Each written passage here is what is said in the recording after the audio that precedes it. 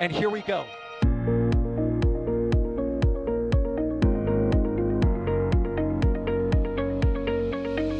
have liftoff. Propulsion continues to be nominal.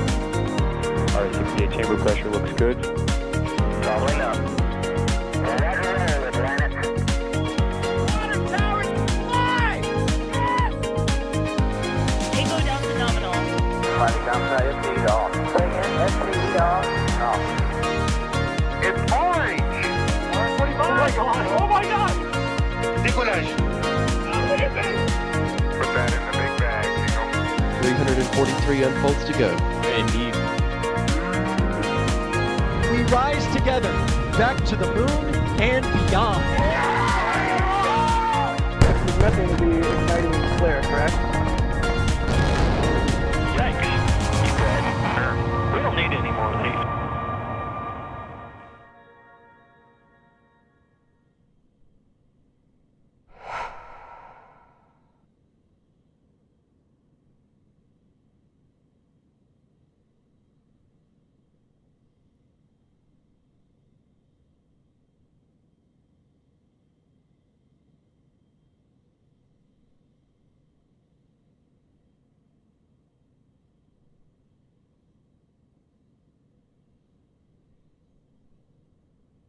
Hey, finally under 4 hours to Starship Flight 9.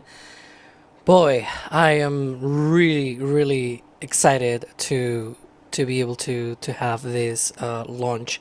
Finally, after, you know, the Flight 7 and 8 issues that we had, and hopefully today will go a lot better than those flights. I'm really hopeful for that. I've got a good feeling about this one. And also joining us on today to start this launch coverage is Adrian, which we were just on the stakeout stream. Adrian, I haven't seen you in forever. Yeah, totally. That was like almost 3 minutes. Glad to be here. I made a joke at the beginning of the stakeout. I will not make a joke about it, but I will still say the same message. The stakes never have been higher than today, I think. This is a very high excitement day for the Starship program. We know they had some bumps in the road the last few launches, as Alex mentioned, and it's now on SpaceX to show that they have fixed these issues, and that's probably what they are all excited to do so. And I will once again mention, I fully believe that they can do that because SpaceX is really good at fixing things. Yeah, I've been watching the progress on Starbase Live and watching the attention to detail that SpaceX has really put Ship 35 through. Alex, I'm just going to start asking questions because they have really paid a lot of attention to this. We know from Flight 7 and Flight 8 that even though those anomalies happened around the same time, they were for completely different reasons. And this flight, they focused in on the engine bay and the testing at Massey's.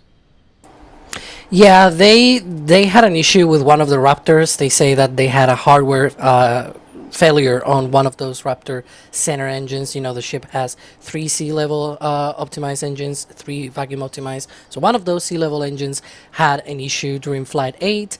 It just so happened to occur around the same time as they had that issue on Flight 7. And so we all thought, oh yeah, well, duh, it's the same thing. No, it wasn't, right?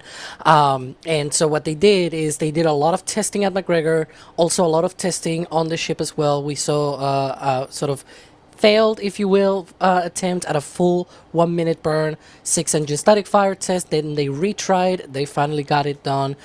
They had to change one engine, spin primed and everything. They have tested, retested, and retested this vehicle. They have gone through everything. But you know, we're cycling here through some of these cameras. You might see that we are already under 4 hours. Excuse me, not 4 minutes. That will be for a while. But we are closing in on this launch, and so it's one of those things that we are now looking at the usual steps of tank farm conditioning. And once we get into propellant load, we're going to see this rocket become really active. So stay tuned because there's a lot coming up. Yeah, and you can see a lot of the camera angles out. We have a great team of photographers out there right now at Starbase. You're going to see our normal cameras from River, from Dune, from Hotel, and we're going to call those out as we go through them. But what a great shot of Tower 2, and now a zoom in on the hot stage ring, which we just talked about modifications on the hot stage ring. It's there, in fact. Yeah, you can see it. Alex, talk us through some of the changes that you just said. They've made a lot of changes there. Now, you're not going to go into specifics. It would be 4 hours of you talking if you Yeah. did. But some of the major changes they've done to Ship 35 prior to launch. Yeah, I mean, if anybody wants to understand them better, like as you said, it's gonna take 4 hours, but that's more or less what we're gonna have, right? I'm not gonna answer all of them right now, but as we get to the launch, we'll talk about them, and of course, if it gets past SECO, we'll remind people, hey, there's a lot of heat shield things here going on. Namely, for example, there are some tiles that they have removed from the ship. They have intentionally removed some of the tiles at key points to stress vulnerabilities on the system, to make sure that they are, completely aware and like gather extra data on all of those locations. But one thing that is really interesting on this ship compared to the previous two ships that flew, which also had that sort of removal of tiles, is that it's only on one half of the heat shield. The other half is largely untouched and complete, actually, right? And so that means they're going to be able to compare as that ship goes through re-entry, which we want it to re-enter today, right? As it goes through re-entry, one side will get a little bit more damage because it's missing tiles, but the other won't. So they're going to be able to compare that. And of course, as I said, there's many other differences. We'll have plenty of time over the next 4 hours to talk about them. If somebody, may not be aware, don't worry. You'll have plenty of time to get them here before the launch. It's okay. And I'm really excited. I probably started this stream like, hey guys, welcome to Flight 9. Well, my voice is really high. I need to calm down because you're right. This live launch coverage is going to go for about 4 hours or as long as we have splashdown in the Indian Ocean.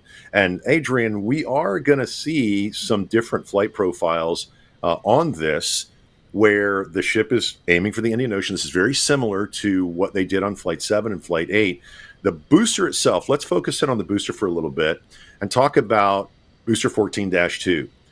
It has had a ride to get to this point, hasn't it, Adrian? Absolutely. Booster 14-2, of course, already flew. That's why the need Dash 2 is there, because Dash 2 means it's going for its second launch today. And today, of course, partnered with Ship 35. So the interesting thing is this will also be the last flight of Booster 14. It will not be caught today, that is confirmed. So if you see an explosion today of the booster, that is expected. And I will go through details what SpaceX has planned for this booster. So why would you expand the booster is the first question. Well, these are Block 2 boosters, right? They are right now assembling Block 3 boosters. So yes, you could overcatch them, or you do some envelope expansion. You do some testing. You look if you can maybe get some cross range out of this. Or what they also want to do is you test a different landing burn configuration. So this is all the things they want to test today with this booster. They want to really get something out of it. They want to test it over the Gulf instead of over the chopsticks, because if your test goes wrong, the worst thing you can hit is water. And that's a good thing. And there is a good chance that today one of these tests might go wrong, because they're quite putting it through paces. And in the end, what they will do is they call it a hard splashdown. So what we expect is a high altitude or like medium altitude catch simulation. And then the booster will just surrender to gravity. And, well, then the, let's say the disassemble at least is no longer a job for the technicians. Yeah. Yeah, and we're gonna have some camera angles of that. I know guys are setting up at the Margaritaville Beach Resort where we normally are. This time around, all of our commentators some of them are there, but some of them are remote. So you're going to see us from all over the place talking about Flight 9. And this is the tank for the helicopter that's been going and doing the range safety, flying around. There you can see a beautiful shot of the booster, the full stack, and then, of course, our shot in the upper left-hand corner from River, where one of the roadblocks is going to be. And earlier we talked about the roadblocks. As they start, they clear the beach, and then they slowly push back from the production site down toward closer into Brownsville on Highway 4 for safety, obviously. They're going to be here in a few hours loading propellant into the largest and most powerful rocket, again, on its 9th test flight. Guys, thank you so much for showing up in chat. I see the numbers going up. Chat's flying by. It's impossible to read. But you can send us questions at NASASpaceflight, and we'll get to as many of them as we can. And also, we want to make sure that we thank folks who have been patiently waiting and supporting us And again, everything we do is because of your support here at NSF. We can't do what we do without you guys. So let me run through some of these, especially some of the people that are joining us and gifting those memberships. Aaron, thank you for becoming a Pad Rep member. Shane generously gifting 5 Red Team memberships. And if you're one of those folks that gets a Red Team membership, please be sure to say thank you in chat. Adrian is currently smiling because this is usually what he does. So now with all of us here talking, we're all able to jump in and do this, which is a lot of fun. Benoit, thank you for becoming a Pad Rep member.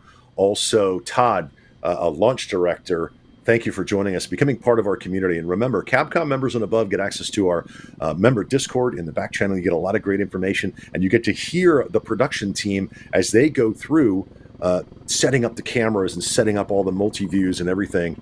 I hear some helicopter noises. Watch the upper right hand of your screen. You might actually see the helicopter come in for refueling. Let's get to some questions, or taking off. Taking off? I can't tell. We'll see it here in a minute. Alex, let's get some of these technical questions out of the way. A lot of people are coming in. Let's start with an easy one this morning. Yarn wants to know, at NASASpaceflight, when can we tell what's an actual T0? Do we expect to get official announcements before that? Well, from this side of the table, if you will, right? We don't know because, and now the helicopter has landed at at Highway 4. There we go. It's this coincidence that they always stage the landing there, right in front of our highway site. And thank you, by the way, for lowering a little bit that audio. And one of the things is that the T0, obviously SpaceX knows that internally, right? But from an outside perspective, from us, the ones sort of watching this and reporting it and following it along, all we know is that there's an opening of the window at 6:30 p.m. Central. The window runs for 60 minutes, but within that window, we don't know when SpaceX is sort of putting that T0, right? They know, they have their own clock, they have their own schedules and everything, but we don't, right? And so that's why right now we have that L- clock. Once we actually do know, it could be the opening of the window for all we know. Like, let's be honest, sometimes it's been the opening of the window, and that's totally fine. But other times, they have to delay like 20 minutes or 30 minutes because there's a boat in the range, or the tank farm, they need to go out there and screw a bolt or something like that, right? Like, it's one of those things where it's just, I said a screw a bolt, it should have been torque a bolt. Anyways, but you know what I mean, right? Like, sometimes they delay a little bit into the window, and that's fine. They know their T0s and everything, their schedules and all that. It is more about our ignorance, so to speak, of not having the inside knowledge, right? Because they don't talk about it. So that's pretty much it. Once they do, we'll change it. You know, we mentioned earlier, a lot of the commentators are remote, and a lot of the photographers are out there setting up for their amazing video, slow-mo, and photography shots. And one of the benefits of having this is that we can bring in some other folks for commentary that are usually out there in the field. And I'm talking about the one and only Jack Beyer. Jack is on our live stream in an orange shirt, no less, and muted apparently. There we go. See, when you click the unmute button in this software, it shows up as slightly less bright red. All right, I swear I'm a professional. Yeah, Gene, I'm not, as you can tell, out in Starbase right now. But today is a big day for Starship, and the team out there is firing on all cylinders, even though I have abdicated. So super excited to see how this goes. I know we're all dying to see Ship 35 reach SECO. I think I heard you say earlier on the stream, you know, it's not quite make or break. Like, this isn't going to break things if it doesn't go 100% flawlessly, but we all want to see it go 100% flawlessly. And it's sort of fun to remember when like right after they had caught the first booster on Flight 5, and they were like, yeah, we caught a booster, we're gonna next we catch ship in like 2 flights. Remember that? Yeah. we were all very optimistic. Yeah, it's been a long road, but I would like to get back to that level of optimism, and I think we get there by having a really good day today, and so hopefully that's what happens. Yeah, absolutely. In fact, you know, having you and Adrian and Alex is such a treat because we get to go around the horn, like you see in the upper right-hand corner. When I ask a question, I normally say, Alex, what do you think about this? But there are some questions where it's like, let's get everybody's opinion. And in fact, right off the bat here at the top of the launch stream, I kind of want to go around the horn. And Jack, I'll start with you from a question from, I want to say Moko, at NASASpaceflight. What do you think of the chances of the ship completing the ascent burn? Let's get some predictions. Jack? Ship completing the ascent burn. I'm going to say 75% chance. I sort of feel like I'm being generous, but I hope I'm just being classic Jack pessimist, because I am a pessimist by nature, if not an optimistic one. But I'm going to say 75% chance it'll get through SECO. That said, I know it's not part of the question. I don't think it's going to get through entry to a soft splashdown in the ocean. I think it's a new version of ship. It's got all new aero surfaces. There's a whole bunch of other changes we probably don't even know. So TBD. But I'm hopeful that they have done their work and exercised due diligence, and that they're confident they'll get this thing through SECO. And so that's why I'm saying 75%. It's like 50-50 plus, like a quarter of hope. Yeah, Adrian, I'll go ahead and throw this question to you next. What is your prediction about it getting through the ascent burn? Oh boy, see how good Kevin's button pushing skills are. I'm stealing. I'm not. It's whatever. I'm stealing Alex O'Boy here because this is an interesting one. I'm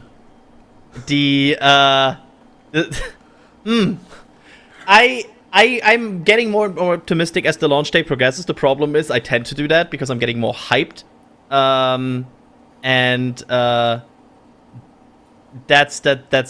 that's always the mixture you have to deal with, because you're getting more and more hyped. You're right. You're like getting psyched for launch, and then you're that's the situation where I'm into. But I'm following Jack actually. I'm saying 70%. Don't steal my bit. Wow, I stole your bit. There's nothing I can do about it. You're in Germany. I am not. It's one of those moments. One Atlantic away. You're trying to outbid each other. It's like, I'll go 76%. $1, Bob. Yeah, $1. Alex, what do you think? I said that, since I jinxed Flight 7 and 8, I'm going to be just, max jinxing this, because it's like, I'll say it's going to reach SECO, it's going to do all of the stuff during coast phase, 100% all the way to the ocean, and you know what? Even being towed to Western Australia, because why not? Can I get this also out of my system? Maybe Wyoming? Yeah, exactly. I'm with Jack. I think I'm very optimistic about this. I know Jack is a realist. He says he's a pessimist, but if I know Jack, he's a realist. And this is rocketry, and it's hard. If it was easy, everybody would do it. So, yeah, I'm about 75%.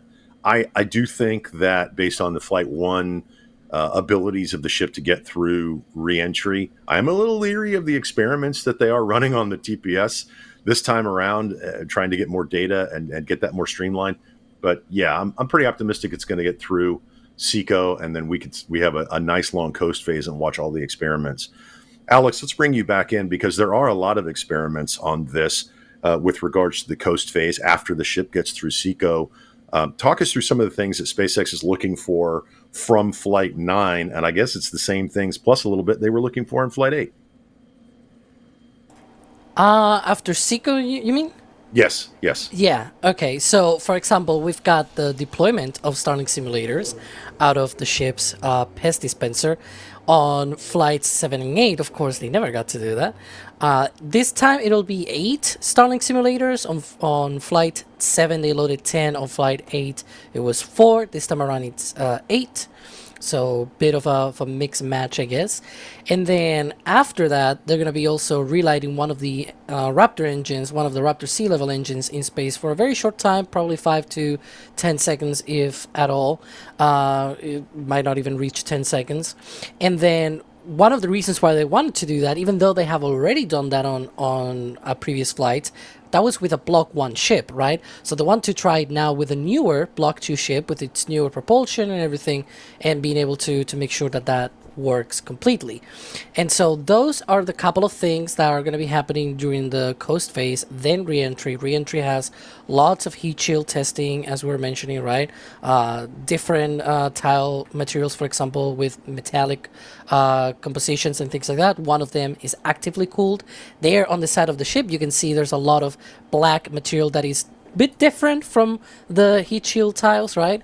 That is backup ablative material that they have added to the sides.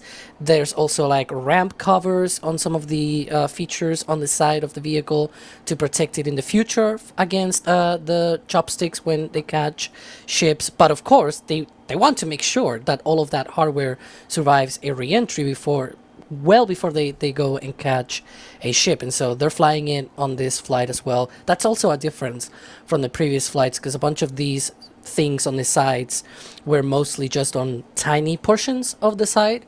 Now it's the entire length of the side of the vehicle. But yeah, lots and lots of things we can go to detail as we count down to the launch. And as you can see in the upper right-hand corner, you're going to see the shop messages fly through there.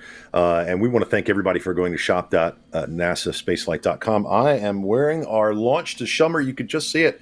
One of the new Hawaiian shirts. Adrian is also, when he pops up back on screen, you'll see it. You can get that at shop.nasaspaceflight.com. It's got the dragon capsules and dolphins and all the great colors. And I was told this morning, there's a bunch of new colors as well. And we'll be talking throughout the stream. There's Adrian in his pink shirt with the booster and the drone ships on it. So there's a lot to choose from out there. And let me roll through and thank some folks. I've been kind of remiss as we get to some of these questions.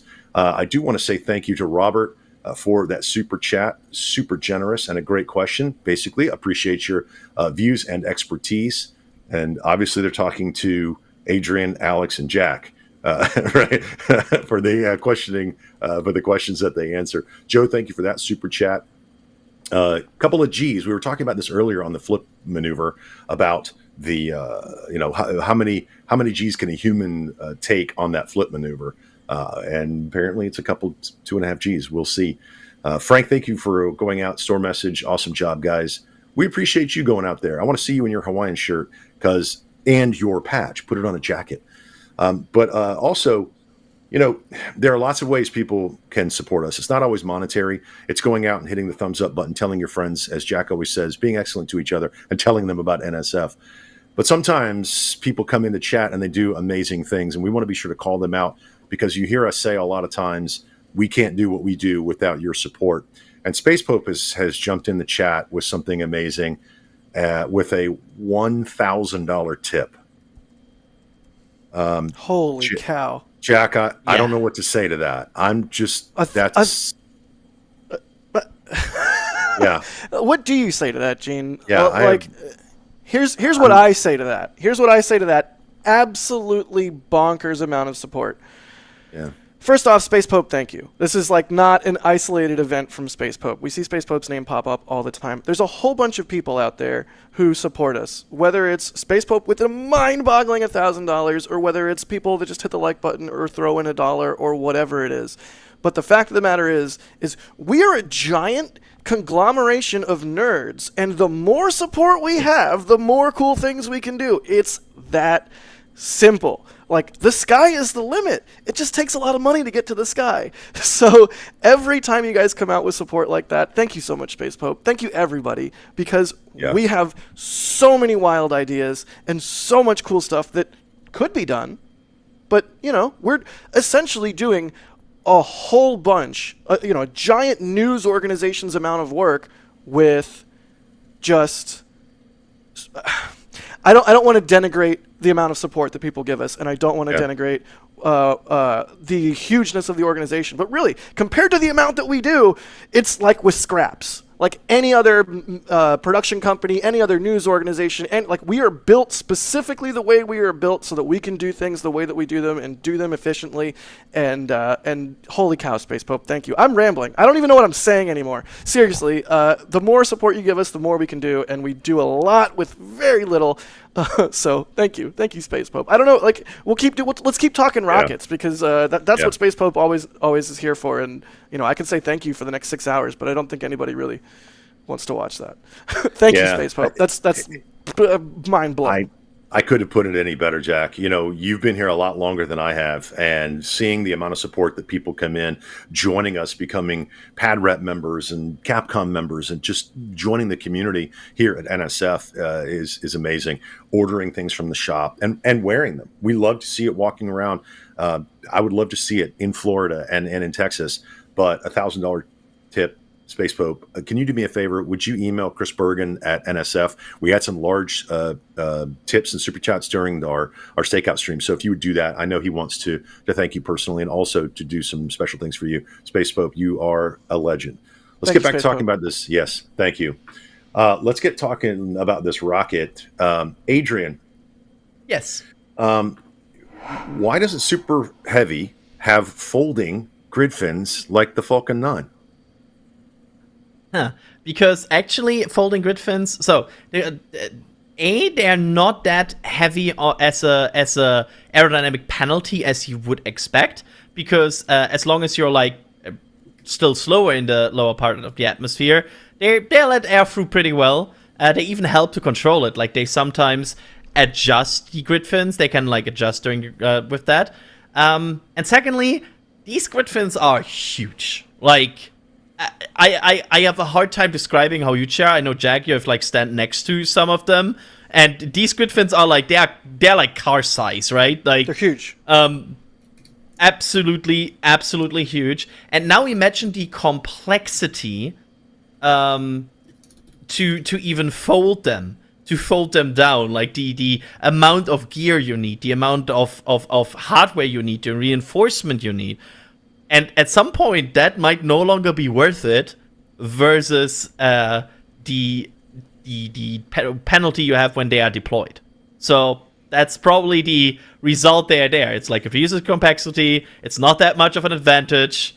So best part is no part. Why do it? Yeah, and it's also a matter of, if you think about not just the folding mechanism, but whatever structural robustness that you would have to engineer around things like the hinge, around things like the mounting hardware for the actuation hardware. Like, the less complexity you can have, the better. Which I can't believe I'm even saying, because when we learned that the grid fins weren't going to fold on Super Heavy, you could probably go back to that day, whatever day it was, and look at my Twitter profile, and I'm sure, I am positive that it is just strings of like thread after thread of me just being like, why is it like this? I hate it. But there's a meme in the SpaceX sort of fandom in the space community, thanks to Elon, of course. The best part is no part, and that can be used in a jocular manner when referring to the lack of a flame diverter underneath the underneath Pad A. You can use that phrase sort of. You can sort of weaponize it, but there is a kernel of truth there. Like any idiom, there's points and counterpoints to it. And yeah, in some cases, it's just better to not have a part. Just get ready. Oh. I have a question. Do you all have... So there are some design changes that we all dislike because they make aesthetically it very... do you have like your favorite thing that makes sense but you absolutely despise because it looks bad? That's a weird way to put it, because I don't have a favorite one of I just have ones that I hate more than others. Like, you know what I mean. If they ever do switch to a 3 grid fin booster from a 4 grid fin booster... yeah. That's going to look weird, especially with 4 chines, and then 3 fins, and then supposedly maybe one of the 3 fins would be like a little mini, like, Nemo, like, kind of weird fin or something. Like, oh, God, that's so cursed. I think it's worse, the fact that they're going to be putting them directly on the methane tank for the next booster iteration. That's like, right. It's not going to be at the top on separate, like, it's literally going to be on the tank. It's like, why? No, like... How are you going to do that? Yeah, like, the actuation hardware will be inside of the methane tank. No. My head hurts. I'm sure there's smart people at SpaceX that can figure it out if they haven't already. but yeah, things like putting Raptor turbopump hardware recessed inside of tankage, or putting the grid fin actuation hardware inside the tankage. Like you do see reasons for it. Like SpaceX will do the same thing with Starship they've done with Falcon 9, surely, where they steadily over time iterate and eke out little bits of efficiency here and there. But that doesn't mean we have to necessarily initially love all the ways in which they do it. Yeah, and we Do know you it's have going one? Do you have one, Adrian? The favorite, most horrible design change kind of thing? I mean, if they go to 150 and really stretch the ship like that, that's pretty curse. Like, That's true. I feel like we are right now at the point where I can still tolerate the length versus the 9-meter diameter. I feel like every stretch that happens after this will make it significantly worse for me. Oh, there's the helicopter again.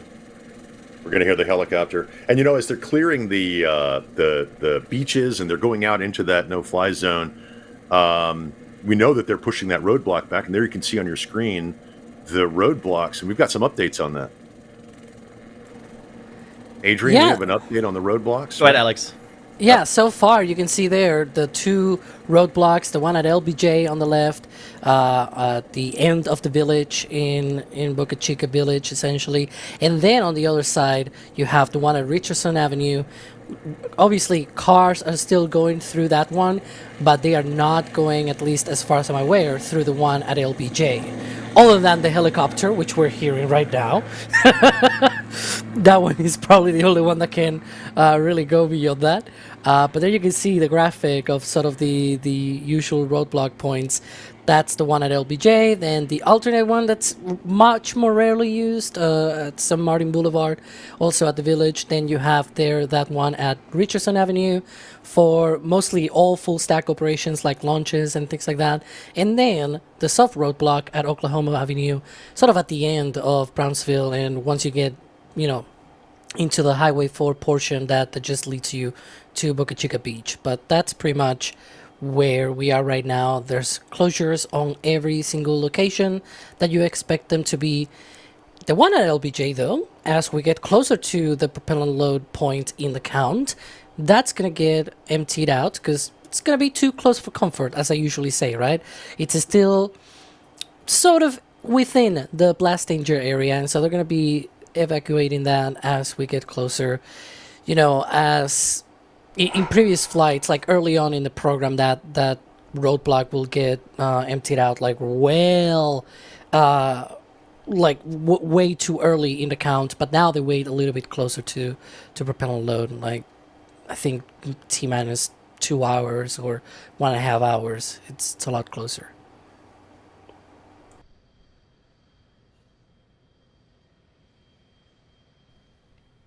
Awesome.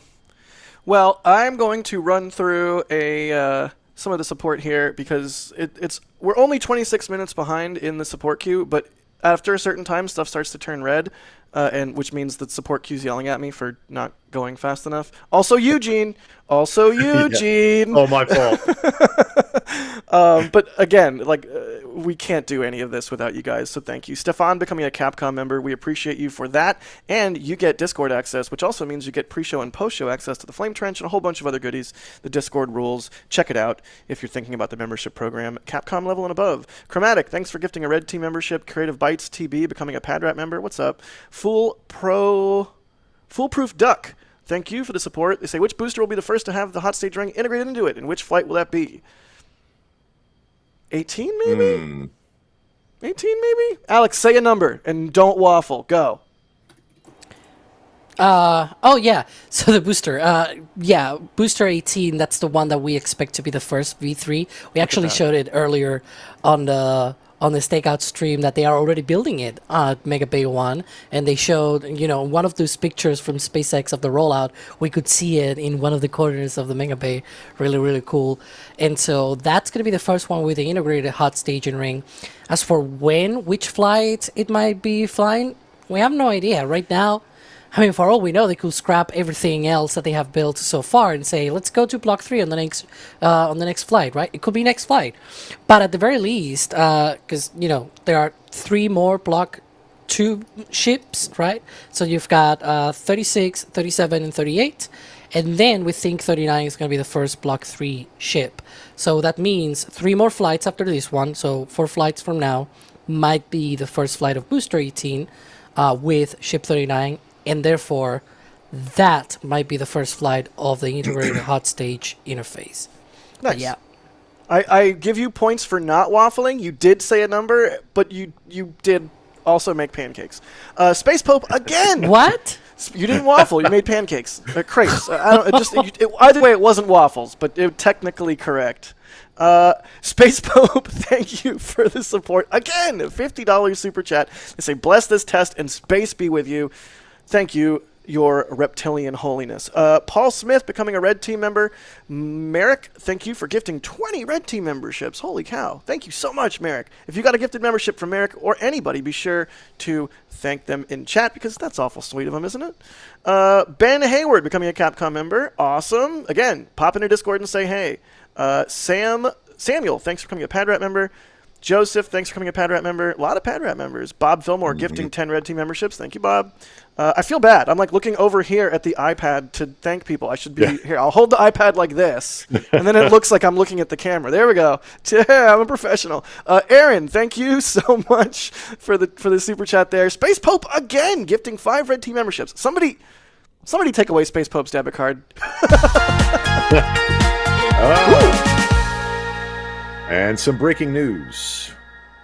What? What's the breaking news? What is the breaking news? I don't know. Space Popes, breaking news. Breaking Jack's brain. Oh, wow. I'm so... I need more Red Bull, apparently. You can notice that Kevin is now in charge because he's now abusing the breaking news. Kevin is exacting his revenge for me not being there by throwing me curveballs. Joyce, thank you for the store purchase. What did they get? They got the Flight 9 patch. Haven't we sold like over half of the Flight 9 patches already? We have sold like 60% of our stock. I'm just warning everybody, like, this thing is flying, and we have sold 60% of our flight. I haven't bought mine already. yet. 60%?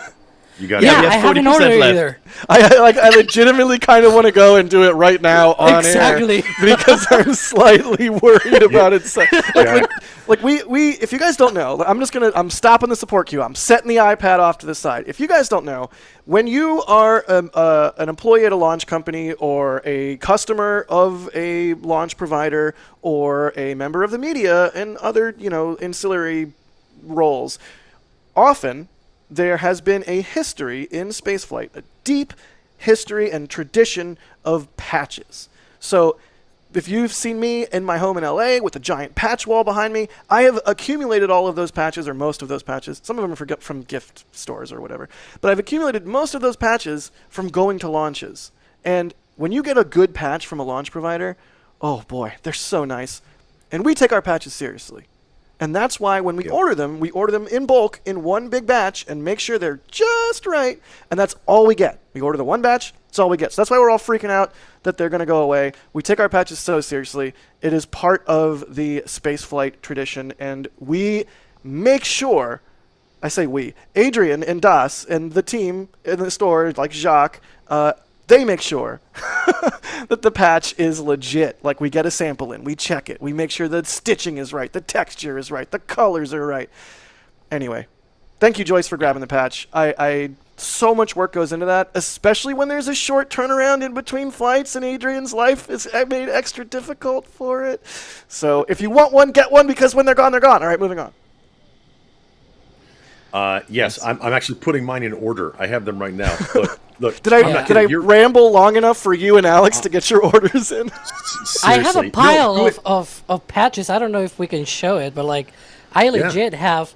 I don't have a fancy board or anything like you, but I do have every single patch that we have produced, and also a few others that I've been getting from friends and whatnot. Like, yeah, it's cool, having a neat little thing that tells you, hey, you actually cared about this mission. Go right now and do it on stream, Jack. I did it yesterday during the countdown to launch. I was just talking while doing it on my phone. Just ask Alex like a relatively generic, basic question, and then I'll have time. Yeah, I've got one actually teed up for Alex right now. What is a Starship? Placinmo wants to know, at NASASpaceflight, is IFT still on Raptor 2? 20 minutes later, I need you to talk about Raptor 2 and Raptor 3 going forward, please, Alex, while we all order Yeah, batches. this is still Raptor 2. Raptor 3 will not be until, at least we believe, until Block 3 comes around. So a few more flights. Yeah, and I get yelled at a lot in the back channel. For those of you that don't know, I am the #1 host that gets yelled at by everybody in the back channel. I said IFT because he said IFT. It's not integrated flight test agree. anymore. Yeah, it's not integrated. It's not. It is flight test 9. They are absolutely correct. It is flight test 9. Let's see. Adrian, Proxy Poncho wants to know, are we catching a booster? It's been a lot of people want to know what's going on. They're joining us. They want to know what's going on with this flight. Hang on, Gene. Go Sorry. ahead, Jack. I just have to say this, and this might be a mistake. I hate IFT more than I hate the word downcomer. Ooh. Oh, dear. And he really hates the word. Well, chat, you know what to do. You know what to do, chat. I know. I understand what I've done. I understand what I've done. That's why I say it was probably a mistake. I just wanted to go on record because I hate it that much. Even knowing the repercussions of saying that live on air and what chat is now going to do, that's how much I hate it. The methane downcomer burns in the flare stack on IFT. I don't know. Stop it. Stop it. You're fully cooked, sir. I have a problem with orbital launch mount. Is it octagonal launch mount? Is it original launch mount? Call it what you want, but just call it a launch mount. That's what we're all saying now. The O really bothers me as much as your downcomer, the hatred. I say transfer tube.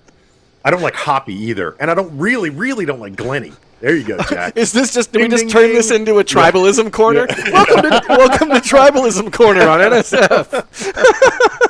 Honestly, like we all have strong opinions, but everyone can call anything whatever they want. You're also allowed to have strong opinions. Strong opinions held loosely. Yeah.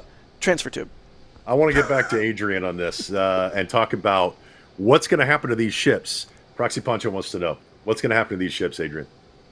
Yeah, so if you look back at the history of Hoppy, what's going to happen to the ship? This ship, that's a good question. The question is, how far will it go? Of course, the last few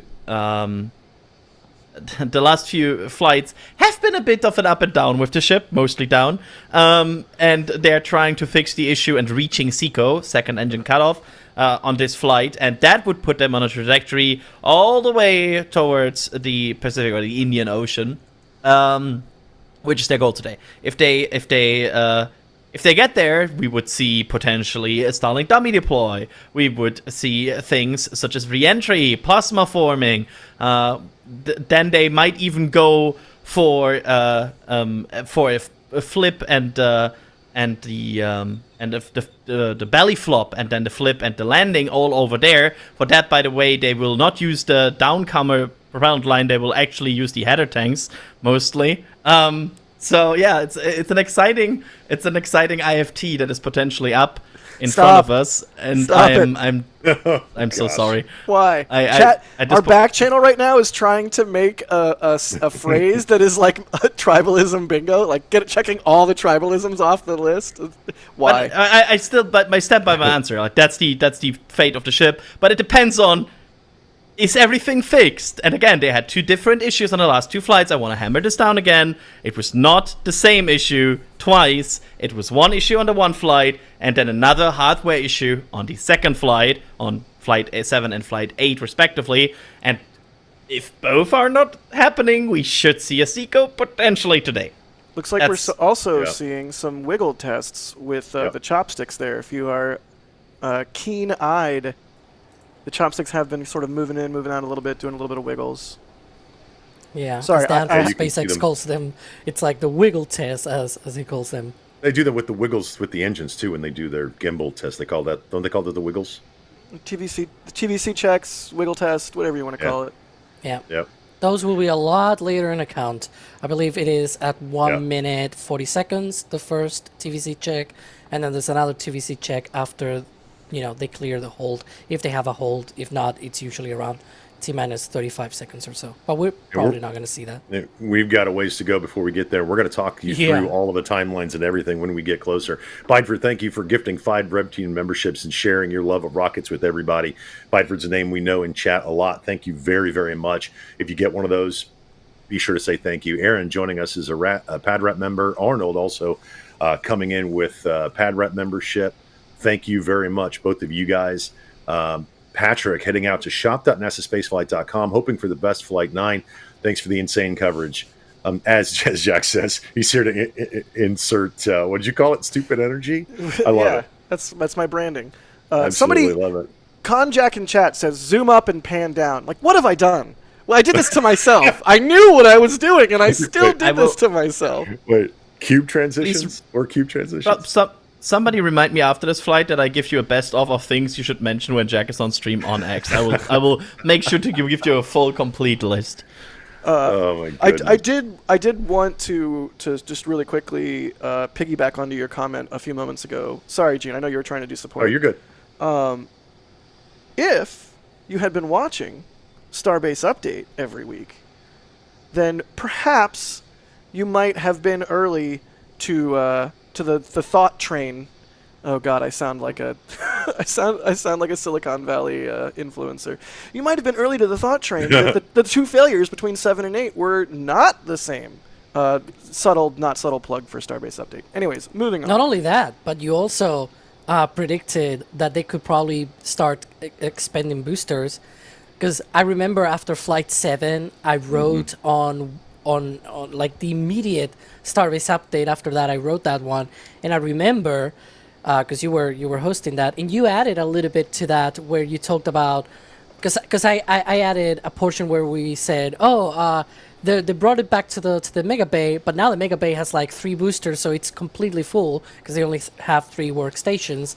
And so you said something along the lines of like, maybe in the future they're going to be expanding these boosters, and lo and behold, the first reuse of Super Heavy also includes an expendable booster. Not like this one, which was first reflight of a Falcon 9. Nice.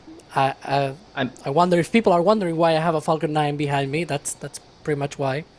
I think Alex mentions Falcon 9 like Chris B mentions Shuttle. I just made that connection in my head for the first time. It took me 5 years of knowing Alex, and I just now made that connection. It's history. It's it's almost over 8 years ago that they did that reflight, and now their first reflight of a Super Heavy. So I'm so glad that Alex has mentioned so many cool things he has predicted in Starbase Update. Meanwhile, I thought about what I did in Starbase Update, and I wrote a funny letter joke once. So I want to point that out. Yeah. I put in some funny wording regarding the ballast bags. Like, that's my contribution. Yeah, Jack, we are also here, lifting our weight. We're doing it. We're doing good stuff. Hopefully, also Starship does good stuff today. Yeah, be sure to get all the notifications. Starbase Update is one of my go-tos. Also, This Week in Spaceflight is also one of my go-to. Alicia and Ryan and all the entire team bring you some amazing stuff. I absolutely love it. Something else I love is thanking people that go above and beyond, and I really want to bring Long This into this chat for an amazing, generous $250 super chat. Literally, I just lost for words. I'm just going to read what you said. You're right. This isn't the next iPhone launch. We are witnessing a technology that will transform life on and away from Earth. We are blessed to be part of it. You're exactly right. Thank you very much. It is a privilege for us to do what we do. And as Jack said, we're just a group of nerds that kind of get together, and more joining us every day, every week, every month. Real. Just having fun. And every dollar goes to bring better cameras, better slow-mos, just more and better everywhere. I mean, Adrian went to Norway to do just amazing stuff like that. I mean, I want to go. Let's go to China. Let's go to Japan, right, Jack? I mean, let's go to South America. Let's do it. Yeah, let's get DOS to launch a CubeSat cam, or there's like I said earlier, there's so much cool stuff that we absolutely could do. if we only had unlimited resources, which, of course, we live in reality, so we don't have unlimited resources. So when people like Long This come out and support us with a huge dollar amount like that, it's amazing. Yeah, thank you very much. We also had let's see, I got to scroll because there are a lot of store messages here. Bideford coming in again with another $50 super chat, loving all of NSF and the nerds that give NSF and keep it going. Thank you. And a lot of people are asking about the weather. And that's been one of the big concerns. I mean, you can see on your screen, some of them look cloudy, some of them look partly cloudy. But we're actually going to go and see what the weather is. We're going to do a quick weather update with Ryan Caton to bring us fully up to date on the weather situation at Boca Chica. Hello, isn't it a wonderful day? Isn't it so sunny out? No, I'm not in the hotel this time around. I'm back at home for this flight, but I'm going to talk you through very quickly this map that we have here. Now, this is recent imagery from GOES East. This is a satellite in geostationary orbit, and you can see we've got a little bit of cloud coming in over the Gulf, but we've got this nice clear band down over the Gulf Coast at the moment from Louisiana through to Texas and Starbase, which is just over there. But this is, of course, what's been happening over the last couple of hours. We want to know what the viewing conditions will be like for launch. And this time around, I've been working on some things in the background, and I've been working on some forecasting, believe it or not. I'm nearly a proper weather... BBC News, if you want a proper weather presenter, I'm available. Anyways, let's take a look at this. We've got the dew point and we've got the air temperature. These may sound like really complicated terms. Don't worry about it. Essentially, when the air temperature hits the dew point, that's when clouds form. That's logists are now going to be coming at me on Twitter, but it's basically the simplified term of how it works. So we're going to take a look at these two lines here. The red line is the air temperature, the green line is the dew point, and they're not touching in any places just yet in the forecast that ran about a day ago. But we can see they're a little bit close down here on the ground. It's a little bit close up here, around 15 odd kilometers, but they're not touching anywhere yet. So fingers crossed, no big thick clouds form. But of course, we've also been looking at the kind of dust that's been blowing around. Of course, this is South Texas. What else would you expect? So if we go back to the live imagery right now, you can kind of, if we move all the way down to Starbase here, you can see those kind of conditions are sort of being replicated. A little thing I'm keeping an eye on at the moment are these clouds over Mexico that might be moving north. They're currently moving east, but if they move north, that could be of concern for our viewing conditions at Starbase. But for the time being, clear skies over the Gulf Coast from Louisiana to Texas. Fingers crossed they stick around for, however, we're about 3 hours out now. So fingers crossed, clear conditions stick around. Thank you, Ryan. Again, the clouds look good from that map behind you, and we'll be coming back to you for more weather updates through the live launch coverage from NSF. You can see on the screen, I mean, the weather looks beautiful from some of the perspectives of our cameras where our folks have their cameras. And I really, really love the shot of the full stack and especially that ship. It's a gorgeous looking ship. And as we talked about earlier, some of the future ships might be pinging my OCD, if you will. If you like symmetry, some of the future ship designs might be a little off-putting. Adrian, do I see some normal or unusual activity at the bottom of this shot from the tank farm? I will throw this question actually to Alex because I'm not sure myself if this is already in conditioning mode or is this like still some light puffing. That is just normal activity. There's no really anything weird out of the ordinary. One thing that we should be looking out for probably in the next 30 minutes or so is the start of the chill down of some of these systems. So you see a lot of those pipes and everything.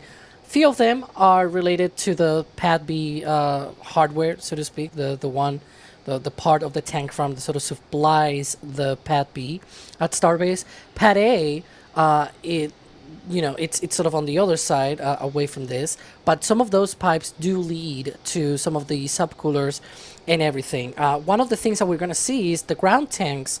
They contain liquid oxygen and liquid methane, right? And so those propellants will flow from the ground tanks, the ground storage tanks, out to the subcoolers and pumps. And so that way they're going to be chilling down all of those transfer lines. They're going to be doing, all of that conditioning of those lines to be able to prepare for the propellant load. The next step after that will be the chill down of the lines that go to the launch mount and the tower, but that will be a little bit later in the count, roughly around T-minus 1 hour and 20 minutes. But again, roughly 30 minutes from now, that's where we should start to see lots of venting as well. We're going to see that Pope vent as well starting up around that time, at least in the previous flights. It was around that time in the timeline.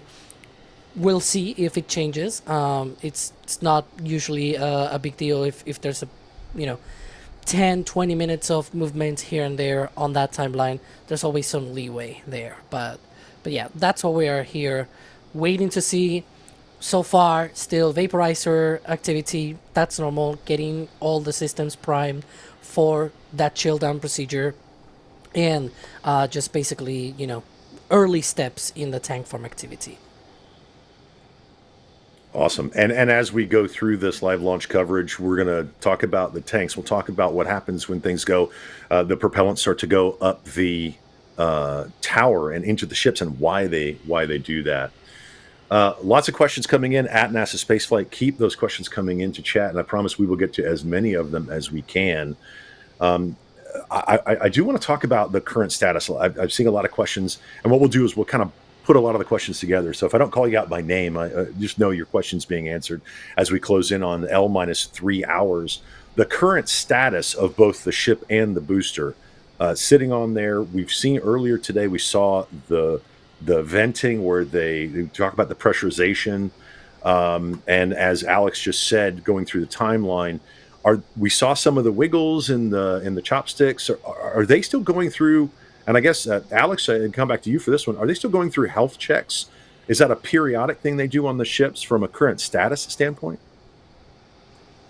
Yeah, I mean, the controllers at the Launch Control Center, which we believe it's right now at the Ad Astra Launch Control Center, a few miles west to the launch pad, they essentially go through all of the data that they are seeing right now, doing a lot of the checkouts, probably also looking at the software and whatnot, trying to make sure that everything is ready and primed for the launch. Of course, there are also a bunch of other activities on the tank farm side, on the launch site side, what we call the GSE, the ground support equipment, and so all of that will also be checked out by all of those controllers, or at least a portion of the controllers, of course.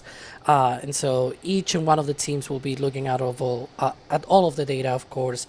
And I think some of the automated healths are doing health checkouts are being done a little bit later into the count once they are into propellant load. Awesome. Thank you. You'll see a lot of us wearing the different shirts. You'll see I've got one of the launch into summer shirts. I love Hawaiian shirts. I got a whole bunch of them. You'll see Adrian, when he comes back on, he's wearing the pop one. But you're wearing the thrust, part of the thrust collection, another one of the great T-shirts you can get at shop.nasaspaceflight.com. I figured since the last flight had a Raptor issue, I was like, well, might as well just try to infuse good energy, good vibes. There you right? go. That's one of my favorite ones to wear, the Raptor shirt. But we also have the Merlin shirts. We've got other ones, and there were requests for other ones. I know Adrian's always making a list of things. I think we have There's stickers Adrian's. even. Trying to look it up his. because I probably have a few stickers of these. Jack is, of course, wearing orange. Of course, Jack. It wouldn't be a stream if Jack wasn't wearing orange. I will point this out because this is a funny story. I will make it quick. That I had some specific requests to our shirt company to make orange available on more available things again, because Jack has bothered me a bit sometimes about the fact that we didn't have orange shirts. Me? Bother you? No. Yeah. Never. No, you didn't. But there are more shirts. There are more colors coming, right, Adrian? Yeah, there's always more shirts in there's already more Hawaii shirts, but we will show them later. I will promise you. But we have already included some bright red and some bright blue in the Hawaii shirts, and I really stand behind these Hawaii shirts because they're US made. They're really high quality. They're really something like we are proud of. We don't want it to give you like just any Hawaii shirt. We want to give you a Hawaii shirt that is cool and that is high quality and that you love to wear. It's not supposed to be any shirt. It's supposed to be your favorite shirt, and that's my pitch. I love that. And they're made in America. For those that care about that, I know where they ship from. I actually looked it up, and I too love Hawaiian shirts, and I will be collecting lots of them. And you'll see as we scroll through in the upper right hand corner all the patches you can get in sticker form. The shirts that are coming in as people go out live into shop.nasaspaceflight.com. They'll be able to kind of scroll through, and you'll see what they say. You can send us a store message, and that pops up on screen as we go through. There's a lot of things going to be happening as we get closer. If you watch, we're now under 3 hours for the L-. We'll talk about that. We'll talk about the ship, and we'll talk about all of your amazing support and get to more of your questions. And again, we can't get to all of them. You guys are asking some great questions in chat, and we just can't get to all of them. But I promise you that we are going to try to get to all of them and as many of them as we can. And we'll call you out when we get there. And it's so nice having Jack on the stream being part of this, because it's an interesting perspective to have a photography perspective, because I'm going to be able to ask during the stream later on Jack some very, very interesting questions as we go forward from being out at Rocket Ranch and things like that. So again, thank you guys for being here. Thank you for all of the amazing support. And we want to thank our audience joining us right now, Popular Science. Thank you for joining us. We are NSF. We're NASASpaceflight.com, and you're watching live launch coverage of Starship Flight 9 from Boca Chica, Texas, or Starbase, Texas, I guess it is. I'm Gene Rowley with NSF, and we're joined by some very smart people and that are going to be answering all of the questions that come in. Alex Romero is one of the people that answer our questions. You'll hear his voice. Say hello, Alex. Hello. And there he is. You'll one also with hear a from long name. the one with I just say Alex. And the one you also hear from Adrian. Adrian Bile is going to be answering a lot of the questions that come in about the Starship as well. Hello, everybody. And there's Adrian wearing another one of our amazing pink shirts. He's got the Hawaiian shirt with the Falcon 9. I even got a pink smoothie. I even got it because I wanted to. I want to make sure my shirt matches the smoothie I got, so I got a pink smoothie with a pink shirt. So there you go. And then also the voice you hear, you're going to see him a lot. There's Jack Beyer. He is well known, wearing orange, of course. One of our amazing photographers, content manager, a well-known name. Jack, it's amazing to have you on our launch stream today. Yeah, man, it's a treat to be here. Normally I'm out in the field in Texas at Starbase, setting up cameras, running around with like my hair that I don't have is on fire. And, now I get to have the audience experience, which is honestly, it's the peak NSF and peak Starship in a lot of ways experience. Mm-hmm. Because when you're out there, which everybody should do if they get the chance, everybody should go see a rocket launch, whether it's Starship or anything else, but Starship is, of course, the king of all rockets right now. But when you're out there, you're signal constrained. It's hard to see screens in the bright, sunny beach sunlight. Like, it's a whole thing. So to be here and watching along with everybody in internet land and able to share my knowledge is a treat and a change of pace. But hopefully I'll be useful in allowing our audience to better understand what's going on. And, we are going to come back to that because I do want to ask you lots and lots of photography questions. But we also have Ryan Caton, the one and only Ryan Caton, Mr. Maps. You're going to be seeing him as we talk about weather and other stuff, Ryan.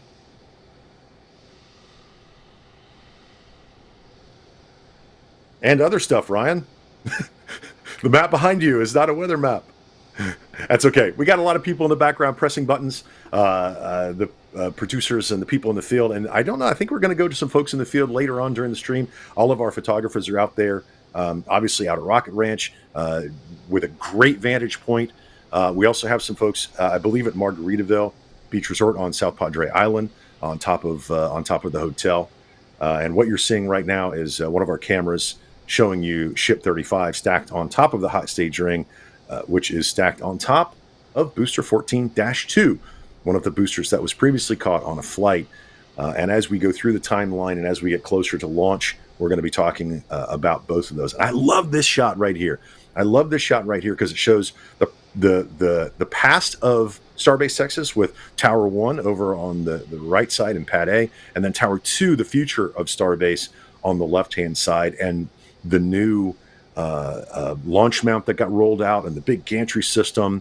And Jack, I want to bring you in and talk about some of what we're seeing right here on the screen because, previously we're seeing on the screen, you were standing right there on the road when a lot of this stuff came by, a vantage point that a lot of people don't get. Thank you for going back to that. You lose perspective of scale when you're looking at it on this screen. Talk about that experience of standing by the road and having these pieces move past, especially that giant launch mount and the work going on at Pad B. And we see you're still on mute, so talk us through that. Can you hear me? Yes. Yes. Yeah, so with any rocket, scale is a challenge, like a real challenge. And with Starship especially, it's even more of a challenge because it's so much bigger than any other rocket. So when you are in Starbase and a vehicle rolls down the road, or the launch mount for Pad B rolls down the road, or the chopsticks roll down the road, it really is perhaps the best and maybe even the only way to get a true sense of scale of these things. Even when you're on the beach, or even when you hike out into the flats and you're on the property line and there's a full stack vehicle there, it can still be hard to get a sense of scale. Like you stand there and you're like, holy cow, this thing's big. But the human brain is notoriously bad at being able to wrap itself around large concepts. Don't digress, Jack. But when it rolls past you on Highway 4, it is apparent because you see the people walking next to it. You see the Starship on an SPMT with a pickup truck next to it, and you can think, oh, I know how big a pickup truck is. I know how big a person is, and when you have them right next to each other and also right in front of you, it is really perhaps the only way to get a good sense of scale for these sorts of things. Because this is what, a 400-foot tall rocket? It's absolutely massive. It's 9 meters wide. That's 27 feet. 27 feet. I could probably walk 27 feet that way in this room and not hit and hit the wall before I get to 27 feet. Like, it's huge. But because our cameras have to be so far away from it, it can, the perspective and things can play some tricks with your mind. So, yeah, it's absolutely the case that when you get a chance, that's, one of the many reasons we say if you can go visit Starbase, you should. Because when there's a rollout, it's a great way to get a sense of scale for these sorts of things. Jack, I got a question because of the 4 here on this stream right now. You are the only one that has been able to approach also probably the smallest orbital rocket currently flying, which is the Electron rocket by Rocket Lab. How does that compare to Starship? Because I feel like the comparison between little Electron versus big Starship. You know how I would make that comparison, Alex? And I want to be really careful here because Electron is a fantastic rocket, and I'm not just saying that because Rocket Lab flew me to New Zealand. But no, like the way I would put it, and I mean this respectfully, Electron is like a sailboat, like a little Sun Cat or Hobie Cat, kind of little mini catamaran that you have like 1 or 2 people on. Starship is a super tanker. It's a Panamax class container ship. Like, it can't even fit through the Panama Canal. Like, that's the sort of discrepancy that we're talking about here. Electron is very capable. It's also very small. It's a small sat launcher. Starship, if it ends up being used like as a transporter or bandwagon style program on Starship, maybe Starship does also end up being a small sat launcher, but it's a very large small sat launcher potentially. I don't really have the I'm bad with like people be like, how far away do you think that is? I'm like, I don't know, 80 million miles. So I can't give you like figures and facts and feeds and speeds, Alex. Like, Electron's tiny. But you know, Those- compared to some other rockets, like Falcon 9, weirdly enough, is actually a really tall rocket. Yeah. Those wonder how chines, tall. those chines on the booster are taller than Electron, and that's sort of like how the scale of this vehicle. There you can see the scale with other rockets, with SLS, and of course the camera. Now Of course, the camera decided to pick that there you exact go. moment Yeah. to die. There we go. There we go. So- But also shows, by the way, how huge New Glenn is. I want to quickly point that out. Yeah. New Glenn is Yeah. beefy. What is Adrian? Sorry, what's New Glenn's diameter again? Is like 7.2 meters or something like that? It's 8 at the bottom, going to 7 on the main body because it is wider at the bottom. Yeah, I mean, if it doesn't seem like a big deal, maybe to our non-super ultra nerdy tank watcher viewers out there, but if you look at almost all of these other rockets on screen, they taper, right? The usable portion, the portion that carries the payload, it tapers to that portion, and therefore, you know, it's like any rocket, mostly fuel tanks. But yeah, when you have a rocket like New Glenn or Starship that does not taper, and you get all of that lovely usable volume, that's pretty wild. I'm so excited to see what sort of payloads New Glenn and Starship enable. And to be fair, Falcon 9 doesn't taper. And to be fair, usable payload is a topic that has bitten SpaceX a bit in the past, because we kind of all know that is a problem with the with Falcon Heavy, because Falcon Heavy is very powerful, but still, so far, it will get Right. a bigger fairing in the future, but it just has the Falcon 9 fairing. So, Right. yes. Good stuff. Yeah. And it's wonderful to see these graphics up there. I love the comparison of was the gonna say, sense of the rockets. Did Ryan do this? Did you do this one? It's a great one. Love it. Yeah, yeah. And I want to say thank you to some folks going out and you know, going to our store and helping us do these. But I also want to thank, you know, you for watching on Popular Science, you for watching on YouTube, and those folks that are out there super chatting. 20 euro, Felix, thank you so much. Astralon, thank you for your super chat. We love you. Thanks to all. Thanks for everything we do. Yeah, well, thank you for helping us out here. $20, Norman. Thank you. Coming in, 73. It's okay. You've been watching rockets a long time, my friend. We appreciate you. If we talk about memberships a lot, and a lot of people are gifting memberships. Will gifting 10 Red Team memberships. And more memberships being gifted. UK Hudson, thank you for gifting 10 Red Team memberships. If you get one of these memberships, please say thank you. ArcTech gifting 50 Red Team memberships. Whoa. Also, Jake coming in with 50 Red Team memberships. As you just heard, Jack, we can't tell you how impressive that is. Yeah. Chat cow, is thank probably you. going by with saying, you know, blasting it. Thank you for gifting those. It really does mean a lot, whether it's 1, 10, 50. It really does mean a lot for those people joining the spaceflight community. And as you see those store memberships going by, a lot of people are coming in with questions. We want to make sure we get to a lot of the questions as well, not only from the people that super chat, but also just from everybody. You know, hit the thumbs up button, send us at NASASpaceflight, and we'll get to as many of these questions as we can. Alex, there was one asked, actually, you know what? Jack, I'm going to come to you for this one. This is not an Alex question. This is a Jack question. And this is a Gene and Jack question, because you and I are both nerds, and that's why we like each other. I'm scared. Haven came in and actually asked this earlier on our stakeout stream before we started the lunch stream. The Steak. ship naming, right? Right now we're still in S35, S36. When are they going to start naming ships? And hopefully they do it with Star Trek ship names, because I'm a huge Star Trek fan. Jack, what do you think? That'd be cool. I mean, I'm fine with the culture names that they use for the drone ships. If they want to use culture names for Starship, that's cool. I don't really have any skin in the game. I know Mr. Tribalism for fun doesn't have skin in the game. It's weird, huh? If I could pick, if I could just snap my fingers and pick, it would be ship names from a book series that I'm currently obsessed with called Expeditionary Force. And there's various aliens, and they have various ships, and there's a species of beetle aliens that gamble a lot, and all of their ships have amazing names, like a suspiciously convenient and airtight alibi. Like, that's the name of a ship. I would love if there was a starship named Suspiciously Convenient and Airtight Alibi. That'd be perfect. I think, we can go around the horn just for like real quick. Adrian, what do you think? I mean, I have to pick Stargate. However, there's not Yep. that many ship names in Stargate, so I think we would run out fairly quick. So maybe like character names, stuff like that. I would love that.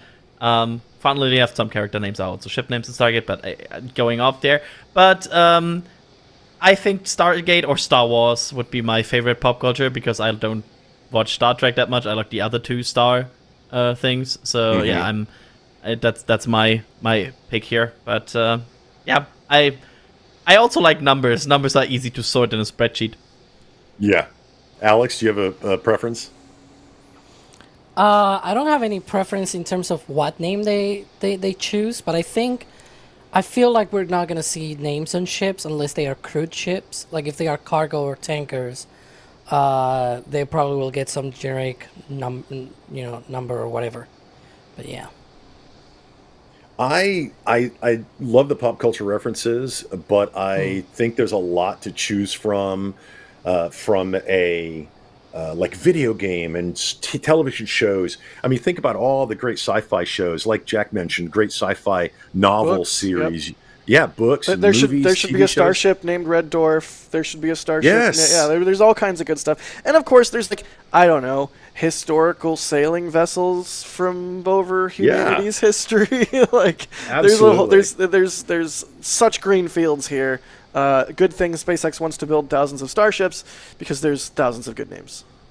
Yeah, I'm right there with you. I think it would be a lot of fun to just run the gambit. You could have, as Adrian said, Stargate references. You could have, Eagle 1, Space 1999 for all of you that are my age and older. And I know Chris B in the back channel is like, yay, because he made a Space 1999 reference earlier today. But yeah, I think they could go crazy.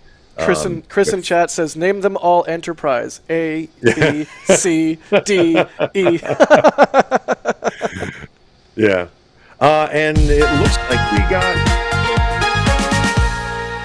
There it is. Breaking news live. Take away that button. We do have a SpaceX. Who wants to take this one? Adrian, you want to take this? A tweet from SpaceX.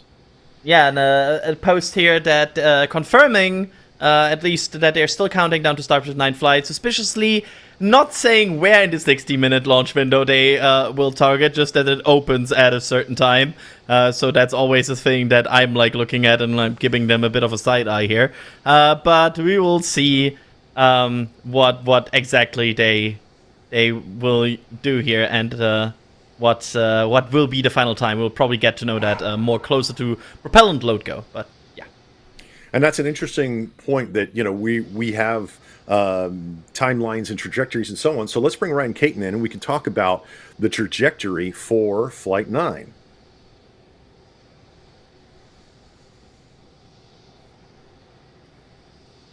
Do we have Ryan? Well, let's take a look at the trajectory, and I'm also going to follow that up with the timeline, because there are some interesting things that have tweaked on the timeline side of things, of course, because this flight, this time around, unfortunately, Booster 14 will be flying its final mission. Let's start things off with the flight trajectory. Of course, we've seen this, guess what, 7 times before. The first flight, of course, expected to hit the Hawaiian sort of area. So we'll travel over the Atlantic, over Africa, and then eventually we'll be reaching a re-entry in the Indian Ocean. In terms of re-entries, of course, we haven't actually got a Block 2 vehicle to re-entry yet before. However, with Block 1, we had 4 vehicles which reached the vicinity of the Indian Ocean. If we recall all the way back to Flight 3, we had the vehicle, it lost attitude control during the coast phase. It then started tumbling, therefore it couldn't re-enter heat shield side first.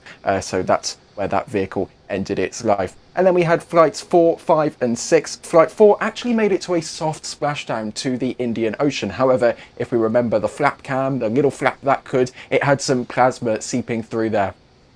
So because of that, we had some, let's say, we had to use our imagination for those camera views.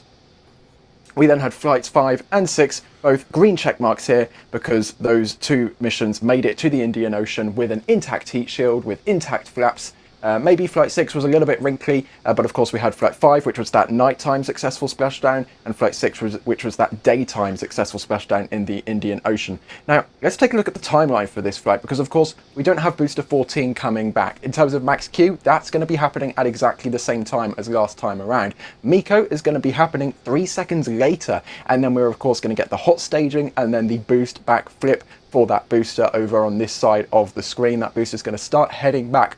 But as you can see, we're only a few seconds off here. There's no drastic differences with the boost back startup, the boost back shutdown. But things change as we start coming back down to land. So the hot stage ring will then jettison. As we come down towards the Gulf, this is where things change. We're going to be 18 seconds ahead of the previous flight timeline, and then when we actually see the shutdown of the engines, we're going to be 17 seconds ahead. So we're nearly 20 seconds ahead of where we would have been last time around.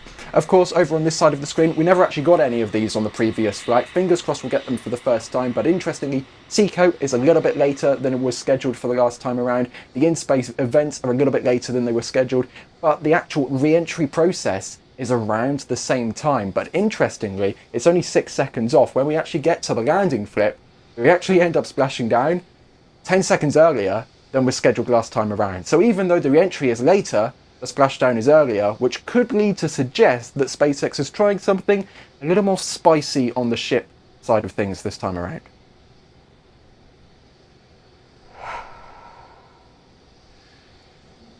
I like the way you say spicy on the ship. We know they're going to be spicy on the booster as well.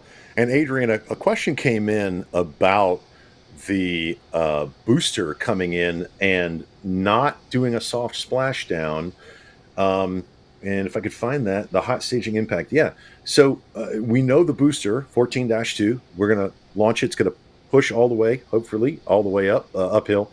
But coming back, talk us through the changes to the hot stage ring first, why they've made those changes, or I might go to Alex for this one actually. Talk us through the hot stage changes, why they made those changes, and then some of those specific things on the engine testing on that booster return. Yeah, so thankfully it's just a small change that they did to the hot staging ring. So they blocked a portion of it. Because in prior flips, when they did the hot staging and then the booster flip back for boost back, it sort of did it in random directions, all based on the sort of asymmetries of the push from the thrust of the ship, right? This time around, it is much more controlled because they have blocked a little bit, so they know now where it's going to flip. They don't need to reserve extra propellant for the flip or anything like that for the boost back burn and all that, and so they are going to be able to use a little bit more of that during the boost back and flight and things like that. And so the other thing as well, during the entry of the booster, you know, it flips back, it does the boost back burn. Of course, for this one, it's not going to return all the way back to the launch site, but it's going to be heading to the Gulf, right? And during that entry, it's going to enter a little bit more horizontal than previous times. It's not going to be entirely horizontal. It's not going to be like the ship, for example, but it's going to be a bit more horizontal, and that will lower the descent speed of the vehicle as it comes through the atmosphere, and so that means a less propellant than they have to use on the landing burn. That landing burn will also change. It'll use one of the center 3 engines will be disabled for the landing burn, and what they're going to be trying is making sure that they can use one of the inner or center ring of engines, one of those 10 engines, as a backup to the missing center engine, so that, you know, in future landing profiles they are able to do all of that. And so that's one of the things that we are going to see, of course, as they go closer to the water. They're going to go down to just the 2 remaining center engines on the center of the engine section, and that'll be also shutting down. That landing burn will be shutting down high above the water, so they expect a hard splashdown, as they call it. Essentially, that booster will just be impacting the water after the landing burn. So expect a boom. This time it's going to be a rapid, scheduled disassembly. And there you can see on your screen the amazing catch that they did on previous flights, and they have two caught boosters, and you see on your screen booster 14-2. And Jack, is some of the amazing photography that you and the other photographers have done. I mean, it's just spectacular, and we're seeing some of that footage now. Thanks, man. Yeah, D does great work. Max does great work. Everybody on the team does great work. Jerry, of course, with the drone. Gage helping out with the robots. Dan helping out with the infrastructure. Caesar doing great camera work and audio. Rare. I mean, we're truly gifted with an embarrassment of riches when it comes to our teams. We really are. We really are. Yeah, go ahead, Adrian. Hello, I'm here to confirm that we have indeed a Pope vent, because there it is. The tank farm is starting to kick into action here, as the first sign that we always see that tank farm is getting active is this Pope vent, which we call Pope vent because it's also white smoke, which means that now we have a countdown. So it's going, which is great here. Gets great news, and it's also about the time frame we expected, like 2 hours 30 minutes ish is like the time when we really started the chill down to happen. So great movement here in terms of progress, in terms of leading up to the launch here. And also I would say, and Alex, you can chime in after I'm finishing the sentence here, but I would overall say this confirms right now opening of the window seems very plausible. Yeah, right now we are essentially around the time that we should expect the tank farm chill down to proceed into, this Pope vent process, as we call it, where, it should be happening around the 2 hour and a half mark before liftoff, and so that's pretty much right on point. Like you can see there on the top left of your screen, we are about 2 hours 33 minutes away from the opening of the window, so it looks like we'll pretty much have an on-time liftoff at the opening of the window. But right now that's just conjecture, of course. SpaceX will keep ticking down as we go through. So the next major activity after this will be that subcooler activity that we're pulling up on the right hand side there. The subcoolers will become very active as they flow liquid nitrogen inside of those. That's pretty much what they use to subcool the propellants. Remember, they are not at boiling point when they are loaded onto the rocket. They are subcooled. That means they are lower temperature than boiling point. That means they are denser. You can pack more of them in the same amount of volume. Also, at the same time, those subcoolers, they're going to start receiving some of the liquid oxygen and essentially propellant that you can see back when they used to do night launches or like launches very early in the morning. And so those lines will get very frosty as they transfer propellant from the ground tanks all the way out to the subcoolers. In that case, that's a liquid oxygen line, one of the many different big pipes that you can see in the main screen there on the bottom, sort of above the red ticker. After that, we're going to go into all of the chill down sequence of the launch mount and the launch tower. So we're going to see the OLM vent. That's going to be closer to roughly T-minus 1 hour and 20 minutes in the countdown.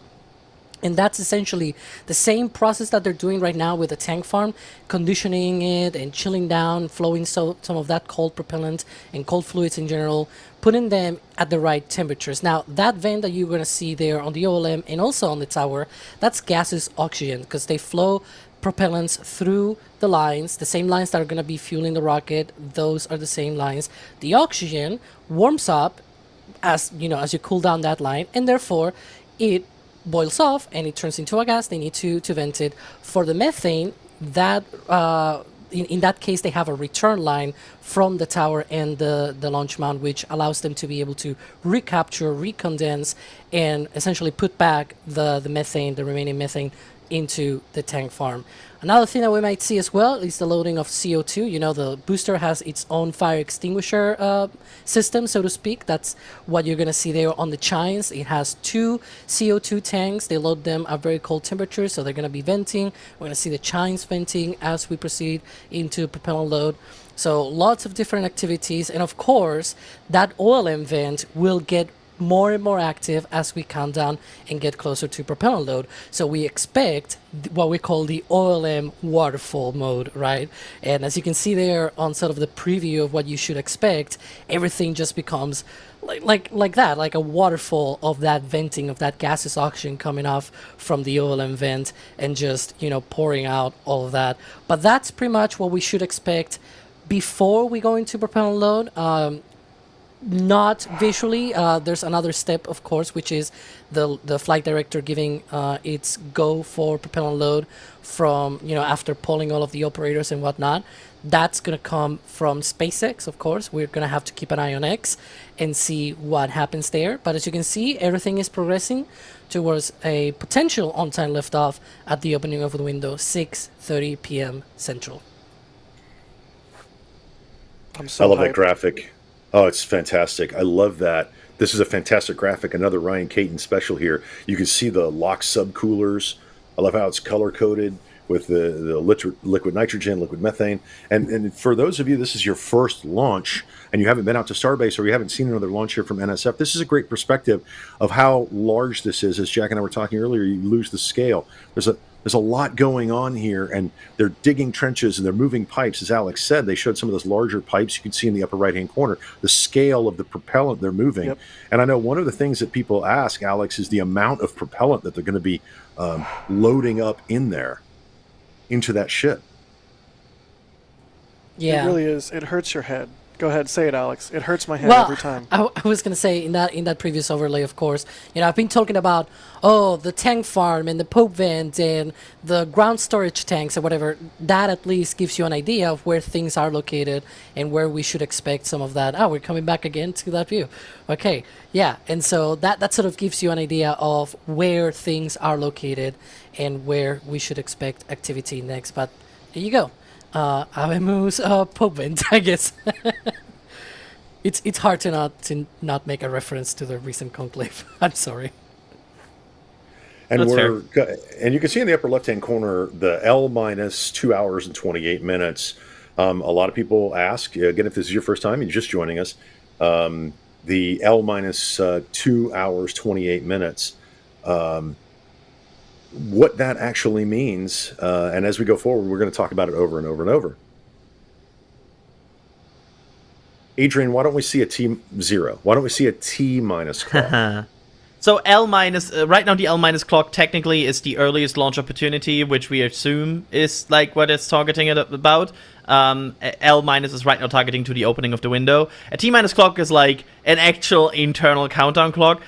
Technically, for a lot of SpaceX launches, the L and T minus clocks are relatively synced. Because, for example, like every single time we talk about Falcon 9, L and T are basically like they don't have like an in countdown hold usually, like for example the United Launch Alliance has, but it's always a bit of a technicality here, and also SpaceX has not really communicated a full-on launch time to us yet. They just have communicated a window.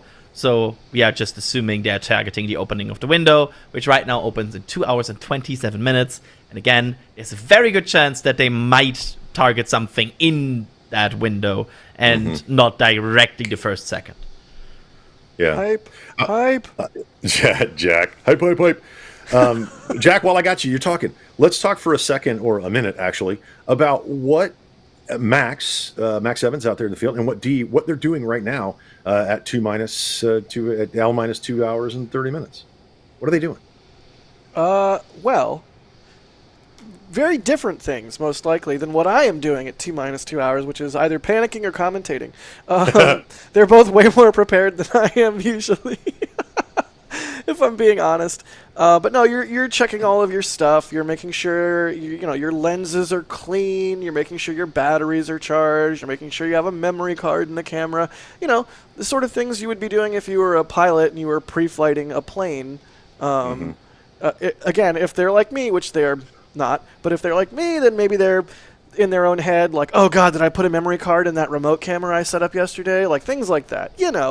Just normal pre-launch anxiety. How often do you panic in a single countdown? Redacted. Okay. I could tell you, but then I'd have to kill you. I would be freaking out that I've charged all my batteries, because I know like memory cards and batteries. I'd be freaking out about that. And let me tell you, Gene, one of the worst experiences in Starbase is when something fleeting is happening. Like let's say SpaceX is rolling a barrel section out of the factory into a mega bay, and you're trying to get a photo of it, and your camera either doesn't have a memory card in it already, doesn't have a battery in it already, Mm-hmm. or you have had the AC on too much and you get out of the car and the lens fogs up. Any one of those three things means that even though you're in the right place at the right time, you're probably still going to miss whatever thing you're trying to shoot because you got like 20 seconds, and boy howdy, Yeah. you better make sure you have a clean memory card, a full battery, and a unfogged lens. That's Starbase for you. And as one of our amazing photographers, Jack, you would know that. For those of you just joining us, or welcome back, you're watching NSF. We're NASASpaceflight.com, and we love rockets. We're a bunch of nerds. I'm Gene Rowley. The voice you just heard was Jack Beyer. We also have Adrian Beal. We also have Alejandro Alcantarilla Romera. I got it close? He'll probably say, no, I didn't. You do it better than me. You did it. You did it well. And we have a whole crew of photographers and producers, and we can't thank them all. But we want to thank you for joining us here at our live launch coverage. You can, there's a lot, it's about 60 people going on there. They're all out there. People all over South Texas right now, South Padre Island. Go ahead, Jack. You're on camera. Go. Name Oh God! I dare you. Kevin, Jay, Carson, Ryan, Das. I forget if Jason's on this one. Dan, Gage, Caesar. I'm forgetting so many people, y'all. It takes such a huge number of people to do what we do here. It really is an absolute machine. Yep. And just trying to bring y'all the best coverage we can. Hi, I'm Jack. I said I could name everybody, and after 7, I struggled. Exactly right. Yeah. I'm sorry, Jack, but you would give me a hard time for this as well. I would. Yeah. I'm a fan of sowing. I'm not as big of a fan of reaping, but I guess if I'm gonna sow so much, I'm gonna have to reap every now and then. It's fair, Adrian. It's fair. Yeah. Well, as you can see on your screen, we've got a lot of cameras deployed to Starbase, Texas. You can see the full stack of Ship 35 and Booster 14-2. Also, in the middle at the top, you can see what we call the Pope vent. And that's a very important vent. And we're going to be talking about that again because I'm sure their questions are coming in. If this is your first flight of Starship and Super Heavy, this is going to be a fun one to watch. They've done a lot of work on the ship based on the data they've collected from the last 2 flights. And again, everything you see on here is about collecting data and making humanity multiplanetary. Now, Elon Musk was supposed to give a presentation earlier today. He has now postponed that. It's going to be after this flight, and we'll bring you live coverage of that as well. And hopefully they give us, Elon updates us with some stuff going forward. The screen you see that I said it's that Pope vent we talked about, that's actually chilling a lot of the lines, and we'll talk about a lot of what goes on. We'll bring Alex back in and talk about the tank farms, the ship, the changes to the ship, and so on. But we would be remiss if we didn't tell you how we do all this, and we do all this because of the support from viewers like you. It really is because of you guys, and as part of my job, I got to thank a lot of people, so I'm going to do it really fast here. Hamster, thank you for the super chat. Dale, thank you for your super chat. Ninja Decimator, pew pew pew, a name we all know, thank you for your super chat. Space Pope coming in with a massive super chat earlier, and you know what? You just want to say to you, Jack, IFT Downcomer, Space Pope, thank you very much for that. I can't even be mad. I can't even be mad at the Space Pope. Mad. You can't. Marcus, thank you. Mark, becoming a pad rep member. I'm going to go into the memberships now. GT, becoming a Capcom member, and access to our Discord. Ernest, thank you for going out to shop.nasaspaceflight.com. When you see us on camera, you're going to see us wearing a lot of stuff you can go and get from shop.nasaspaceflight.com, and we appreciate all of your support. Let's get through more of these. Mechazilla, thank you so much. RC Horseman, this is one of those where we slow down. We got to slow down because RC came in with a $500 tip. What? RC is one of our moderators. Wait, hang on. Yeah. Keep talking. I'm going to DM them. Yeah. Come on, guys. This is just, you're showing us a lot of love here. And it's us and everybody in the background, all of our producers, all the cameras, and our moderators. RC, thank you so much. Wow. Go ahead and say I forgot Jack. So many people, by the way. Like when I was trying to name people, and I came up with 7 names of like 60 working on the stream. I am a monster. Chat mods. Oh my! I've already forgot the list. I already typed out chat mods, writers, store folk, infrastructure folk. There you go. The networking folk. It's SBO ops. Did we say that one? There's so many people. You're right. All the Gene, robotics. I all the I have to robotics. concede. Yeah, the robotic ops. I have to concede that you're right. I can't name them all, but it really does take a team. And if you like our coverage, if you like what you see and you want to know more, check out NASASpaceflight.com. You can join the newsletter that'll come into your email. I believe it's every Thursday. You can read up all the great writers, as Jack mentioned, at NASASpaceflight.com. Join us there. You can read all the great articles from all the space news you'll ever need. And also you can follow us everywhere on social media. We're on, if I start naming them, I'm going to forget them. They're going to pop up on your screen very, very shortly. But Facebook, X, Instagram, here on YouTube, Blue Sky, TikTok. TikTok, everywhere you are, we are. And that helps us bring you more live launch coverage, just like what you see on your screen. The amazing cameras, the amazing angles, are all available because of what you do. So thank you very much. One of the other things we do is we love to answer your questions because, like you, maybe this is your first day. I remember my first day watching NSF, and it was way back when there was a tent in the middle of out in nowhere, Texas. No one knew the name Boca Chica except for the 12 people that lived there, right, Jack? And now Boca Chica is a household name. And if this is your first time watching a rocket launch, jump in our YouTube chat and ask us a question at NASASpaceflight.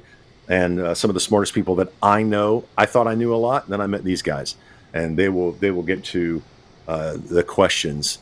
There's so many good questions that come up that allow us to sort of frolic around in the realm of speculation, which is really fun because as much as we get to see and know about the Starship program because it takes place on the side of the road and next to a public beach in South Texas, there's still a whole bunch we don't know, and it's fun to think about and extrapolate based on what we do know, what we might hopefully learn soon, maybe even as soon as tonight, maybe even as soon as in a couple hours, maybe. Yeah, we'll see. Excitement's guaranteed. Alex said, "Oh, what's up?" I like it because now I'm looking at the top right view and I'm seeing the subcoolers. I think those are the subcoolers getting frosty, which is great news. I'm glad you brought up the infrastructure because I want to talk about, I talked about the tent in the middle of Texas, or at the edge of Texas, actually, as it's, 1 mile from it's right there on the beach, and what we have now and the build outs that we see. And as we expect, and we may talk about this if we have time, the presentation that Elon's going to do later today, one of the questions that came in is about future infrastructure and the difference in the ships. It's from Cooper at NASASpaceflight. Is the SQD, or ship quick disconnect arm, going to be raised again with Block 3 booster when Block 3 booster is online due to the taller hot stage structure? Alex, I'm going to send this one to you first. Oh, this is a rather long answer to explain in detail, but essentially for Block 3, that's going to go from Pad B, and it just so happens that the booster sits lower relative to the tower, and so that means they probably will not need to raise any quick disconnect arm. In fact, it might actually need to be a little bit lower on that tower compared to what it is on tower at the Pad A, essentially. And then later, they actually have enough space and locations on the tower. Like, they built the tower already to build also the quick disconnect arm to install it a little bit higher up if they need it in the future. You got to think about where the quick disconnect arm attaches to, and that is at the bottom of the ship. So it's only booster stretches that affect where that quick disconnect arm is going to go, because the ship, if it gets stretched, that is all above the quick disconnect port, right? There you can see the quick disconnect arm attaches to the bottom, right? And to be fair, ever since the tower at Pad A was built, we've seen stretches. The booster gained another ring, that was the hot staging ring, and they adjusted for that. Not only that, but the initial tower design accounted for the quick disconnect port on the ship. Sort of like, every ship is built in rings of stainless steel, right? And so the quick disconnect port on the initial ship 20, that was located on the second ring of the ship.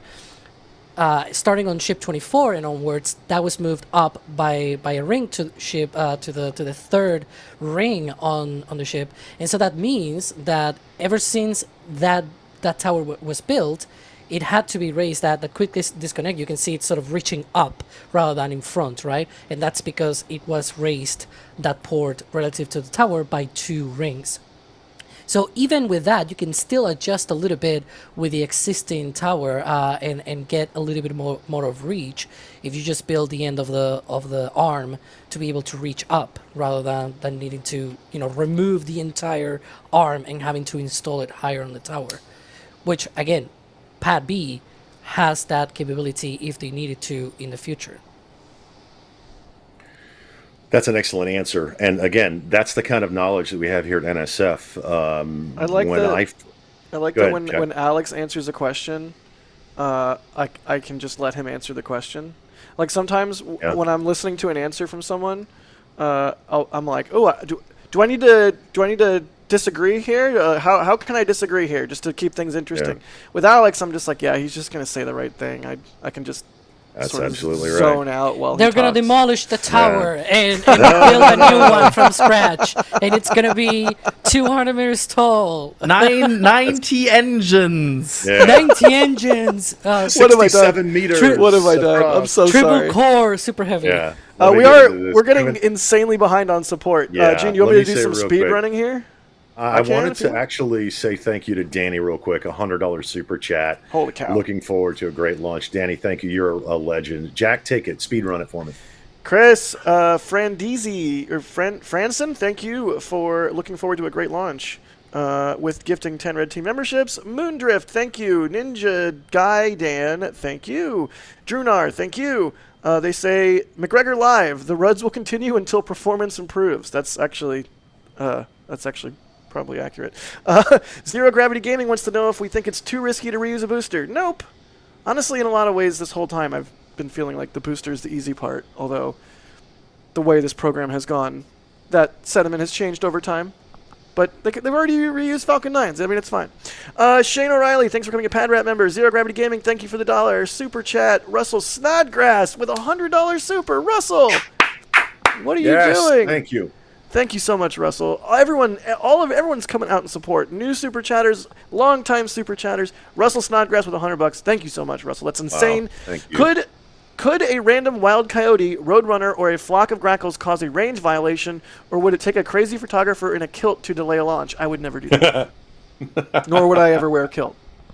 Thank you, or TY Grizzly 147 becoming a Capcom member. I don't know if that's thank you Grizzly or TY.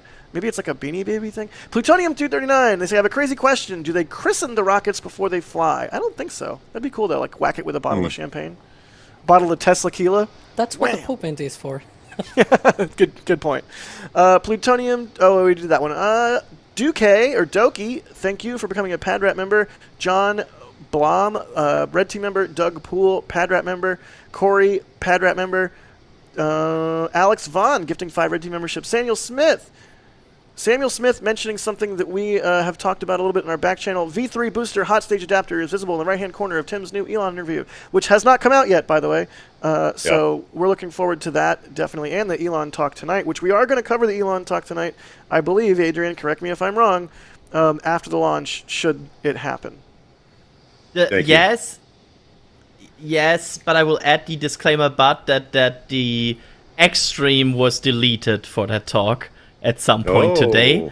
So we will see. They only said after flight, so that after flight is from 1 minute after flight to the end of the heat death of the universe. That's true. So there is a bit of a wiggle room where that talk could happen, and that update could happen. So I'm like, Excellent speed running, Jack. Appreciate it. We're going to do more of that because your generosity is just so... It wasn't excellent. It's amazing. I feel like I didn't make any progress. Y'all are seriously causing me to be way behind in the support, but it's a good problem to have.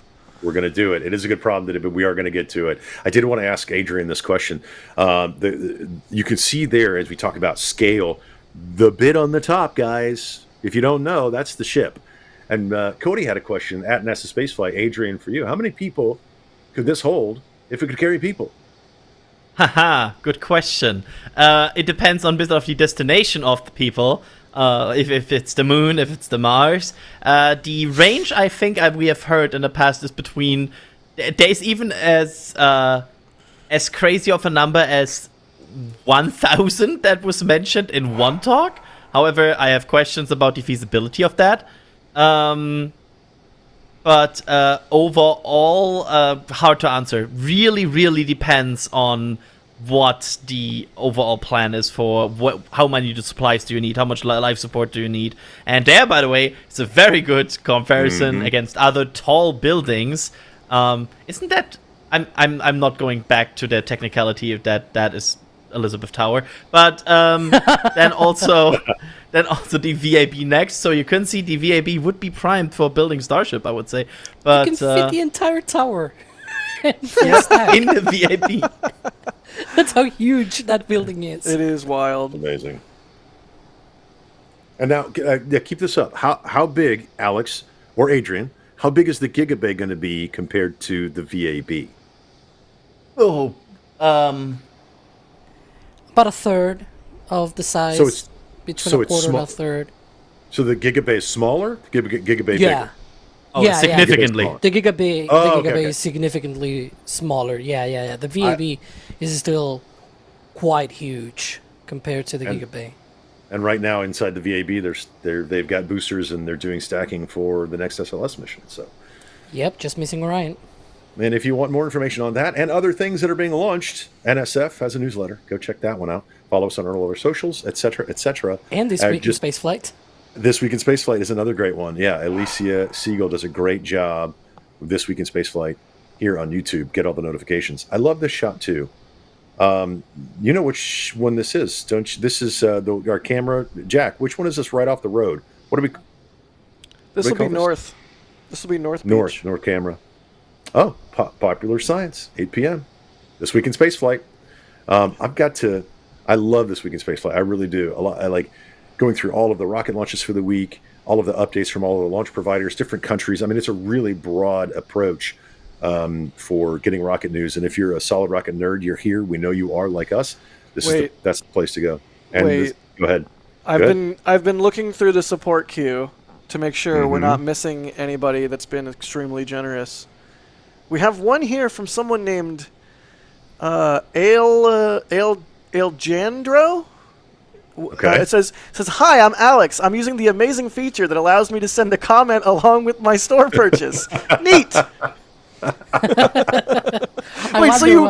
So you really did buy the patch like you said earlier. You weren't kidding. Oh, yeah. Yeah, I did. Is that Alejandro? Sent that in? Hi, that's me. All right, sorry. I just had to. I saw that pop up and I had to bring it up. I love wanna it. Thank, and since you called out support, I want to thank this person specifically for becoming a PadRat member. I do speak Hebrew, and I can say your name in Hebrew. It's right there on the screen. The problem is we don't have any vowels, so I would butcher this so bad. But I actually do speak Hebrew, and I could. Well, you're saying it's I just could read consonant that. soup? You can't say it because see, there's no vowels? The vowels go underneath. So to me, this would be dode. The first word there on the right would be dode because you read it differently in Hebrew. But thank you for becoming a PadRat member. And no, I'm not going to try it because I don't want to. But we do want to support you.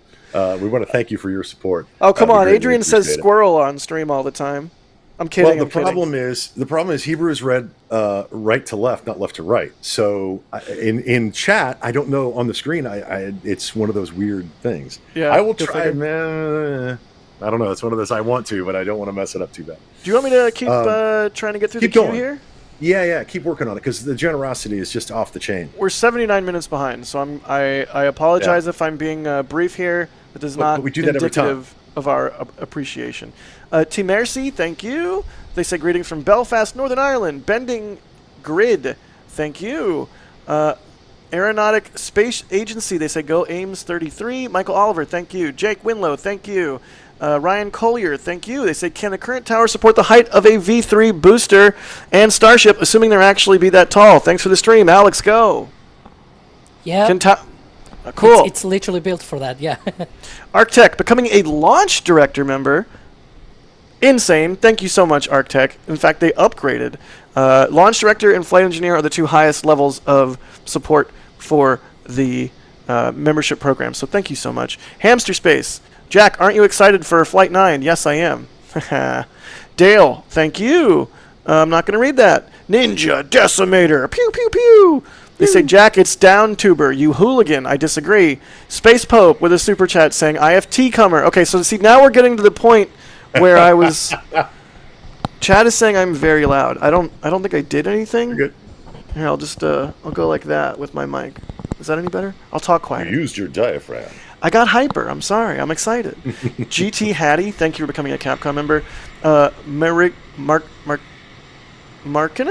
Markinson. Say, any news on the schedule for testing refueling in space this year? Question mark. Great work. No, we don't know. But hopefully we'll know tonight if Elon does the talk thing. Mechazilla, thank you for the support.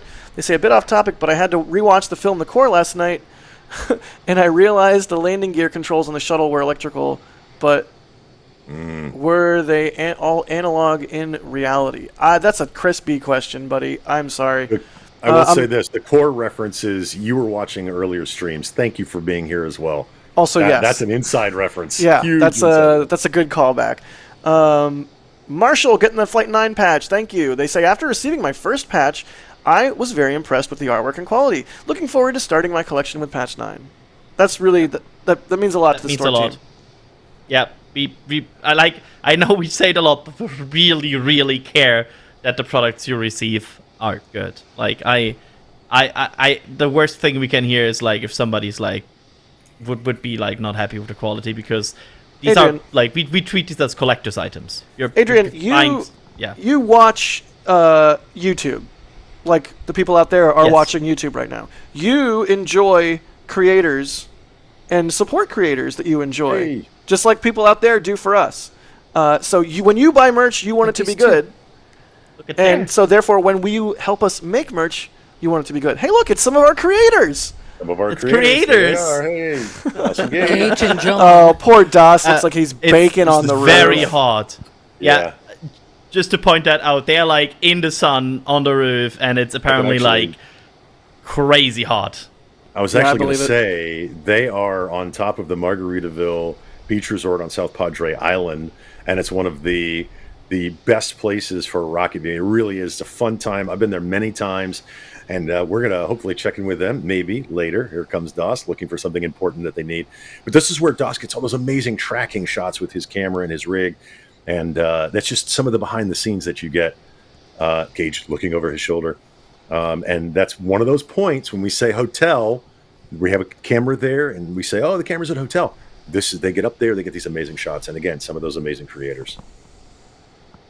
Go ahead, Jack. Oh, you want me to do more? I'll do more.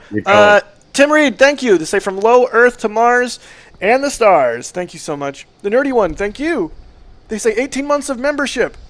Thank you for everything. Flight 9 will go perfectly. Philip, they say, hi, this is my first bought merch of a YouTuber. Seriously, thank you. As a person who works with other people and makes things online, and that is enabled by people who buy the merch, thank you.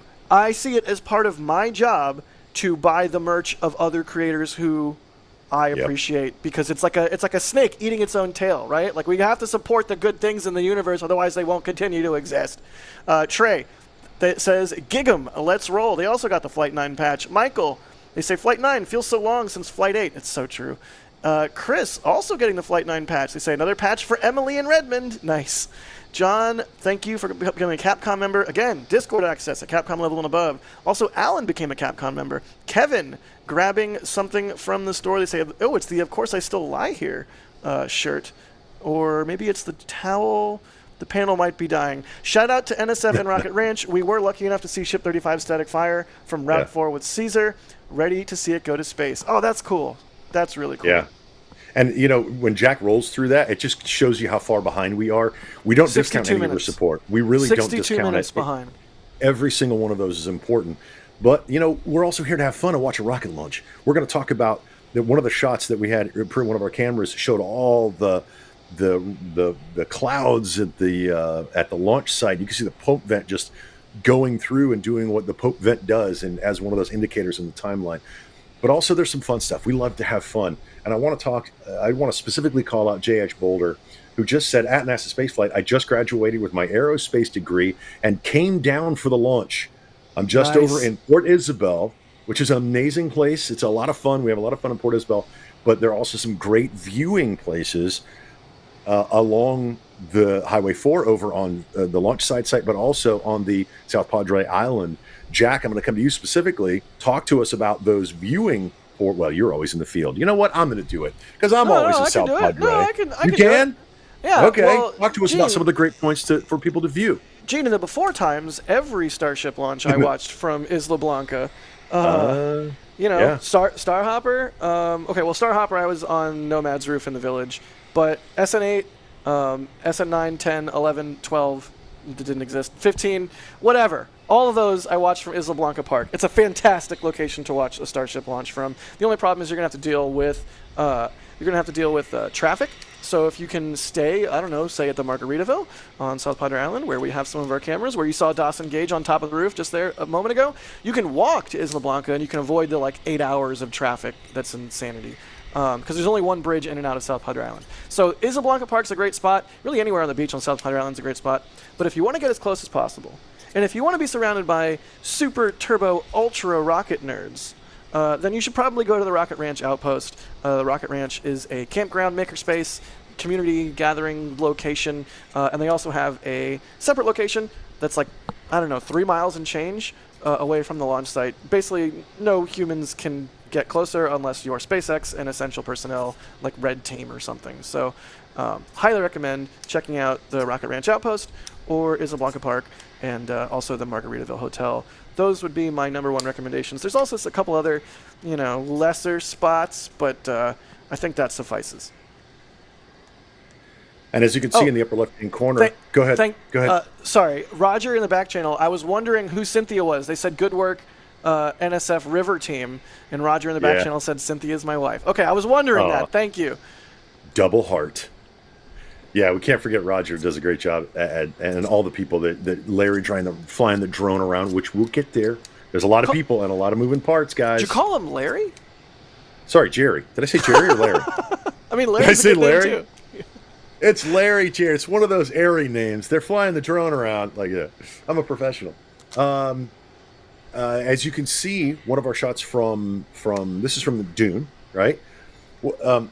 Is the camera not centered? I don't think, or have the chopsticks moved a little bit?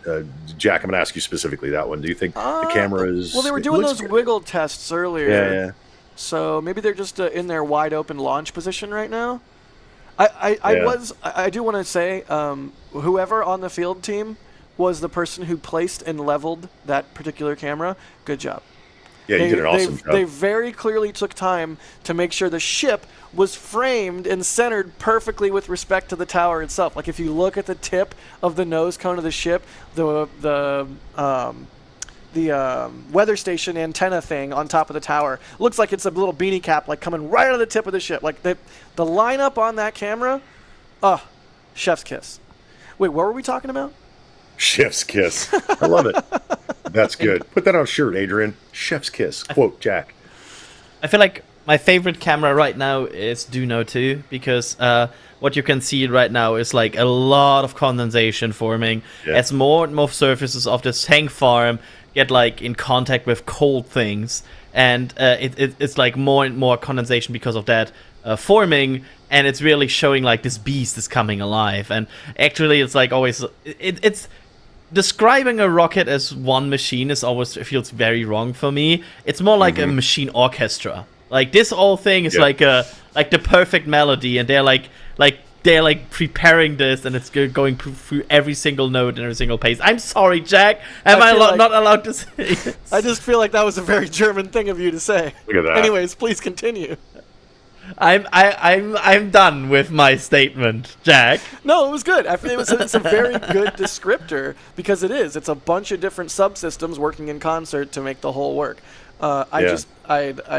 I love how German you are, Adrian. I'm sorry. One of those subsystems they call stage 0 is that launch mount you're looking at right now, and that square box just at the base of the super heavy booster is what we call the ship quick disconnect. And I'm talking to the people that have never seen this before. Okay, a lot of you that have been on live streams, you know this, but I want to bring Alex in because specifically on the new launch mount that we just saw them roll over. You can go back and watch some of the previous live streams of them loading that launch mount that they built over at Sanchez and then rolled out.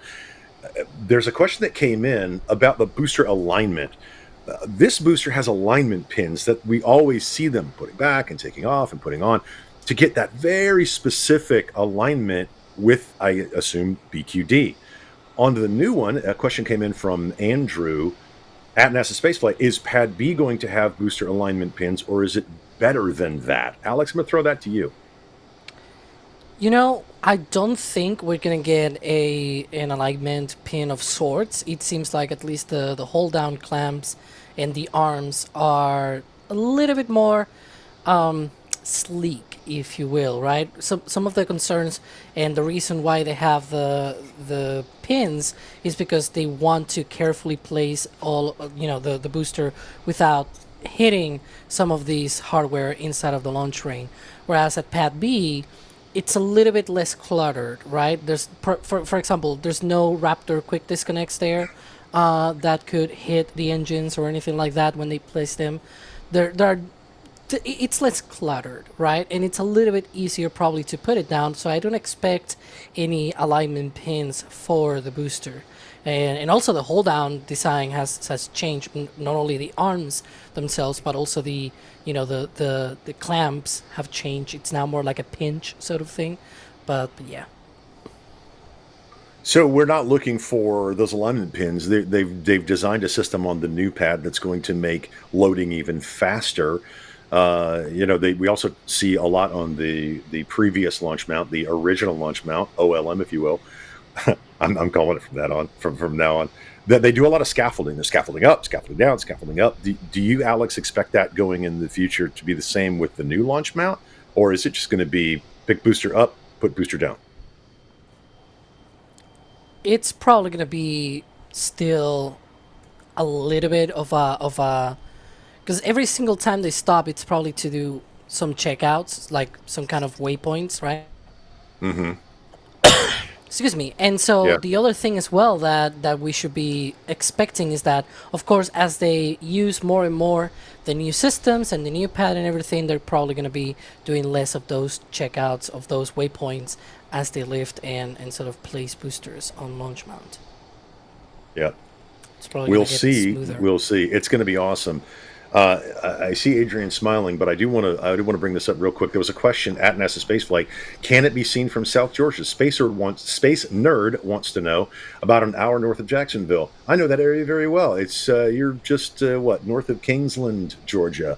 I used to go there all the time, and if it is seen from there, it is seen where I am. But I'll be on stream, so I won't be able to see it. I don't know if you're going to be able to see it. It's already going to be up. Just takes I'd be surprised. 6 or 8 minutes, Yeah. and then it's already into staging and separation. So I don't think you're going to be able to see it from that far east. And that's why I recommend you take a trip to South Padre Island, take a trip to Starbase, get out there and walk around it prior to launch. It's going to be, it's an experience you'll never forget. Jack has the privilege of doing it almost daily. And I am so jealous of you, brother, for going out there late at night, early in the morning, and being able to see what you see and do what you do there at Starbase. In a word, it is surreal. In 2 words, it's an honor and it's surreal. So yeah, it's pretty dang cool. I do want to thank I'm gonna say the name wrong. Hang on, let me make sure I get it right, because they did a $100 super. Wow. Novus? Is that? I think that's correct. I would Thank say you so Novus much. Tippy. Where? I would say Tippy. Novus Tippy. Okay, thank you. They say, let's do this. When 4K? Oh, buddy. I wish Das was on. The shortest answer I can give, because it's really not that interesting. There's the 4K YouTube streams add a delay. It's like a 30-second or a minute-long delay. It's some insane amount of delay. But that's one of the many problems and challenges with doing that, is we strive to get you the pixels as fast as possible with as little delay as possible. So what you're seeing in front of you right now is a few seconds off Starbase tops. As we used to say, in the drone world, near real time. Yeah, seriously. Yeah. I also want to thank Matthew for becoming a launch director. Again, thank you, Novus. That was a huge amount of support. Yes, Ty's thank also you. becoming a Capcom. A whole bunch of people coming into Capcom. Drag and Drop doing Capcom. Like, I feel like I'm drowning in support. There's so much. Like, Todd Harris with a good question about the cryopump motors looking like Moai from Easter Island. Like, all kinds of good stuff in here. I feel like I'm drowning. Thank you all. And we also want to thank Tony Z coming in with a $50 super chat. Great coverage, NSF team. Godspeed, Booster 14. I'll add the -2 and Ship 35. Go SpaceX. Ad Astra per Aspera. Thank you guys so much for your support. Again, as Jack said, we're drowning in it, and we couldn't do this without you guys. And I'm a guy that talks for a living, and literally we're speechless at the amount of support that has come in today, and we can't say thank you enough. Yeah, I see Steve.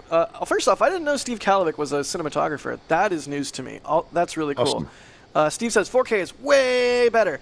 I'm a cinematographer, and the difference is huge. Well, Steve, then it's not just about it being 4K in resolution. It's also about bit depth and bit rate.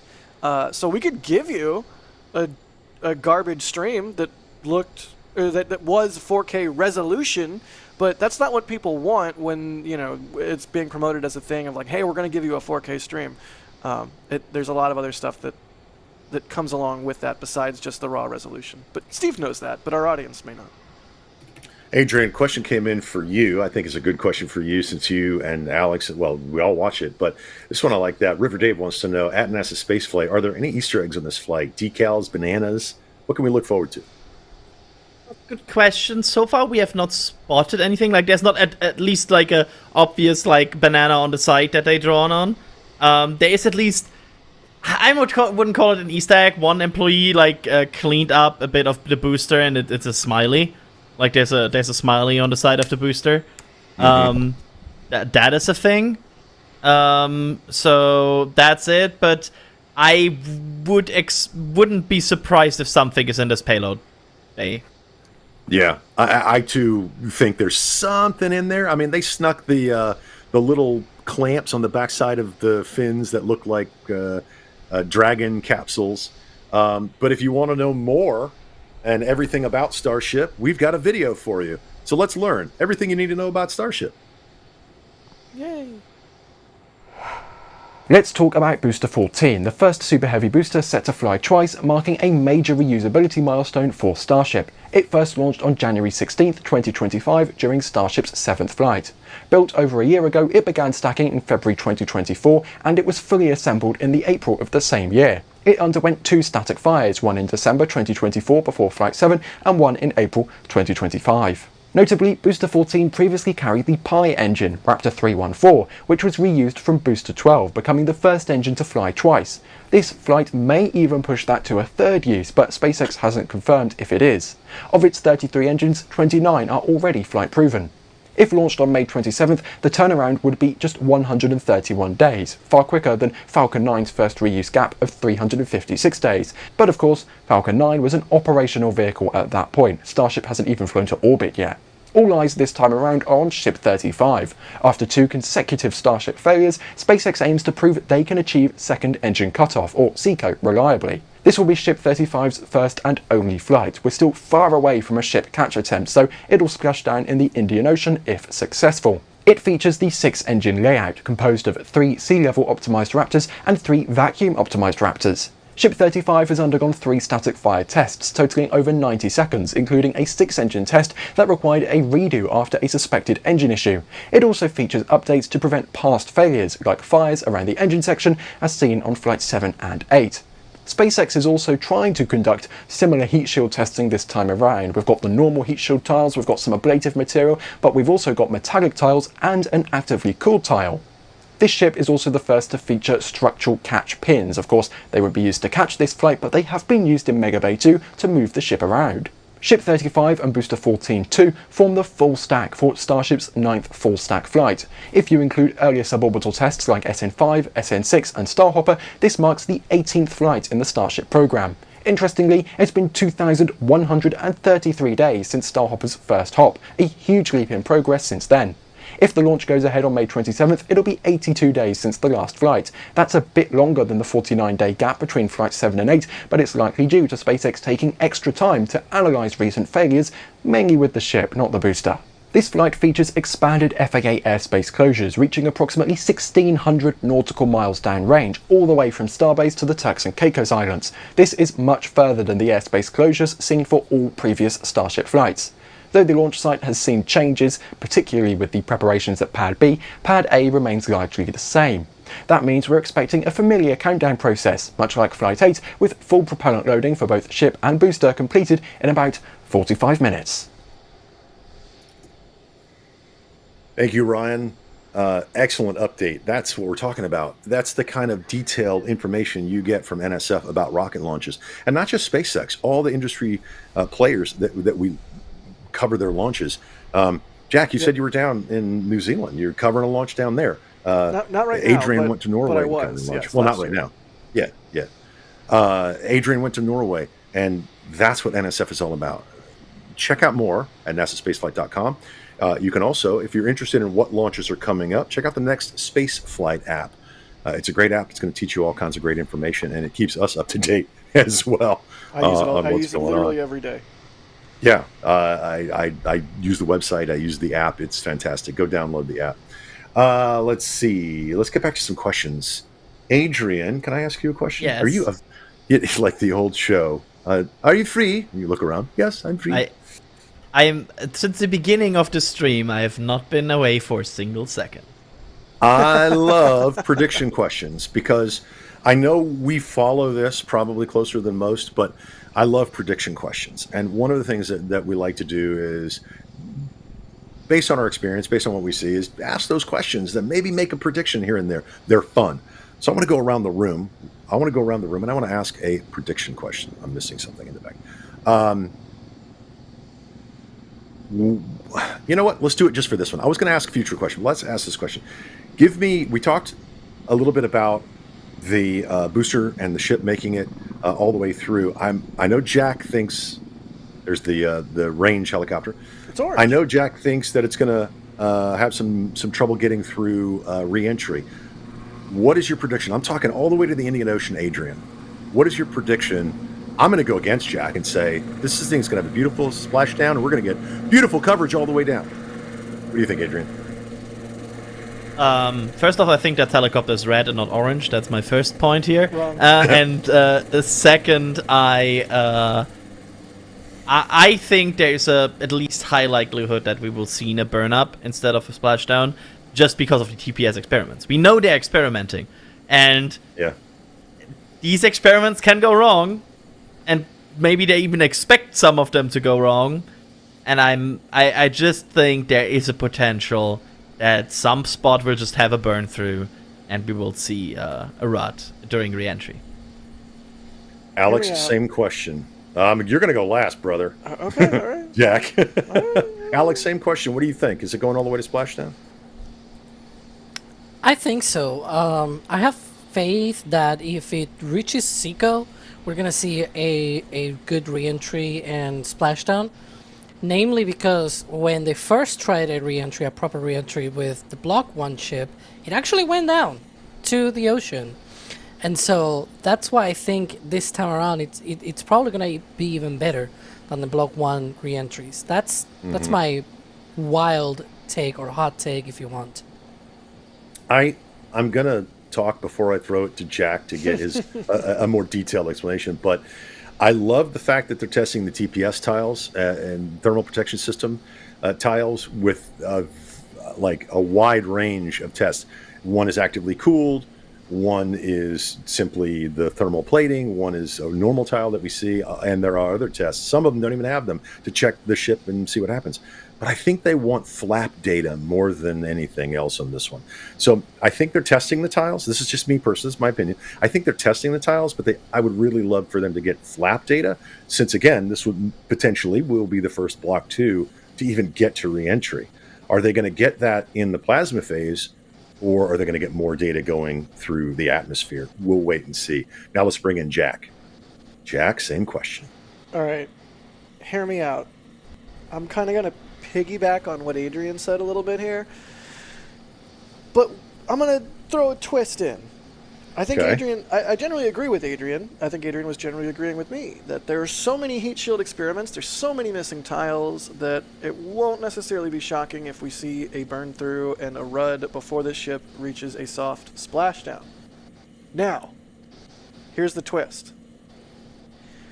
Could you potentially argue that if it does successfully soft splashdown in the ocean, that is a testing failure because their heat shield weakening that they've done did not weaken it enough? Like, my thinking is if you're going to weaken the heat shield to test it, you kind of want to know what's too weak. Because if they weaken this heat shield to test it and it makes it all the way to a soft splashdown, they need to test it again to find out what's too weak. It's not too weak enough. I have a counter to that.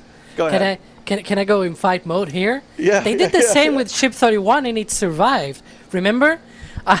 Then you'd call it that they gave it a haircut because they removed some of the tiles on the sides of the ship and it made it to the ocean. It's true that it was wrinkly and whatever. It was a little bit let's say it was not in the best condition, but it still was able to go and splash down in the Indian Ocean. So it's like, I don't know, that actually makes sense that they probably expect some of these to get damaged, but at the same time not get so much damage that the ship cannot make it through, right? Like that. I don't know. I would say that this kind of test, if they actually reach the ocean, it's sort of success. Yeah. Yeah, to be clear, I'm mostly just being silly, but yeah, I think So, it would be every a success time? if it makes to the ocean. That's absolutely a success. I just wanted to be Well, fun devil's advocate, man. Go ahead, Adrian, real quick. Go ahead. Yeah, quick note. So you're telling me somebody at SpaceX will be really disappointed today if 2 intact vehicles hit the ocean? Yeah, no, absolutely not. Well, Go ahead, Gene.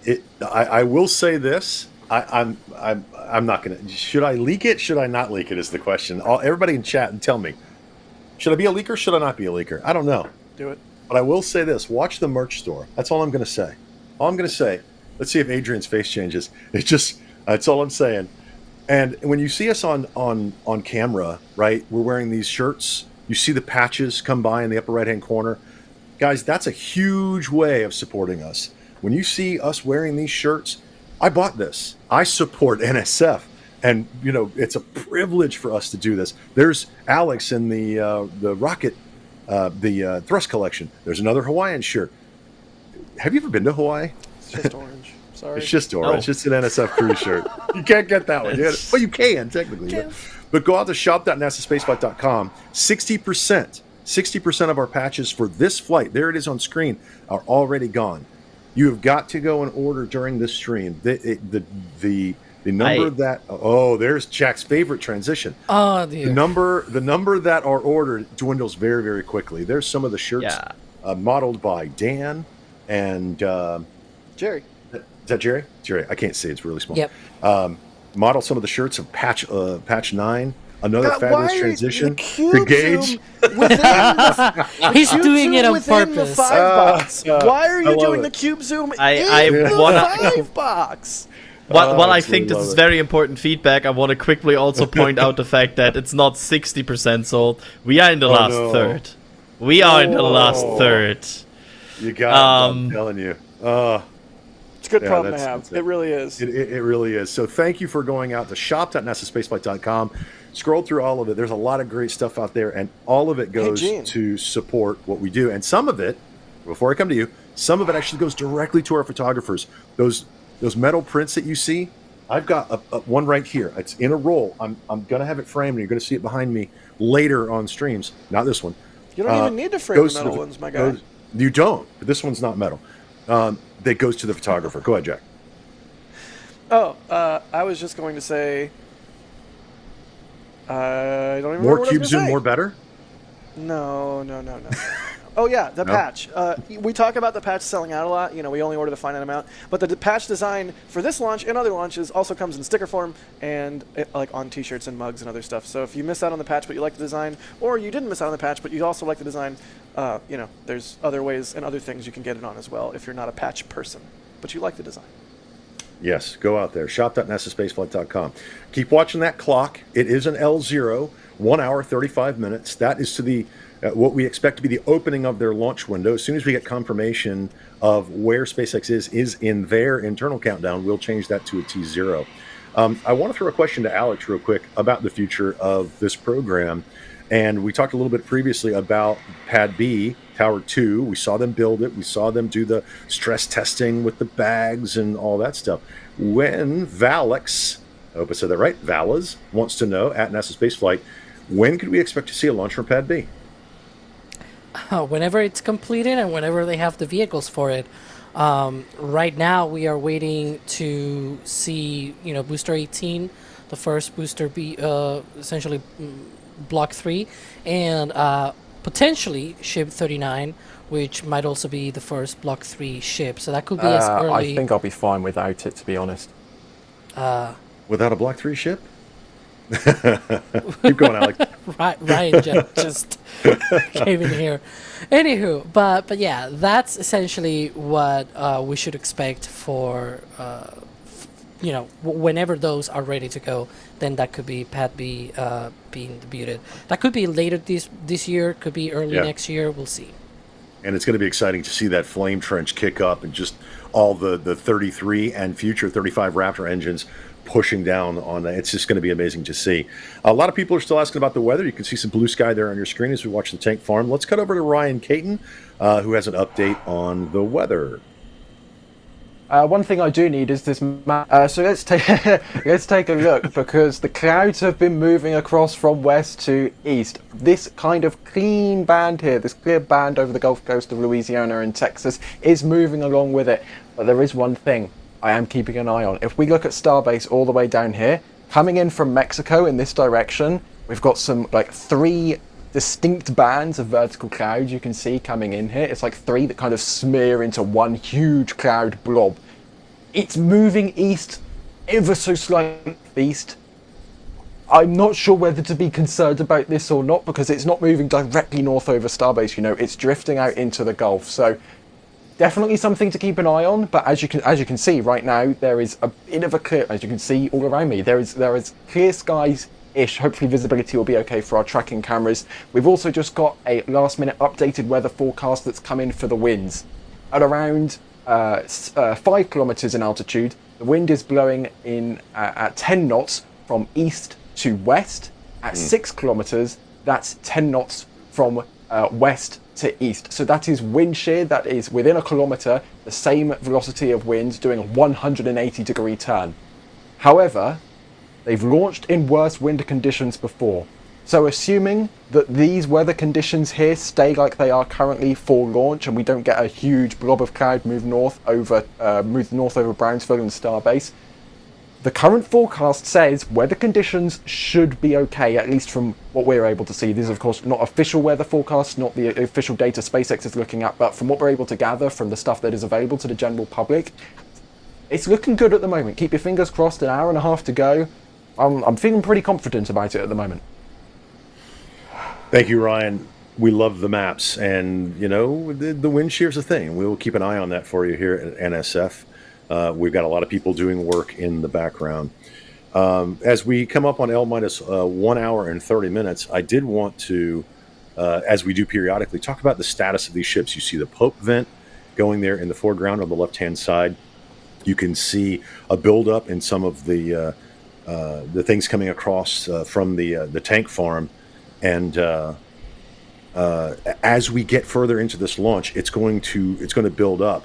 As Alex was, if you didn't see earlier, Alex went through a really good what we can expect as we get closer. So as we get closer, and we are every second, we're going to keep bringing you more up-to-date information. And what I want to do, Jack, if we could go through and we could thank some folks. It's been a minute, and I want to start off real quick with the Easy Cajun and another very generous $50 super chat. Great job, guys.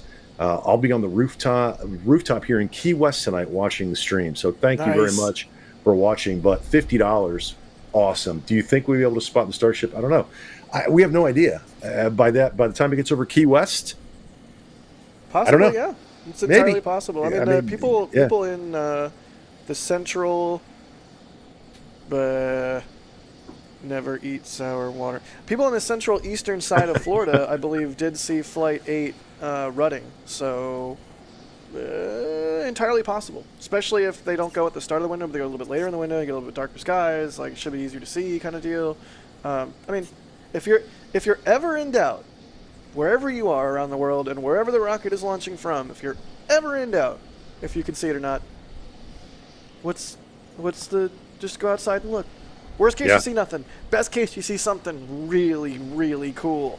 Even better case, one time there was a jellyfish launch over LA, like years ago, when nobody really knew that was a thing. And I went up to a rooftop bar in downtown LA, and I'm like standing there with some friends pointing into the sky, and these really fancy people at this rooftop bar in LA who are all dressed in suits, and we're like grimy in t-shirts from an editing job. And they're like, "What are you pointing at?" I'm like, "Oh, there's going to be a rocket in the sky." I felt like a prophet. It was amazing.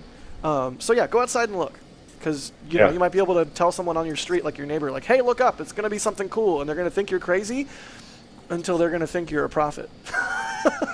until they see the awesomeness with you. Let's take a couple more minutes and let's thank some folks, Jack. If you want to roll through those real quick. TechRan, thank you so much. Booster and ship have grown. Shipped by what, Alex? Like a ring on the ship and a ring on the booster for the hot stage ring? Is it only really 2 rings? What I meant is that the quick disconnect arm has to reach 2 rings higher than when it was first installed on the tower, because first they raised where the quick disconnect port is on the ship from the 2nd ring to the 3rd ring, starting from the bottom, and then they added also on top of that the hot stage ring. So yeah, it is right now 2 rings higher. On pad B, the arm will actually sit a little bit lower on the tower relative to where it is on pad A, because the booster will also sit lower. Yeah, so overall, the mount at pad B is lower than the mount at pad A relative to the tower. Exactly. And so because of that, even though the booster will be stretched a little bit, it's just a little bit, by the way. People think that it's going to be a huge stretch. It's just a little bit. It's just a little stretch. It's still good. Just a little stretch. It's still good. Exactly. And so because of that, it actually needs to go down.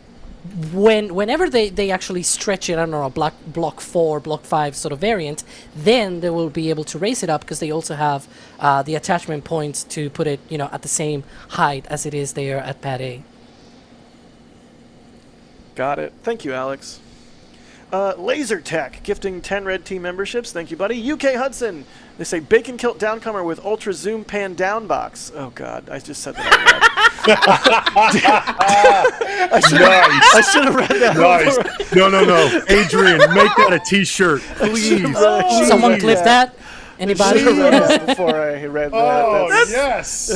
I just experienced my favorite NSF moment of all time, because you said it so excited. If you know, you know. Yes. I know so a lot mad of Twitter right now. accounts out there that are going to clip that and they're going to say, furious. NSF is cooked or something. I'm so furious right now. Okay, let's see. Dang it, David! Thank you for the grabbing the Hawaiian shirt from the store and the kind words.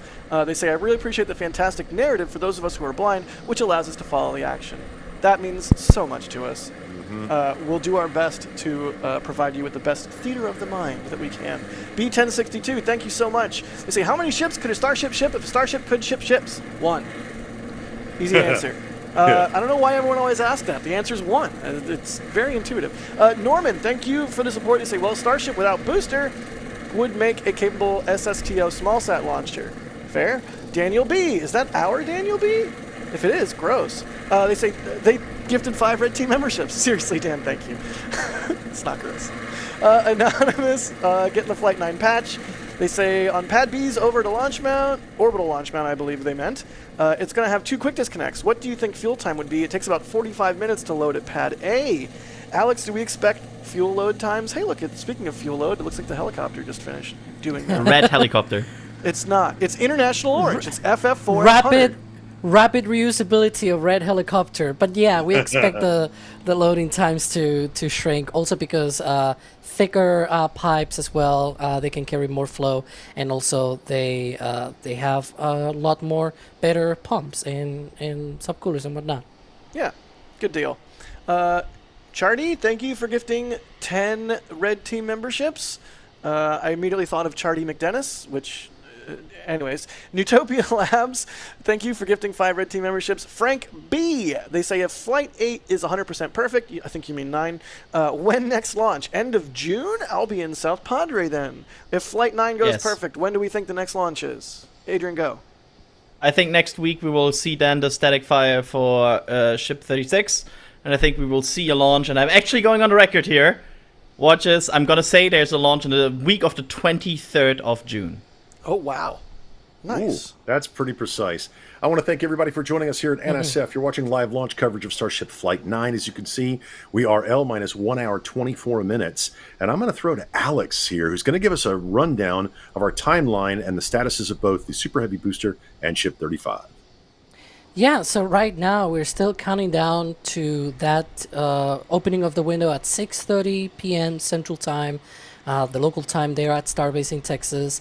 And one of the things that we're seeing, of course, is that tank farm activity is sort of, coming and going. They're chilling down that tank farm. But the next major event that should happen will be the conditioning of the launch mount propellant lines, and also the propellant lines that go up to the tower. So there you can see a few of the next steps. Of course, in the background right now, if they are targeting that opening of the window at the Launch Control Center at Starbase, they should be undergoing a go no go pull for propellant load. That final go should be given around the T minus or L minus, I guess, 1 hour and 15 minutes in the count.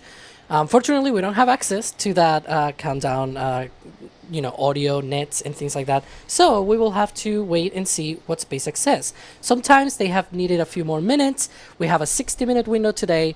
So if we see some of these signs, right, like I just said, that we're going to see the chill down of the propellant lines to the launch mount and tower, that's going to create vents out of the tower and out of the OLM vent in the launch mount. And so if those delay a few minutes, don't be too surprised, don't be too, scared or anything like that. They have a 60-minute window, aka 1 hour window, and therefore they have plenty of time to maybe shift that T0, that launch time, if they wanted to adjust to whatever. Like we've seen in previous flights, they have adjusted the T0 because there were boats in the area, there were, little things here and there, they were watching the winds, all that stuff. And so right now we're just waiting for those vents to come up. And by the way, you can see there, preparations are continuing to clear out the roadblock. These folks are here with me in the webcast here. They are getting excited, right? And the whole reason for that is because this roadblock being vacated means that we are in good position for the start of propellant load. Once the rocket is fully loaded, that area will be within the blast danger area, right? They don't want to be there. That's too close for comfort. So the police, the sheriff, the county sheriff, the SpaceX security as well, they are all vacating that roadblock. And of course, right now, the last roadblock, if you will be this one at the Richardson Avenue intersection with Highway 4. And so beyond that, only SpaceX employees, and actually only the sort of, the essential personnel, if you will, and police will be able to go beyond this. And so that's pretty much where we are right now. There you can see a sort of rundown of where those closures are. That's the one that's being vacated right now. That one is a little bit more rare. It's not going to be used today, but it's still, sometimes used. That's the one that I just mentioned at Richardson Avenue. And then well before that, sort of at the end of Brownsville, at the Oklahoma Avenue intersection with Highway 4, is the soft roadblock. So that's the 3 roadblocks right now down to 2, because that one close to the launch pad has been vacated ahead of propellant load. Hopefully beginning in 30 minutes from now, it should be. It starts roughly at T-minus 51 minutes and 37 seconds with the ship liquid oxygen load. So hopefully we get a frosty vehicle in no time. 30 minutes pass really quickly. Yeah, this is the moment in the countdown where everybody sees something and just starts talking. So just be aware that if someone sees something, they're gonna cut in and they're gonna start talking, and we want them to because we want the latest to the minute update. Adrian, question for you, real quick, about the payload that's going on in this Starship. We saw them loading the sim links in there. Tell us about what do they care about this? We've seen them launch a payload. We've seen them launch a banana, if you will. We've seen them open it up. They've tried many times. What is this? Has 8 on it now? I mean, the answer to this is, how do you go from test flights to like real actual flights? Well, you fly payloads, right? And this is one important step getting there, because once they have demonstrated enough capabilities that they feel confident enough to do it, they can start to go into real orbits. And once they go into real orbits, well, if you're up there, why not target an orbit where you need to deploy a ton of Starlinks anyway and use that? And I have to interrupt myself here because I see it, and I will quickly mention it, that at this point the tower vent has started, which means the lines to the ship are being chilled now, which is confirmation that they are preparing propellant loading on this deck. Yeah, between the roadblock moving and that tower vent starting up. Okay, all right. But bear with me for a second. Here's what I want everybody out there in viewer land to do. I want you to put on your space overalls. Doesn't matter if they're a clean pair. It's all right. You're at home. Put on your space overalls. Go on over to your bucket of space coal and start shoveling that into your hype boiler, because this hype train is sailing, because we're under an hour and 20 minutes away from launch and we're about to get into propellant loading, and this is actually going to happen, and it might not explode this time. Well, I mean, part of it's going to... Well, okay, it's all going to explode this time, but hopefully it explodes at the right time when it's supposed to. Can we use an environmental friendly hype? Electric hype. You can charge it. Yeah. Also, electric hype is allowed if you source your electricity for the electric hype kettle. Use your hype solar panels. Use your hype solar panels. Put them on your nuclear hype roof. Nuclear hype. Let's go. Nuclear hype. There you go. My goodness, I don't know where to go with that. I don't know where to go with that. You said you wanted some hype. I gave you some hype. I did. I'm, we're going to do that again because I'm getting excited with the tower event. That means things are starting to chill out. It's launch day, my dudes. Let's go. I'm trying to make a Sawyer pun. Yeah, let's do this. Here you go, Alex. Question for you. At NASASpaceflight. Oh, there's the tower event. You can see it. Yeah, there you go. That's a replay from an old test or launch. Sort of explain away. By the way, the OLM vent, the launch mount vent, should be coming up next within a few minutes. I'm expecting it to be a little bit more delayed this time around on previous 2 launches because the timelines have shifted. Alex? It's there already? I have good news for you about that, because if you look in the cameras, I think South of 3 can see it. I can see it. We have OLM vent as well. It's there. Okay. And this point, both areas are being prepared for loading. Not loading yet. Just one step ahead of that. But SpaceX is conditioning everything right now in preparation for propellant loading. For those wondering, that what they are venting right now is gaseous oxygen, so that's safe to be vented right now. There, it's okay. And Alex, keep going. Tell people why we're doing this. Why are these such a big deal? And why because we need to do that. Yeah, because this is in preparation for the propellant load. One of the important things is that these are very cold propellants, right? They are, I think the liquid oxygen, subcooled liquid oxygen is roughly minus 200 degrees Celsius, minus 180 for the methane, I think. And so it's very cold, and all of those pipes, until very recently, they were essentially at ambient temperature, right? Whatever temperature it is right now at Starbase. And so they need to be chilled down to those conditioning, it's what they are called conditioning conditions, I guess. It's very redundant. But yeah, they're conditioning those lines, getting them to the operating temperatures, and essentially, that prevents a lot of the bad things when you get a cryogenic onto a metal line, for example. You can crack the metal, you can, suddenly boil off your liquid, your cryogenic liquid, and that can make really bad things to your piping. And so that's why they have the vent, because the gas is oxygen. They need to vent it. The gas is methane. It is returned back to the tank farm. Excellent. Thank you so much. So a lot of people just joining us. If this is your first time in chat, let us know this is your first time watching an NSF stream or a rocket launch here with us on NSF. And if this is your 20th, let us know, because we love to see where everybody's. You know what? Let's do that. Let us know where you're watching the stream is right now. Let us know where you're watching the stream right now, so we know, and we can just watch chat scream by. It's one of my favorite things to do. Jack, let's take the next 90 seconds or so, and again, let's thank people for their generous support.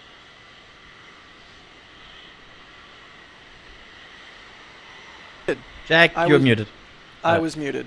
What you didn't hear me say while I was muted is that, am I muted? Oh, look, I'm muted. And then I unmuted myself. Anyways, here we are. Tim Sutton, thank you for gifting 20 Red Team memberships. Ryan, thank you as well. Gary, thank you. Steve Kalovic wants to know what's different with photos and video this time, but I'm not even there, and I don't even know. I got Shanghaied away from Starbase to do Redacted. The Sun Express, thank you. Michael Carnes, thank you. Colorado Whiskey Guy. Ooh, I want to be his friend. Thank you for gifting 20 Red Team memberships. Gary Davidson, Roderick Lippert, thank you for the $50 super. Holy cow. Wow, thank you. Jeff Rowe gifting 5 Red Team memberships. Russell Snodgrass with another $100 super. What the heck, Russell? Wow. They say, do we know if SpaceX has a launch control on that big glass front building looking at the launch pad? I suspect yes. I don't know that we know that yet, but I suspect yes. Marty, thank you for becoming a Padrat member. Darren, thank you for the $50 super chat. They say, hey NSF, please, can I get a shout out for my son Owen, whose 21st birthday is on Friday. Owen and I are big fans of the channel, watching all the live streams, and want to thank you for all the great work. Great work, NSF. Yeah. Happy birthday, Owen. Indeed, happy birthday, Owen. Happy birthday, Owen. And let me just jump in for everybody in the EU who's going to call that one out as 50 pounds and is about $67. Thank you for your amazing, generous support. I go Did you just mention the EU when you said pounds? Oh gosh, he tried to save it, but he England. just threw it right into the fire. He tried to save it, and he threw it into the fire. Moving we need on. a bust sound effect that he just pushed me in front of. You're right. It's Euro. And thank you for honk, honk. Yeah, Brian, here comes Brian. Ascend. Here comes Brian. No, that wasn't worse than Max earlier. Come on. Okay. Here you go. Alex, question for you, real quick. At NASASpaceflight, Severin wants to know, why don't they just put a parachute on the hot stage ring and grab it out of the ocean? Like they do the it doesn't make sense. No, it's not reusable. That piece of hardware is not reusable. What is reusable are probably a bunch of those cameras that is setting I was up. going to say, I was going to do the same segue, but I was going to say DOS is reusable. That too. DOS can be used up to 10 times. 10 times. Oh crap! This is launch 9. Yeah, it up has in the one upper right-hand reuse left. corner. That's DOS. Oh, not anymore. Oh, we have drone footage. They're up on top of the Margaritaville, but we've got some drone footage. I think they launched. And again, folks, we stay within the temporary flight restrictions. We stay right where we're supposed to be. Jerry's very good at this. Actually, and then, out of them. Yeah, we stay out of the temporary flight. Out of them. Thank you, Alex. Thank you, Alex. What is wrong with me? It's all right. Man. It's the hype, Gene. It's the hype. I am. The I'm hype excited. is real. I'm excited. I mean, we're getting close to L minus 1 hour. We see vents. This is what we want to see. Yeah, thanks you for the corrections. Proves I'm a human and not AI. Great questions. Keep them coming in, by the way, at NASASpaceflight in the chat. We'll get to as many of them as we can. And again, thank everybody who's watching on YouTube, who's watching on Popular Science. It's amazing to have you here. It looks like Dan's just out in a field by himself. Hey, buddy. What are you doing, Dan? There's a barbecue going on, right? Oh, yeah, he's barbecuing. Oh, he's barbecuing. Yeah. What a sweetie. Get some bacon. This is from our river location. Doing a nice pan. You can see the launch towers off to the right-hand side, it's middle right, and then the build site, as we call it, over there on the left with the 2 mega bays. And there used to be a high bay, and soon there'll be a giga bay in that shot, and we're looking forward to that. I like how everyone's working really hard. Like, we had the shot of DOS on the roof, getting cameras all ready to go. Like, I know Max and D are probably waist deep in equipment right now. Everyone's like, I got to get the shot. I got to do the stream. I got to track the rocket. Dan's like, I'm I'm gonna barbecue. I'm gonna grill some steaks and make some burgers. I joke though. I am joking. It's actually really hard to stay fed and not just starve on launch day. That is actually a very important task. But also, I'm gonna give Dan crap for it. Well, there you go. This actually goes to one of the questions that came in from Creative Bytes TB at NASASpaceflight. How are the folks in the field doing ahead of the launch? Well, there you go. Now you've seen footage of them. They're grilling and doing a ton of work. I'll be honest. There's a lot of work that goes in. It's not just us you see on camera or here. There are photographers out there. There are robotics people. There's a lot going on with our social media team. There's a lot going on with our store team, who we don't mention enough. The great minds are designing the next patches and the next shirts. The folks doing the moderating on YouTube. It's a really team effort. And again, like everybody keeps saying, we thank you for your support, and we're just a group of nerds that do this. We have the privilege of doing this, and it's a ton of fun. It really is a ton of fun. Let's thank Douglas for his $50 super chat. Jack, this one's for you. Nuclear. Thanks for the NSF team, the greatest. And Jack, you are the bacon man of Origin, following since your early days in Vermont, my favorite state. That one's for you, Jack. Heck yeah. What was the nuclear thing? Did I miss the nuclear thing? I don't know. He says nuclear, probably from the. Do we need rocket? Nuclear hype. Do we need, nuclear hype. Nuclear hype. Yes. Okay. I always complain. Guys, it's 10 minutes ago. I always complain when people say nuclear. So I was unsure if I had done I was unsure. I didn't know. Maybe I did a tribalism on stream like a month ago and forgot about it. That's very me, right? No, but it's nuclear, not nuclear. Anyways, continue. Nuclear. Love nuclear Okay, let's talk engines. about what Alex just did a full timeline rundown. as we approach I'm not even that slap was hard enough to register. You heard it. Did that come through? That was me face palming. That was me literally face palming because Adrian said nuclear on purpose. Nuclear. I wish you'd have been on camera, because that was literally out of a movie. Whack right into the forehead. Talk about the T40, Alex. This is for you. They do have the ability to hold at T minus 40 minutes. Seconds. How long? I'm sorry, seconds. God, man, I'm all over the place. Methane Subcooler wants to know. At NASASpaceflight, how long can they hold? How long can SpaceX hold at T minus 40 seconds? From what we've heard from them, it looks like it is for about 15-20 minutes, more or less. It is all due to the sheer size of Starship, right? Like, when we cover Falcon 9s, we always say, oh, they cannot hold because, the propellants warm up and everything. But that's because, Falcon 9, it's like this 400-ton vehicle. It's still quite a huge rocket, but this has 10 times the amount of mass of propellant, right? And so it takes quite a lot of energy to warm it up just because of the sheer size of Starship. You can probably sit there with a propellant for like 15-20 minutes and it probably doesn't warm up that much, right? And so they have that advantage here where it's just so big that it just doesn't really move much in temperature. So it's not that long, but it is long enough for all of us to hold our breath. I will tell you that. We want to see that countdown continue.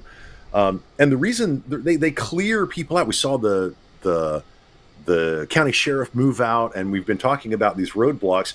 Let's bring in Ryan, who has some information about the hazard zones of this flight. It's been conversation for the last couple of flights. Let's get an update on that from Ryan Caton. Yeah, so if you've been observing my Twitter feed over the last few weeks, or really the last few days, you might have noticed I've been losing my mind slightly because the hazard zones on this flight are massive. First of all, very quickly, a brief look at the current state of the airspace over Boca Chica. Nothing of concern here. Not seeing anything here that shouldn't be here. And it looks like my buttons have just turned themselves off. Here we go. Let's take a look at the re-entry notices in the airspace, because these are identical to what we've seen before. So we're going backwards, but because they're identical, I thought we'd start with them first. We've got a notice in Madagascar airspace, a notice in Mauritian airspace, and of course a notice in Australian airspace. This is the Indian Ocean. Ship will be flying from the south of Africa all the way just south, or just maybe kind of clipping the bottom of Madagascar there, and then drifting gracefully re-entering Adrian, fingers crossed, in one piece, and then splashing down in the Indian Ocean approximately 1 hour after taking off from Starbase. Now, let's take a look at the really interesting things, because over on the launch side of things, let's just say things have gotten much larger than they were before. For context, the airspace closures last flight were a little ways into the Gulf. They're just a little ways into the Gulf, just to make sure there's no aircraft in the way. I'm now going to switch to show you the current launch no times, and that's a bit further. Or that's even for they've closed off airspace all the way to the Turks and Caicos Islands. They've never done this before. We have an entire corridor closed from Starbase through Mexican airspace, American airspace, Cuban airspace, Turks and Caicos airspace, Puerto Rican airspace.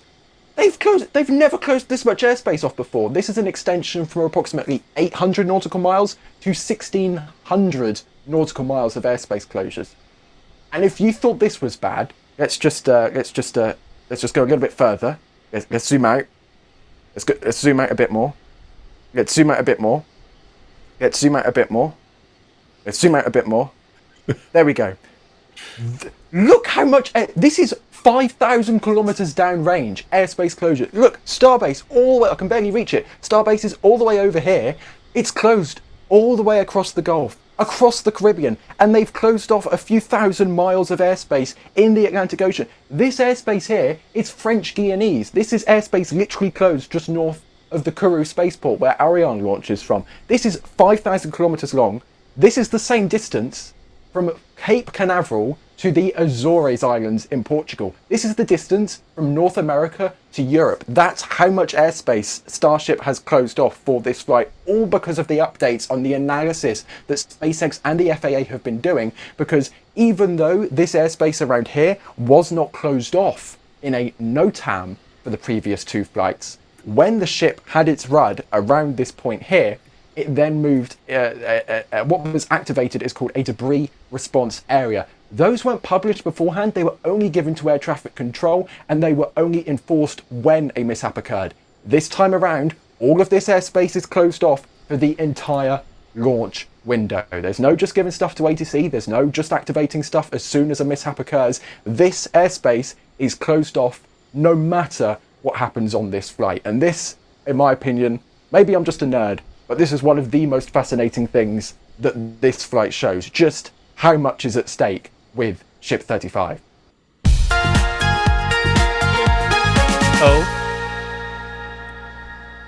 Oh, we have a breaking SpaceX news. Go is for going prop for load. propellant load. Woo! Yep, that means in about 12 minutes from now, we should see the start of that propellant load. Remember, they give the go, but propellant is still not flowing into the rocket, right? That begins at T-minus 51 minutes and 37 seconds with the ship liquid oxygen load starting, and then we'll get there into other steps, of course, ship fuel load, booster liquid oxygen load. All of the 4 main tanks on Starship will be loaded from there on. So that's pretty much where we are right now. We are go for propellant load. I don't have Gene's deep voice. I'm saving it. This is Give us going movie so voice. smooth. Yeah, Give try us it movie out. trailer voice. in a world. This is going In a so world smooth. where How a is this rock- going so A smooth? rocket ready to launch. There you go. That's yours. Ready to launch. Go for prop load. Propellants waiting to flow.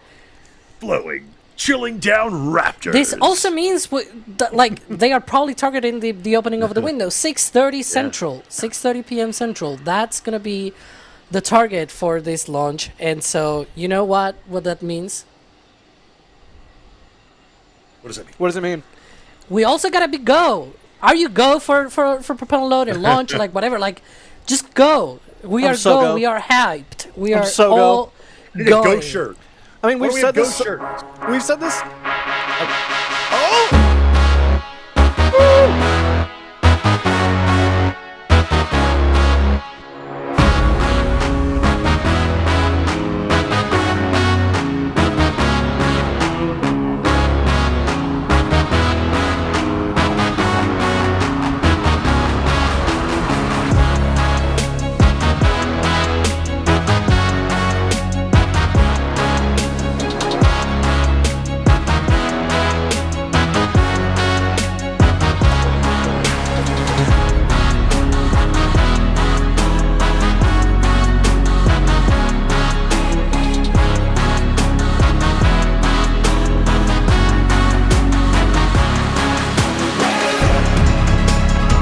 you have liftoff? We have 33 healthy Raptor engines. Booster engine cut off. And hot staging, look at that. Wow. Fly, baby, fly. Let's go! The booster is no go for a catch.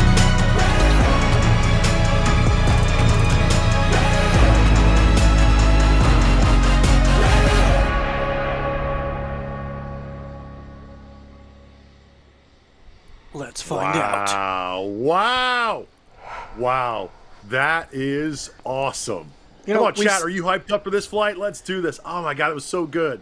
We've said it a lot, Gene. It's make or break, and it's not really break, but it's an important flight. The idiom stands to reason that this is an important flight. The last two flights, ship didn't get through, second engine cutoff. When it shuts down its engines as expected, it's exploded for one reason or another first.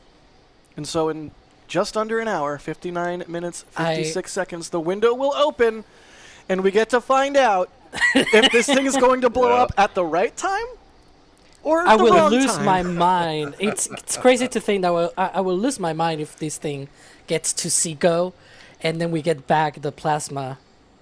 That would be amazing. I want to see the plasma. I want to see the plasma on the version 2 ship. The Starlink's deploying. Yes. There's so many amazing things that we will hopefully get to see here very shortly. But you know, if it doesn't make it to SECO,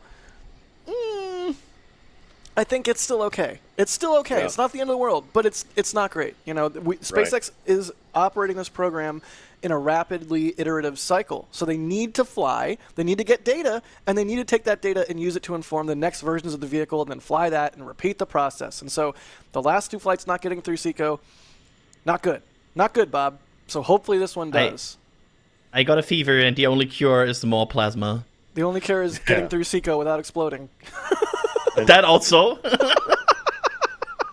Yeah, that would be really nice. As you can see in the upper left-hand corner, L- is below 1 hour, 58 minutes, 40. And remember, as soon as we get confirmation, we're going to change that to a T time. And you can see the timeline there on the left-hand side of your screen. Alex, you want to walk us through that again? As we get close, we're looking at a lot of things to happen here. Yeah, you can see there we're around 7 minutes to the start of liquid oxygen load on the second stage on that ship.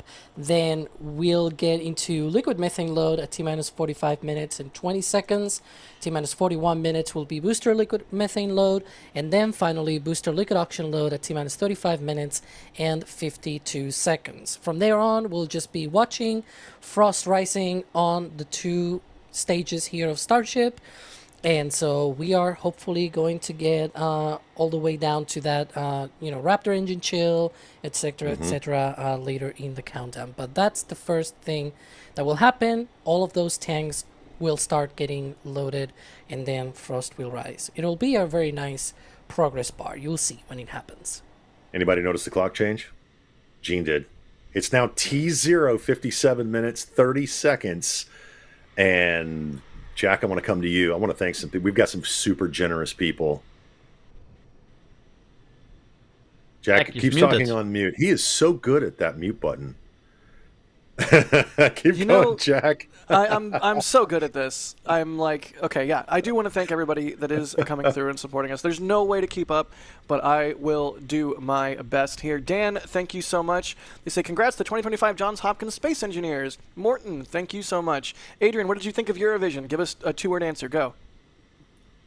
Quite underwhelming this year. Music was eh. That was more than 2 words. Active. Pretty good. X. Thank you for gifting 5 red team memberships. Mergen? Maringe? I'm so bad at this. Go Super Heavy, go Starship, go NSF. Great coverage. I wouldn't expect otherwise. Ramp up that like count to 25,000 viewers. Yeah, as I'm thanking everyone for the support, I do want to mention, it doesn't have to be a monetary thing. You can just hit the like button. We appreciate you just the same. It's a giant distributed thing here of support, and it doesn't have to be monetary. Crafty Geek, thanks for the $20 tip to tips.nasaspaceflight.com, which is another way you can support us. They say, you say every launch that patches are ordered in one bulk order, and once they're gone, they're gone. Does the size of that one bulk order increase for each launch based on popularity demand for previous patches? Or is it based on manufacturer's bulk order logistics? Adrian, go. We always try to hit demand, as that's the short answer here. Nice. Russell Snodgrass again gifting 20 Red Team memberships. Josh Schulten, thank you for the super chat. They say, watching the stream from my patrol vehicle. Hopefully the criminals behave. That's amusing. Steve Kalovic, thank you so much. They want to know why I'm not out there. I got hired on a freelance job to do Redacted for Redacted. Sorry you can't buy my prints, but you can buy everyone else's prints. And still support us. I mean, it's not just about me. I'm one tiny little flywheel in this massive, awesome, humbling machine. And let me thank one more person while we have time. 33 Raptors, Mimi, thank you for the super chat. They say, you guys bring it every single time. Keep it up. You know we will with your continued support. And Pyromaniac, thank you as well. They say, I offer $5 to say Technoblade never dies. I hope I didn't just get pranked or trolled in some way. Absolutely correct. Technoblade never dies. Awesome. And there you go. Guys, thank you so much for your amazing support. Thank you for joining us here on NSF. Thank you for joining us on YouTube. Thank you for joining us here on Popular Science and everywhere else we are, all of our socials. It's so amazing to see the community grow and be part of it. And you can see the vents. They're dying down. They're going. They're loading propellant. We should start seeing some frost lines on those vehicles very, very quickly. And I wanted to call out some specific people, Jack, that have just come in with super generous amounts of support. Thank you so much to Jeff Frishoff. Thank you so much. A $25 super chat. Go for flight and test. Music was the bomb. That was a great hype video, Jeff. I totally agree with you. That was pretty awesome. That got me hyped up. I don't know about, and it certainly did you. Jeffrey Blue, $50. Wow. $50 with super chat. Hopefully going to see the next launch with my grandson Wyatt. Go SpaceX, go NSF. Are you going down to Boca Chica? Are you going to South Padre Island? Go to all those places. Come and meet us. If you see us walking around, stop and say hello. If you see that NSF logo, come and say hello. We want to meet you and shake your hand. Yeah, fun fact, if you find an NSF team member in Starbase, they may or may not have NSF patches and or stickers on them. So please come by and say hi. Even if we're busy, we always like to shake hands and say hey, even if we're in the middle of something. Isaac Rodman, also $50. Guys, your support today has been just overwhelming. $50 super chat. Let's hope for some amazing plasma reentry video and V2 for the first time. I'm with you. I want to see a splashdown. I want them to get great data all the way to the end. And lastly, Mike Pollock, thank you. Another $50. They say, keep it up, everyone. And, guys, I say it all the time. It's not just us. There's a whole team of people on the ground there at Starbase, on top of buildings, setting up cameras, robotics people, people that are super smart, doing all of our back-end production, pressing buttons, doing the overlays, the graphics, all over the world. NSF is a team, and it's a privilege. Alex, what does the tower vent? Did they come off? They go on? They're back on. Are we loading now? No. The tower vent, no. Not yet, but we are close. So the tower vent has a weird behavior. It comes on, right, at the beginning of the chill down. Then it sort of dies down, and then it comes back up. And when it comes back up, as you can see there, it's a lot more active than it was before when it was on, right? And that means they're getting ready for that liquid oxygen load. Once it disappears, it'll be our clue that they are loading liquid oxygen. Again, this is the gaseous oxygen that they are venting.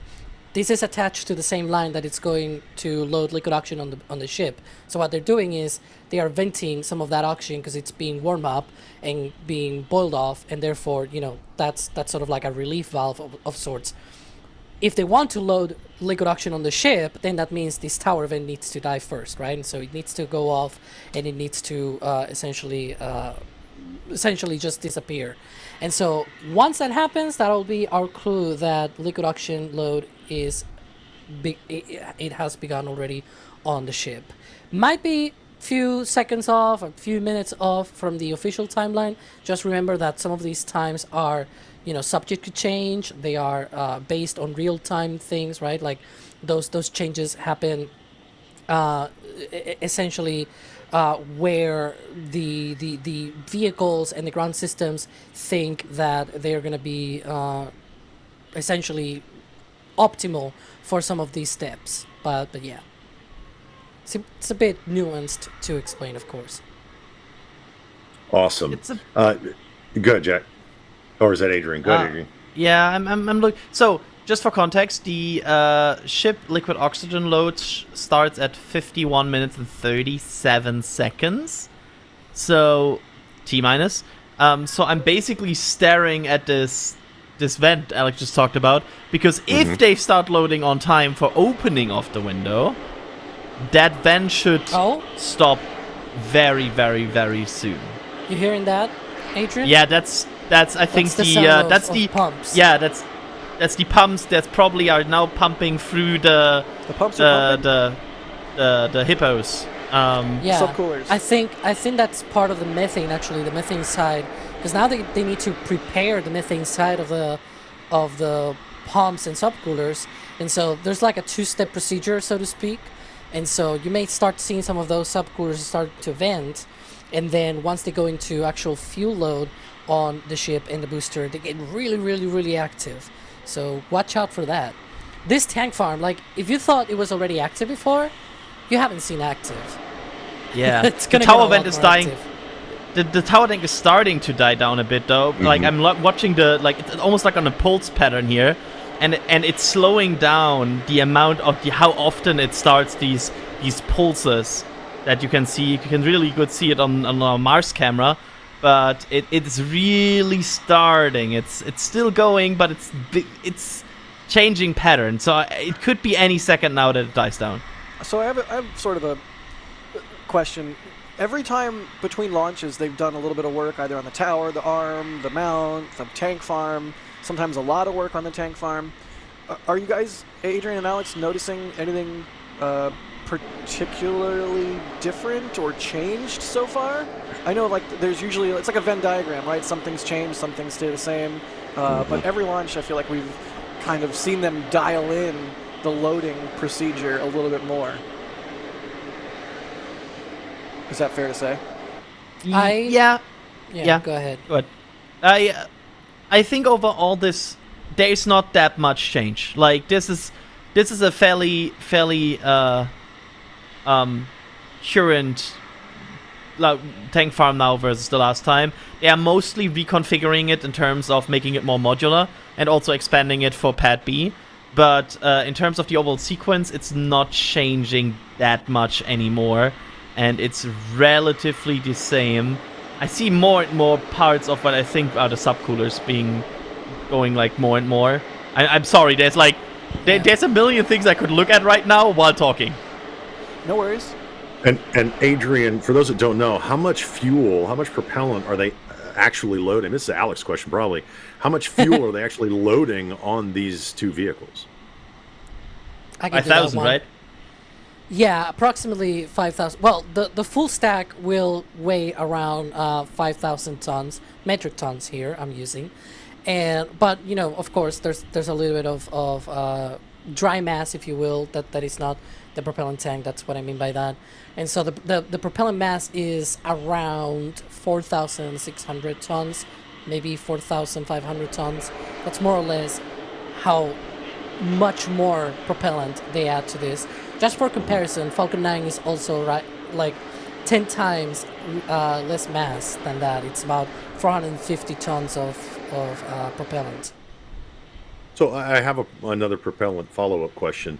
The ship goes up and it's on a very specific trajectory. They put enough fuel in it to get up to that trajectory for a return and the belly flop maneuver and the landing burn. Does that mean that this ship is not fully loaded, or are we going to see a orbital ship with more fuel? Do they fly this ship, say, 40% loaded with fuel? No, there's very much this ship is most likely very fully loaded. It's rare that you actually don't load rockets full, because they also need like operating pressure and operating flow, and it's kind of hard to do with just like slight load. You just usually fly either like more harmless trajectory and just use that fuel, or you just release that fuel once you don't need it anymore. But flying, like, they don't fly like with 40% on the ship. Yeah, and that leads me into a question from Steve at NASASpaceflight. Do you ever think we'll see tandem launches from Pad A and Pad B at the same time? I have to interrupt you here. Tower vent is definitely dying down. You can see it now. Nice. Yeah. it's 100% dying down. So I would say we are into ship propellant load. Let's go. Yes, let's go. This is getting real. This is getting really real. Yeah. Like really, really, really real for realsies this time. No cap. I don't know what you just said. I only said that because well- Adrian was about to take a drink, and I wanted to see if I could get him to do a spit take. You think they'll, when they do if they do a tandem, do you think they'll do a tanker version? Hopefully we find out later tonight from if they do the SpaceX presentation. A tanker from one pad and a lunar Starship or beyond from another. Would that be prudent? Alex, I'll ask you. Come again? Do you think if they ever do a tandem flight from pad A and pad B, will one of them be a tanker? I'm not sure if right now they will be able to do such a thing. Maybe in the future with some tank farm upgrades and whatnot. But sure, I mean, probably. Ooh. There we go. There we go. Frosty Yeah. lines. We got frosty propellant lines leading into the ship. You know what that means? Yep. They're yeah, cold. and just to be clear, there is propellant inside this ship right now. The only reason you cannot see it is the bulkhead at the bottom, like the lower bulkhead, it's not fully fueled yet, so it's not touching the outside wall of the ship yet. As soon as it is over that minimum like bulkhead fill up, that's when it will touch these very, very thin lines. And I think we can already see a bit of a startup from. It's Very hard to see. optimistic. Very optimistic. But we are we will see here. But the flush line will form once it touches the outer walls. Yeah, since we see that, the Frosty lines, let's thank some Frosty support because you guys are awesome. Capstar362, $10 super chat, awesome. How much total weight the Starship booster? Oh my gosh, we just said that. Thank you for answering the question before we did it. Chris Ray, $20 super chat. Thank you. Marcel, super chat. Thank you for that. Super generous. Patel, Pedal Boy, thank you for that $5 super chat. Guys, you're unbelievably generous. That diabetic kid, I know you know well. Thank you for being here. $5 super chat. Also, upgrading memberships. Listen to these guys. Douglas Richardson upgraded to a launch director. Join us in the members Discord. You're going to have a great time back there. Cooper, thank you for that super chat. Redness. Let's see. Drunar, thank you. You guys are coming in from. There's the vent. Coming in from outside. I love the audio. Love the audio. So good. I love this. I want to have like an hour-long ASMR video of exactly this. Right? I think Caesar can accommodate you. He's really done Caesar. great work with our audio, our live audio. Absolutely. It's fantastic. And I can't thank you guys enough coming in big time with these huge super chats. I mean, we've seen some super generous super chats today, and I want to make sure that I mention. Oh, we got who's taking this one? Another breaking news update. With We know that. Adrian. Hell in your way. We know. I also We know that. we can respond as Kevin if we want. What should we reply as Kevin? Yes. Yeah, just Kevin, just reply. We know that! Exclamation point. Don't do that. Because we watched the indicators. But propellant load is underway. Also now confirmed by SpaceX. SpaceX Excellent. has plugged you. Yeah. Nice. SpaceX is lucky. Well, look, as Jack, I know you and I get speechless when we see $50 super chats. I play loud. Listen, I got to read this one. This one's awesome. I'm 65 and used to fake that I was sick to stay home from school to watch Gemini lift-offs when I was 5 years old. I never thought that I'd be seeing anything like this 60 years later. You're doing a great job. Thank you. That I means a play lot. loud. Thank you. Really, I can honestly say I speak for everyone at NSF. Thank you guys. Alex, go. Adrian, sorry. If we go to if you go look on the left side, you can see just above the stingers. So you see these vertical stingers to that enhance the ship, reinforce the ship. Just above that, you can now see discoloration, and that is discoloration from the rapidly cooling ship inside right now. There's basically so much cool, very very cool stuff in that the air changes, and you can see now that thanks for that. The air changed. Yeah, thanks for that, Ben. But you can barely see it. In there, it's now discoloration, and we are seeing a frost. I think we will see a frost ring in less than 60 seconds here. Amazing. Oh my gosh, I just got old school NSF stream vibes. Adrian gave us a timing with a number of seconds. Are we about to see a tri-vent? Old school NSF. I wish I missed the tri-vent. This is, I can't believe, are we Well- really 40 minutes away? This Yes. is, I can't believe it. This is happening so fast after waiting Yes. so long. What's happening to my voice? That's very high pitched. This is the moment where we all get stupid and forget we're on camera. Like it really is. Speak for yourself. I've been stupid the whole time. I love the fact that after, like, when in previous launches we get to the coast phase, we all forget. We just start talking because we're space nerds, like we're in some private channel, and we're just like, "Oh my God, Adrian, did you see that? Oh my God, Alex, who's that?" You know, Gene, Yeah, good stuff. I hope we do get the coast phase this time. Absolutely, Because yes. we didn't get it on the last two launches. And again, it's a big deal that didn't happen because SpaceX really needs this data in order to inform what is essentially a prototype system and how they're going to evolve it and build it and get it to the point where it is finally rapidly reusable. So I hope we get the coast phase, just so that we can nerd out and talk over each other and see the plasma, but also because that data is so important. The payload is the data, and also the actual payload. I'm glad you brought that up. You say it's prototype, and you mentioned the word data. There are a lot of experiments on this ship, so we want it to go through. Adrian, go ahead. It's hard to see, but we have a frost ring on the ship. Let's go. It's hard to see because there's clouds very much in the way constantly, but there is a frost ring on this ship, on the LOX tank. Awesome.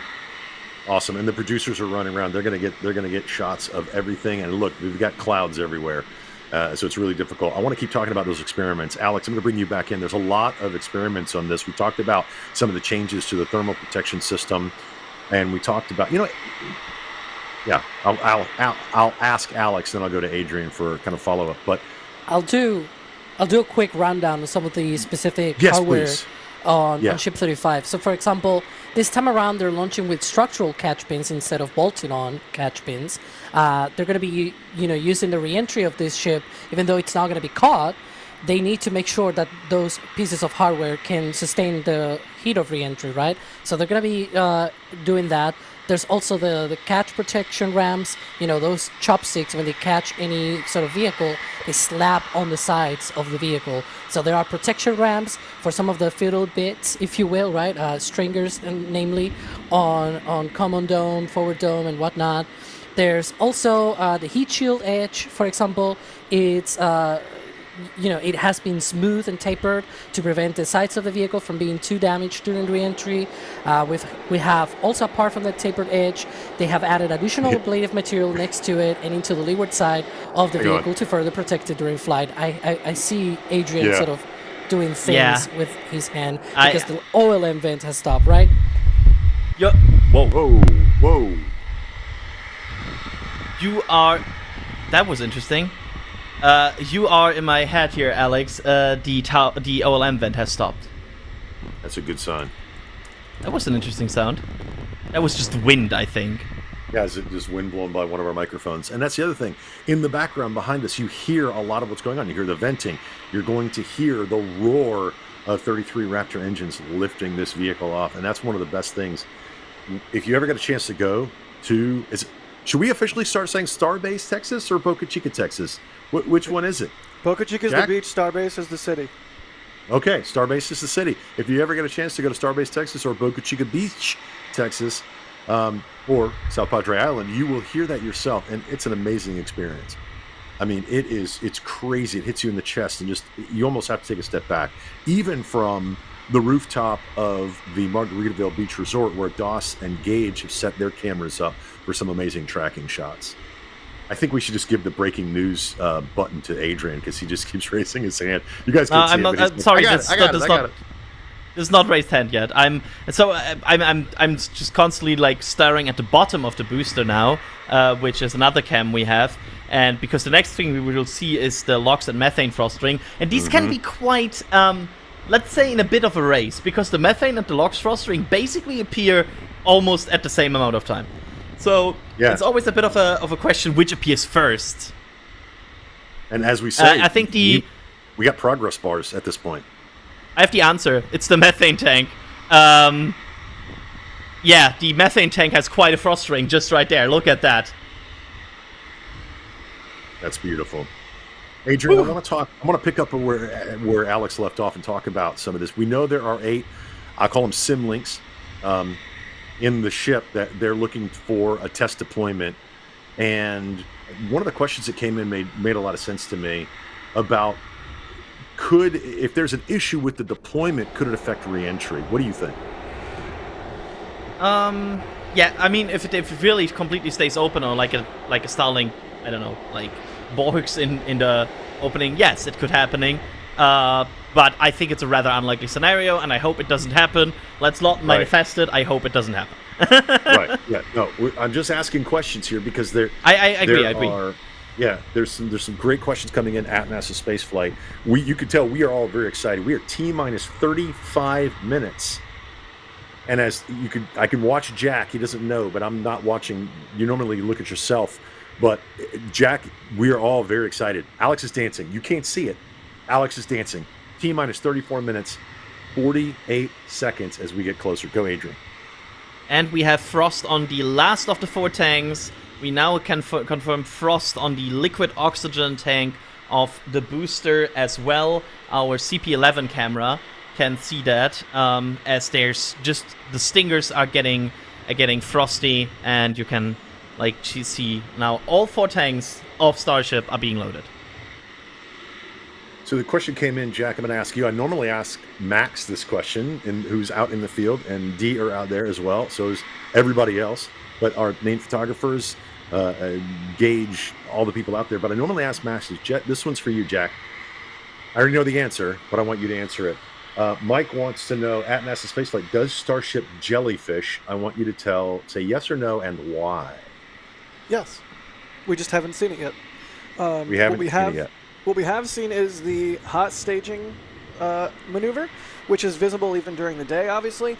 I suspect that when we get a twilight launch of Starship, whenever that finally does happen, both the hot staging maneuver and the booster doing its boost back to go back to the tower, and the plume of the booster interacting with the plume of the ship, all of that is going to be truly spectacular. I mean, that is what a jellyfish launch is. If you guys don't know, it's when the viewer of a launch, when your point of view is in shadow, the rocket is launching from a shadow, and it's at the exact right time so that the curvature of the Earth means that the rocket flies into light. So you're seeing it from inside of the shadow, caused by the curve of the Earth. Rocket flies into light, and then the exhaust plume gets lit up. It looks like a giant jellyfish in the sky, but it's a very specific thing and has to happen at a very specific time of day, and Starship has not yet launched at that time of day. But it will happen someday, and we're all very excited for it. Oh, yeah, we're waiting for that. That's going to be a day where we all scream. Go, Adrian. I just timed the time when we saw indications of booster logs loading versus the expected timeline on the SpaceX website, which is at 35 minutes and 52 seconds. I think they might be, honestly, they might almost be ahead of schedule. They're either on schedule or even slightly ahead. But this tracks for opening of the window. 32 minutes. Alex Pardue, let me thank him. Alex came in with $200 in support for what we do at NSF. And again, I can't explain. There are no words we can say to thank you for what you do, because it's going to go so far and bring the love of rocketry, the love of spaceflight into the future for so many people. So Alex, thank you very, very much for your $200. I just can't. And also Jesse, another $50 support message. with an Elon chat talking to the ship. I love it. Not going to read it. You could read it. It's in the ticker down there. It's pretty good. We're going to do this. I really want to see this succeed. I want them to get all of the data off of this flight as we're approaching T-minus 30 minutes. 30 minutes. Doug coming in, $100. Jack, Adrian, I mean, this is crazy. You guys are so generous coming in. Just today, for some reason, it's in the air. It's in the water. I don't know what it is. Yeah, sorry, I'm going to cut Adrian off. Sorry, Adrian. Here is Here's a question from one of our viewers that I feel like is an appropriate one to answer in regards to all of this support. If I can find it. Here we go. Praise the Sun says, could you talk more about your ops? How much is truly involved? There's so much involved. Like, you see some faces, you hear some voices. That is truly the tip of the NSF iceberg. I don't even know how many people are working on this stream because I have abdicated and I'm just commentating on this one. But it's in excess of 60. I mean, we've had far more than that in the past just on the stream. And that's not to mention all of the individual pieces of equipment and cameras. I think we have something like in excess of 30 cameras on this launch. Oh, speaking of cameras, look at that! Holy cannoli. Also confirming they are still on for the opening of the window. And can we have that right camera at hot staging, just saying? That'd be great. Yes, please, SpaceX. Yes, please. That would be great. Please. But yeah, I mean, just to finish up, to tie a bow on that, over the years, we have purchased property around Starbase. That is how we can do Starbase Live. That is how we have our 24/7 live stream cameras, and that is how we have so many awesome cameras for launch. This is a thing we thought about and anticipated years ago, and yeah, you guys are participating in the coming of fruition of all of our well-laid plans. We're mice and men, I guess. But for real, that is why we say things like the support means a lot to us, because we can't do this stuff. We can't buy property in the middle of nowhere in South Texas and gamble on it that in 5 years it'll be worthwhile without people supporting what we do. Just to name a few examples. So there you go. Does Adrian, Loopy wants to know, at NASASpaceflight, does the ship have a number stamped on it? Nope. I don't know why they stopped that again. I liked it. Can they also do that can they make it bigger and put it on both vehicles? It would make tracking also way easier. So I don't know why they stopped that again, but no. Yeah, I'm going to answer this one. Herman wants to know, at NASASpaceflight, will Flight 9 catch the booster? I'm going to go ahead and answer this because I know everybody's in the back channel working. No, they have rolled everything is back at the production site. Ship 35, I hope, will go to a soft splashdown in the Indian Ocean. And Booster 14-2 is targeting a lot of experiments with its engines and its reentry trajectory, and it is planning to, as SpaceX says, have a hard splashdown just off the coast in the Gulf. And so that's what's going to happen with these vehicles. And neither one of these are going back to the production site. There is a rumor that they might tow it if it survives the ship to Australia, but I wouldn't put too much stock in that. I think it's all about the telemetry and the data going forward. Adrian, would you agree? I mean, I think there are some suspected ships that are being tracked that are, like, suspiciously around that potential area where the ship would splash down. So, if they don't tow it, they might at least have a look at it, because these things can float. And also remember, even if they want to sink it and it doesn't sink, there's FAA paperwork that would allow them to sink a vehicle by assistance of a gunshot. Yeah. Yep. They would literally fire a rifle at a floating ship or booster to sink it. If you have a keen eye at the Massey gun range, you may or may not see a weapon that may or may not have redacted. Put it that way. Thanks for that sentence. Yeah, that's as bad as having a bleep button, right? Do with that what you will. A redacted button. Mountain Monk asks the question: is this Pad B? No, they're still working on Pad B. You can see Pad B right there on your left, Tower 2. Look at I want to point out, look at the chopsticks on Tower 2, and now look at the chopsticks on Tower 1. I would love to see them go for a simulated ship catch on the tower on Tower 2. They're open. That would be it'd be so awesome to see. And from this angle, we may or may not catch it redacted. There's a shot of Mission Control. Yak, are some of your friends in this picture? It's Chris G. Yep. Oh, I know that guy. I love that guy. He's one of the best humans. I haven't seen him in way too long. Very cool. Look at all the people behind him. There's Elon. Yeah, it looks like Elon's in mission control at Starbase. Who postponed, by the way? his talk earlier today. They're watching live coverage. One of those screens has NSF on it. You know it does. I mean, honestly, that's not even a joke. It might have, because there is for sure somebody that monitors a lot of cameras, and if you get a lot of additional cameras of the additional angles, there's a good chance. Can I point out one thing? Look at their screens. You cannot see them. Oh, yeah, they have I think they have installed screens that are like, if you look at them from an angle, you cannot see what's in them. On the previous flight, we were able to see the explosion of the Raptor on the replays, right? I feel like they have changed that. Security film stuff you can put on your screen so that it doesn't have any off-angle viewing. It's like on the airplanes. Like the airplanes have a similar screen thing, right? Where you cannot see the screen from the guy on the left or the right or whatever. They did that specifically. Look at the propellant load. As Adrian said, all 4 tanks are being loaded, 2 on the ship, 2 on the booster. Methane and liquid oxygen, and to me, these are just progress bars. We just watch them go up. T-minus 25 minutes. T-minus 25 minutes to Starship Flight 9. I'm really excited on the experiments.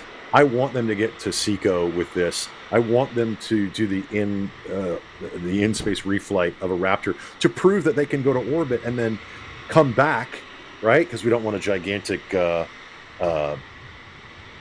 building-sized chunk of steel flying around in orbit uncontrolled.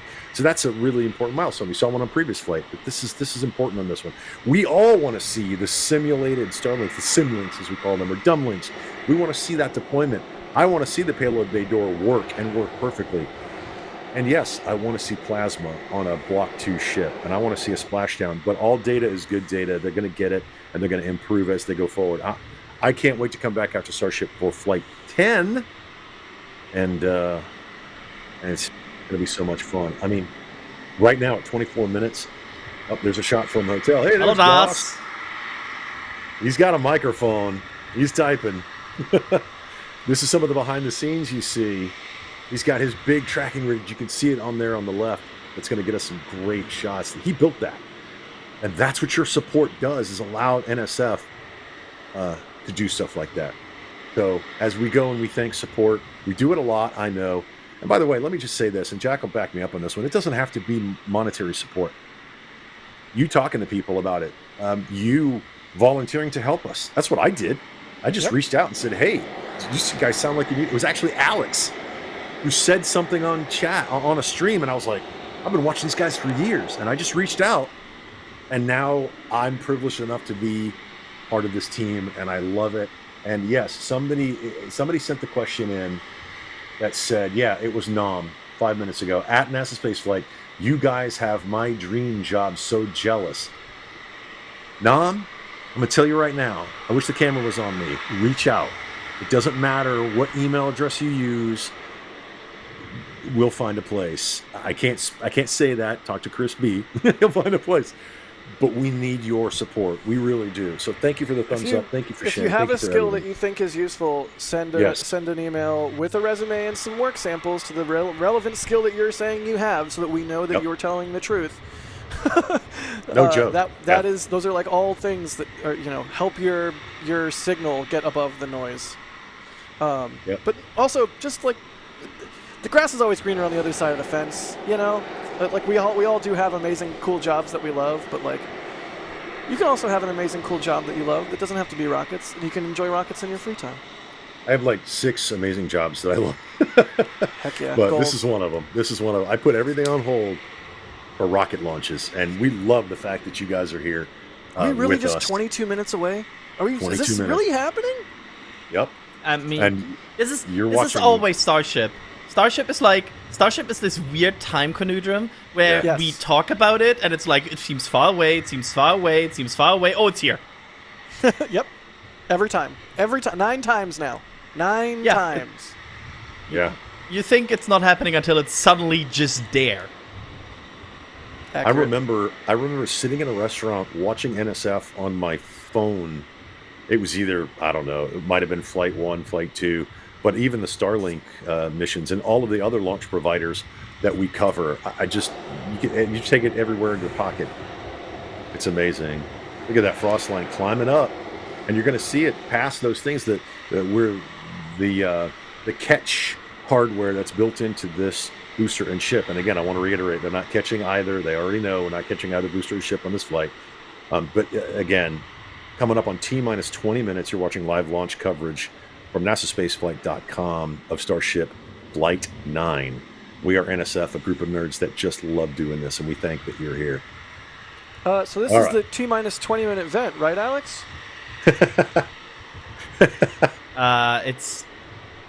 I'm kidding. It's different rocket.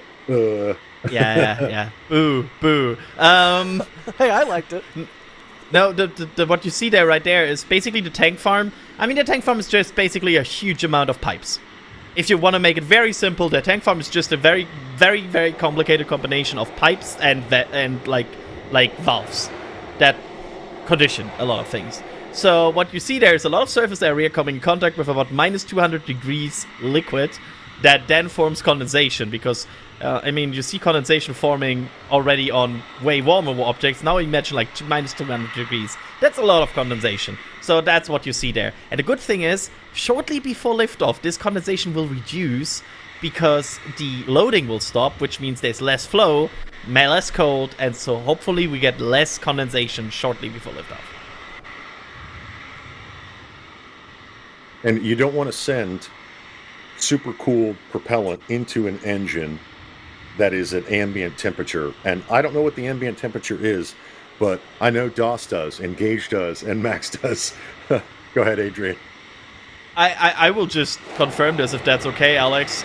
Give me a thumbs up if I'm... Okay, there's a Raptor on this. A Raptor we have talked about before. The so-called Pi engine.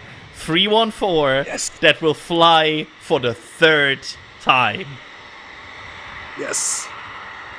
Yeah, it's absolutely amazing. Wow. So what you're saying is Super Heavy is essentially a giant flying engine test stand. Yes. That's so wild, I don't even have a comedic thing to respond with. I mean, that's wild. Yeah. So cool. I so love cool the it's fact that they're cryogenic. Ooh, pun time. Sawyer just was like, yay! Another one of our commentators here who does all the puns. Pun token time.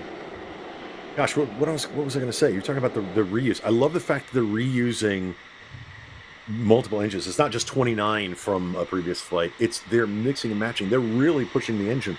And they're still doing engine testing for the Raptor 3, which is an amazing piece of technology that they're testing out at McGregor.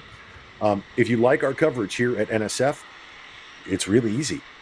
You just go, subscribe to our YouTube channel, and watch Starbase Live, Space Coast Live, McGregor Live. As we go forward, as we build, as the community grows, there's going to be more. There's going to be more. I love to hang out on Starbase Live and watch everything you see from the camera operators in the background to the guys that go out there like Jack. They go out there every day to catch those snippets. Through the window of the Star Factory, we get to see the future. And it's just an amazing thing. Watch Starbase Live. And apparently over at McGregor, like they're testing a Raptor 3 today while they're launching reused Raptors on this booster a third time. That's at least remarkable. We know for one. Raptor It's incredible. 314. I really hope it's visible to, if not our cameras, some of SpaceX's cameras. I'm hoping Max and D have set up some absolutely stellar shots, and maybe one of those will capture the Pi Raptor, because that's special. The first Raptor to hit three reflights that we know about. Yeah, at least that we know about. But that one's going in the drink. So, True. This will be the end. Well done, 314. You've served SpaceX and us fans well. As Propellant keeps loading, we are closing in T-minus 16 minutes, and we have folks listening to different channels to bring us information Ship about load the is at loading 80%. process. Yep. Boosters at around 60% loaded right now, says Alex. Thank you, Alex. And Adrian, you were speaking earlier. Does that jive with the timeline, or do you think it's a little early? Do you think that's right where we should be? We are right where it should be. They're targeting, as of now, the opening of the window. So right now, Starship flies again in under 20 minutes from now. That is good to hear. And by the way, those of you that are sending in support, please don't think we've forgotten you. It's just overwhelming. Those of you that have sent in questions, same thing. It's just overwhelming. Ooh, Doss has his tracking rig. Yeah, I was talking about it earlier. This is what I was talking about with that support. Able to build things like this. He moves that. If you could just see, he moves it with a controller, a console controller. It's probably like literally focused. The focus. Yeah, like focus on the controller. That's cool. When he tracks, I've stood right next to him and watched this. It's amazing. He is watching the camera. I'm watching the ship. The 33 engines turn. I love saying it. Turn into a single star as it goes uphill, as they say, as it goes up into the atmosphere. He is looking at this 6x9, 4x6 screen, and he's moving. He's slewing that camera. Is that a word that you use in camera operation? He's slewing it, and he'll always tell you the ship starts out slow, then gets really fast, and then the booster comes back really fast, then gets slow again, and that's the hard part. And he is a master at keeping that as close to perfect as possible. But we also have our remote cameras and our other amazing photographers out there. Their eye is just, I'm just so jealous. And again, Jack, you're one of them. I own a picture that you took.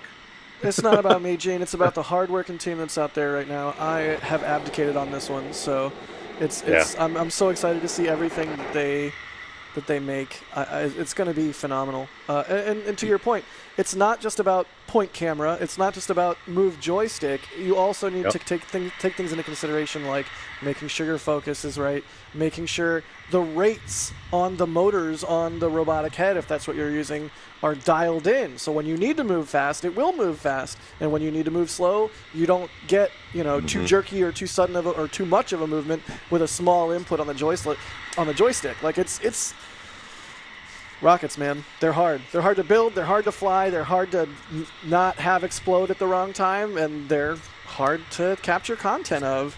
But if it was easy, everybody would do it, and it would be way less fun. That's exactly right. Some additional information. As of now, the SpaceX team is tracking no issues on today's countdown. Yes. Which is very, very good. That's what we want to hear. They're just working down the checklist. And additional info, we talked earlier about them changing the hot staging, and you can already guess this based on the hot staging ring block placement we talked about earlier. But just as an additional info, the hot staging, after the hot staging, the booster will flipping up. So basically away from Earth up, and then will the boost back. So that's very similar to the movement it performed on Flight 5. Even though, and I'm gonna this is something I noticed, the blocked part of the hot stage ring faces the tower. And when the ship, we talked about this earlier or on another stream, when the ship, I think Ryan Weber said it does a slight roll program so that the heat shield is actually facing north. We had some previous footage, so it does roll slightly. I'm looking for confirmation from anyone who knows what I'm talking about, because I could be completely wrong. Doesn't that mean that, because the hot stage roll is going to roll with it, doesn't that mean that the hot stage that's blocked is facing the TPS, which means it's going to go left according to the flight, with its flight, not up? So that would go ahead. The blocked part is on the right side of the. You can see it there right now, very good. Like it's not.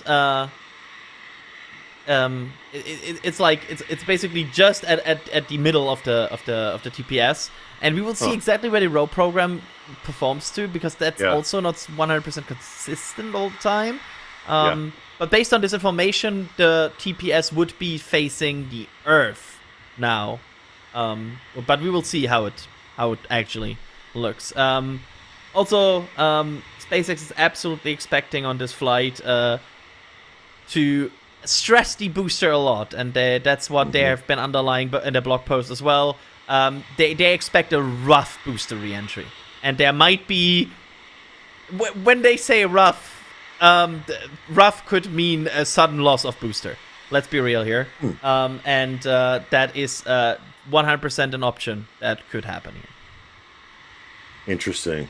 I know they're changing the return profile of the booster, but I thought because they're intentionally going to see if they can get it to slow it down with its own chines and cross section, body design, which is going to put more stress on it. So be looking for that if we get that. It's always tricky, Gene, when you get to stage sep to choose, if you're a camera person or even with your own eyeballs, what to watch, what to stay with. Do you stay with ship or do you stay with booster? Now, normally on a catch, if there was a catch today, which there's not going to be, I think it's a pretty fair choice as someone in the vicinity to stay with booster. However, in this case, there's no catch, and the ship might explode before SECO. So it's gonna be a tough call, I know, for anyone out there pointing cameras at this thing. But to your point, and to Adrian's point, SpaceX has repeatedly said they're going to be stressing this booster and really testing the heck out of it. So there's a fair chance that this thing just goes pop way up in the sky and looks really cool. And that's not the end of the world if that happens. We're under 10 minutes. Yeah, you're yelling. I love it.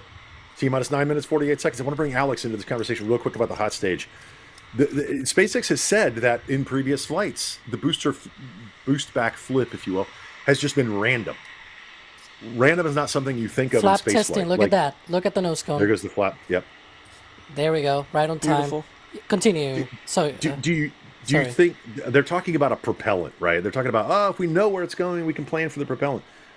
But they didn't know where it was going, and the booster was caught twice. Why do this?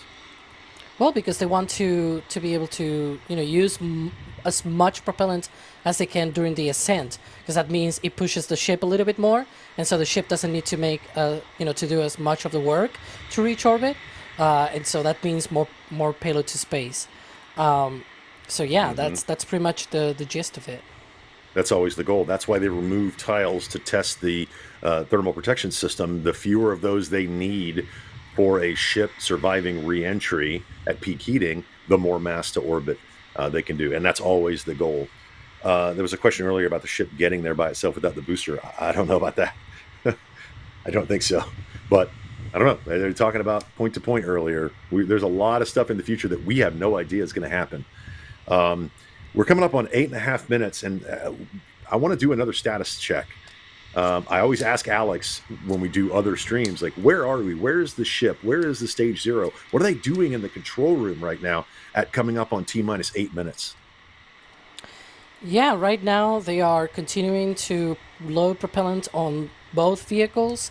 They've transitioned to load propellant on the header tanks of the ship. Remember, those are going to be the ones that are going to be used for the relight experiment in space and also for the landing burn of the ship. So those are very important to be filled, of course. But we are very close to the end of that propellant load sequence. You can see the tanks are all mostly frosty already. That means they are very, very full. The ship will first be the one wrapping up that propellant load at T-minus 3 minutes and 20 seconds. Then the booster around 30 seconds later at T-minus 2 minutes and 50 seconds. And then it's just a waiting game of hoping for no holds at the T-minus 40-second gate, right? That's sort of their moment in the count where after the propellant is loaded, they do the final checks and everything. They arm the flight termination system and everything. They do a bunch of checks on the navigation systems and blah, blah, blah, blah, all the very active things. And then they hold at 40 seconds if things do not look good. But if they do look good, then they fly through that. They vent down the fluid interfaces with a quick disconnect arm, the quick disconnect for the booster. And so all of that will be prepared for liftoff, and hopefully we're going to get a liftoff hopefully in less than 7 minutes now. Really, really close to launch now. Heart racing. Adrian, did you want to chime in? No, I've just... the moment Alex said less than 7 minutes from now, I was like, oh yeah, he's true. Alex, let's take that one step further. Hang on, Jack. Let's take that one step further and talk about immediately after launch what folks can expect to see. Obviously, if you've seen one before, you know. If you haven't, it's going to be excitement guaranteed. Talk about the vehicles immediately at launch. Yep. right after liftoff, Starship will head out east over the Gulf. We'll reach supersonic and max Q around 1 minute after launch. Then we'll have most engines cut off around 2.5 minutes into flight. And then hopefully we're going to get through that hot staging and just, being able to see that ship head into space and complete its ascent burn, which it didn't on flights 7 and 8. And we are really hoping for that to occur this time around. And just getting also that amazing booster return that they're trying, a really hard return, I guess, with that entry profile at a higher angle of attack, and then also a really, weird booster landing burn profile that they're trying here. Yeah, we're going to see a lot of things, I think, on this flight we haven't seen before. And, I'm not talking Flight 7, Flight 8, because they are intentionally stressing these vehicles. We've talked earlier about the TPS, thermal protection system testing they're doing. We've talked about the engine tests. I'm really interested in this engine out test. The way the engines are configured, if you don't know, there are 3 engines in the middle, then there's a ring of 10. And then there's an outer ring. The outer ring doesn't gimbal. The inner ring does. They're specifically going to cut on the booster. Is it landing burn? Landing burn. 1 center engine. And see what happens to the outer 10 if they can compensate. Right, Adrian? Yeah, absolutely. They are basically stressing, hey, by the way, what if we lose one of these 3 very crucial engines, can we compensate? Can we still land? And that is important because once you get that engine out capability, well, there you go. That's another redundance. That's another chance to increase your chance of a successful catch. By the way, SpaceX was final system checks.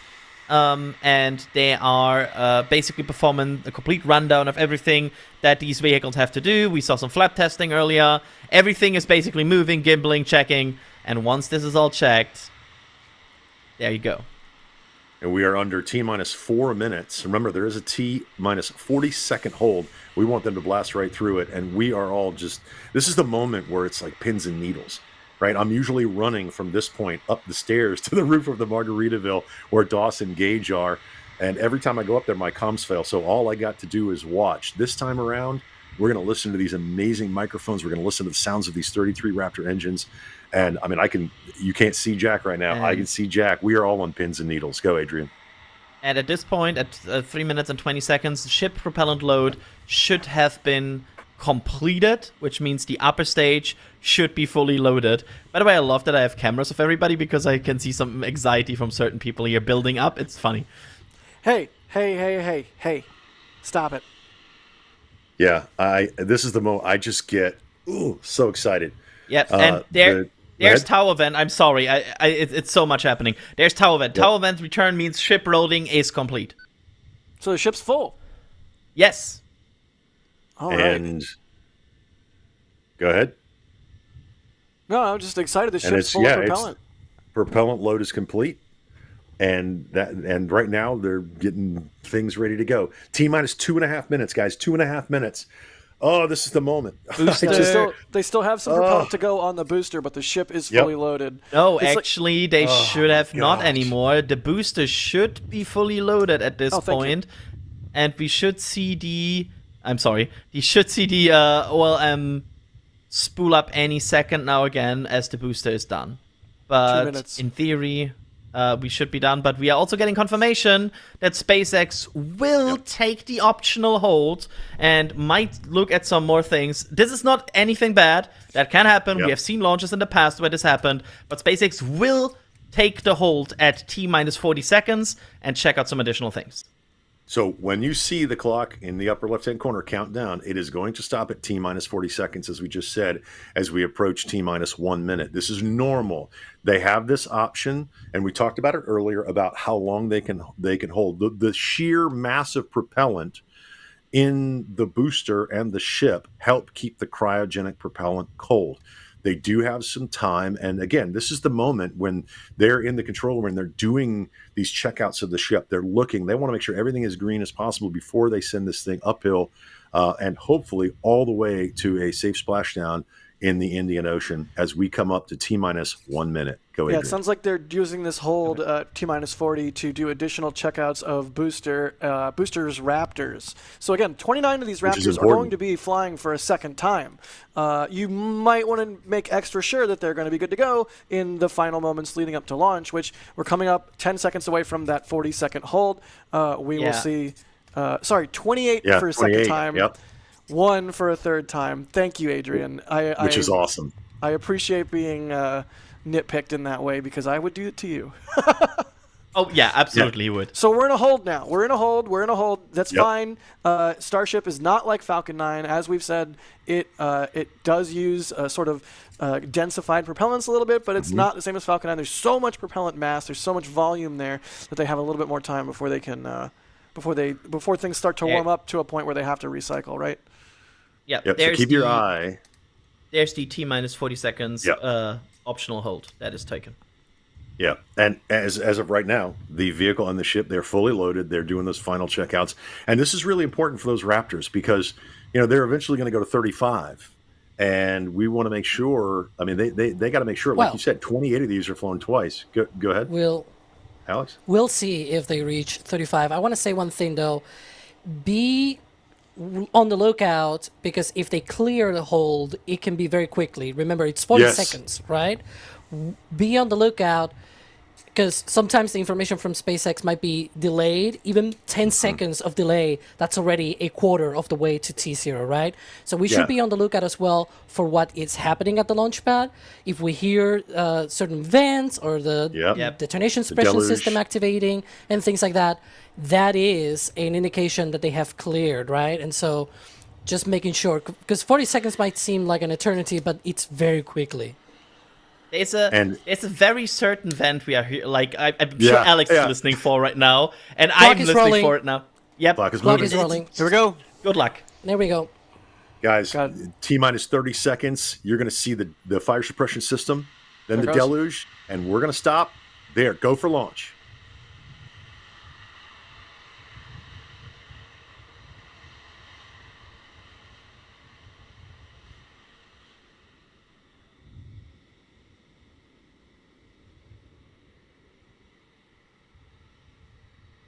Hold.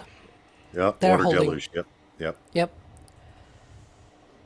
All right, no big deal. Again, they have the ability to hold a little bit. Yeah, so do they recycle? Here's a question. Do they recycle it back to the T-40? If it is before deluge activation, yes. If not, then that will be the S word, but I'm not going to say it. Right. It does look like the deluge has not activated. Obviously, we can see it. It doesn't look like it activated, so they could still try today again. Okay? Did the detonation suppression system activate? Yeah, but they have multiple tries for that one. Okay, they have multiple charges of that. Okay, cool. Yeah. In theory, they should be able to be good with that. So again, you're watching live launch coverage of Starship Flight 9. Both booster and ship are fully loaded. They held at 40 seconds. The clock continued to move. There go. And ground side issue. And we are awaiting the activation of the water deluge system and the fire suppression system underneath the OLM. They have they're working on a whatever that exactly means, but they're working on a ground side issue. That could be, for example, I'm just spilling things here. Like, for example, the ground side of the Raptor start, because they ground side start some of the Raptors. That could be one of the ground side issues here. It could be some last minute of the QD issues.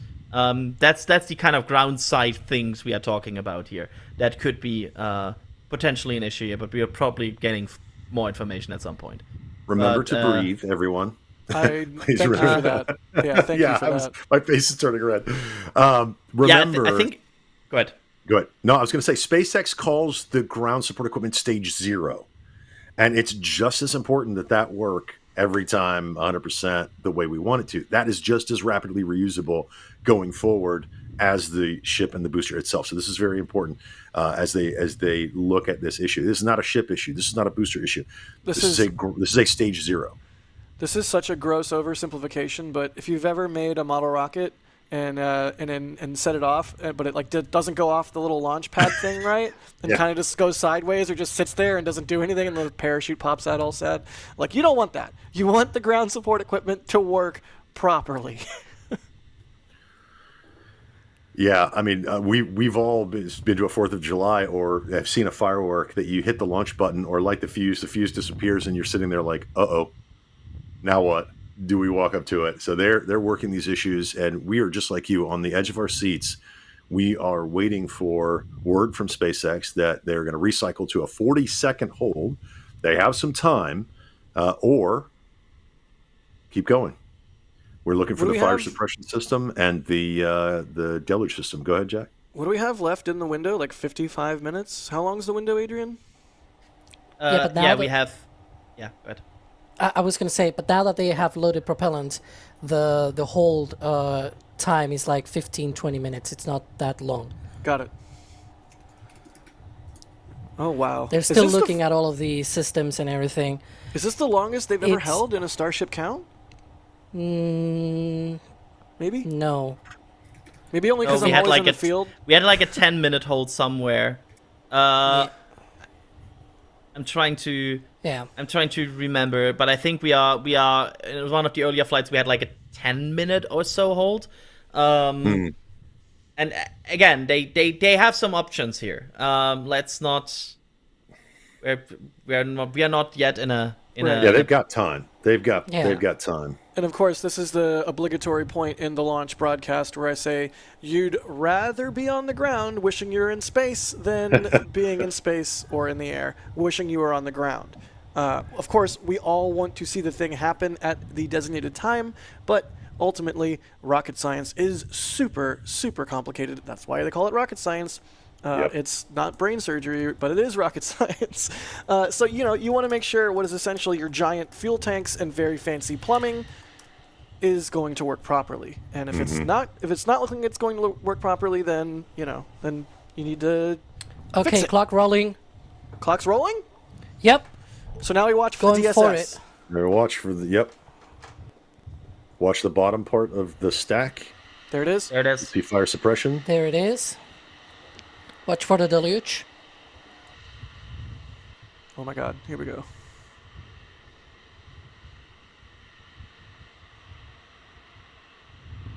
Yes.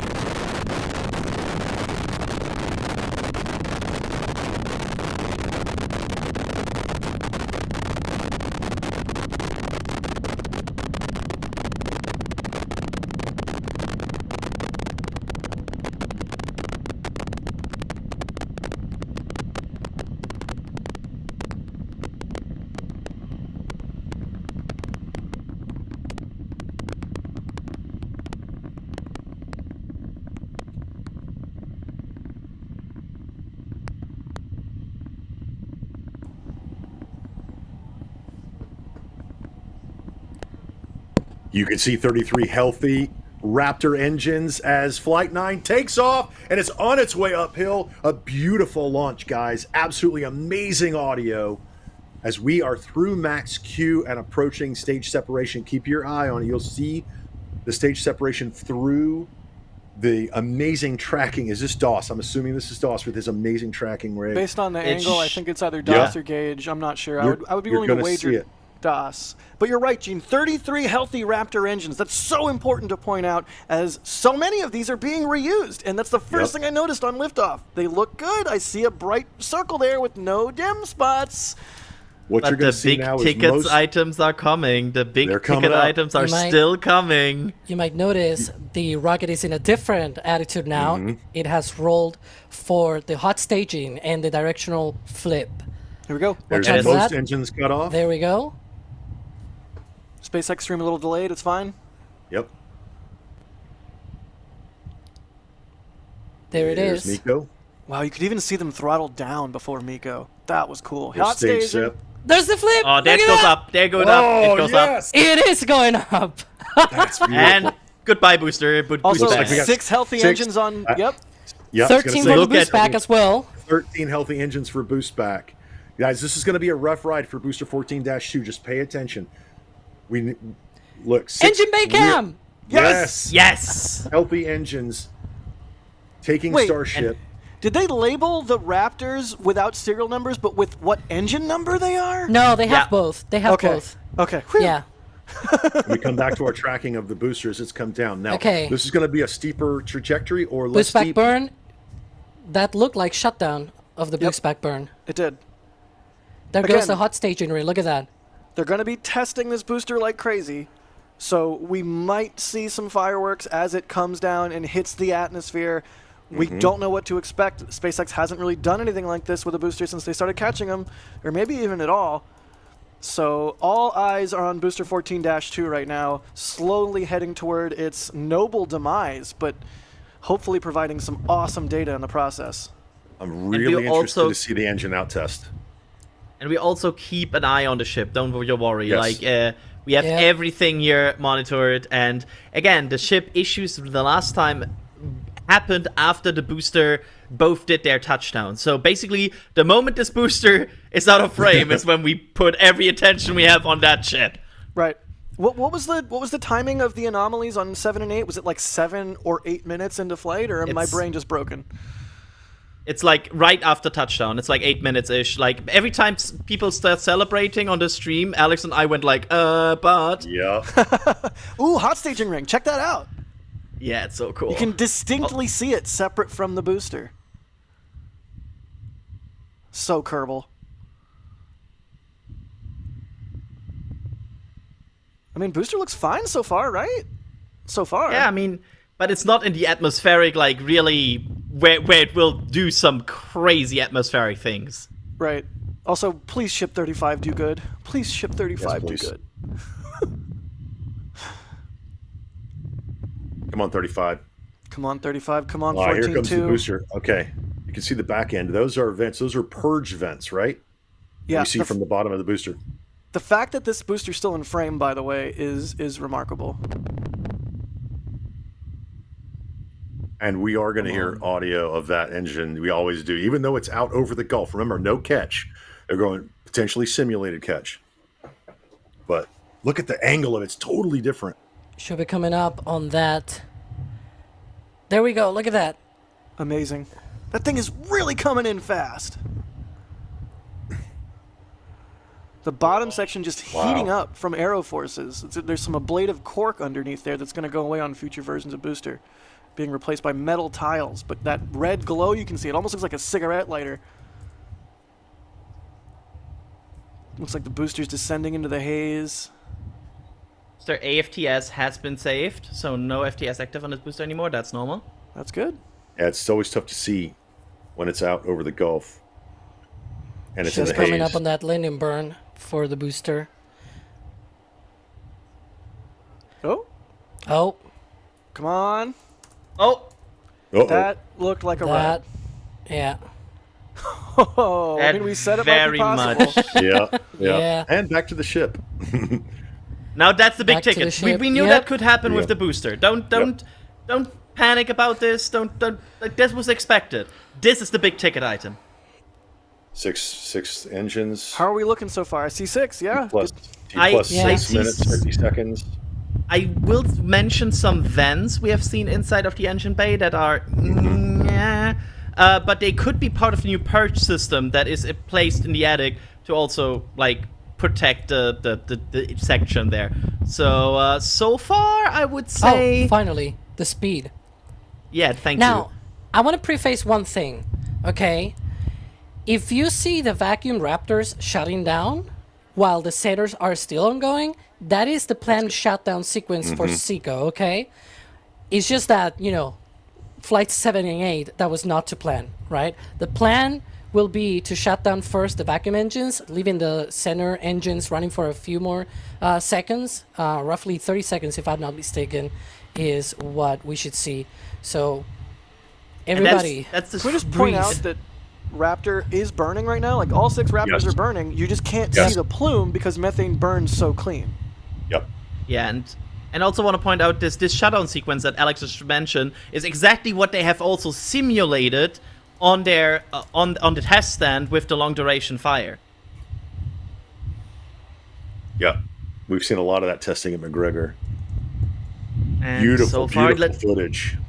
We are exactly at the area where it gets spicy, but we are not that far away from SECO anymore. My pulse like is, Come on, there's a hot spot. Looks like there's a hot there's a bit of a hot spot there. Oh no! You see that?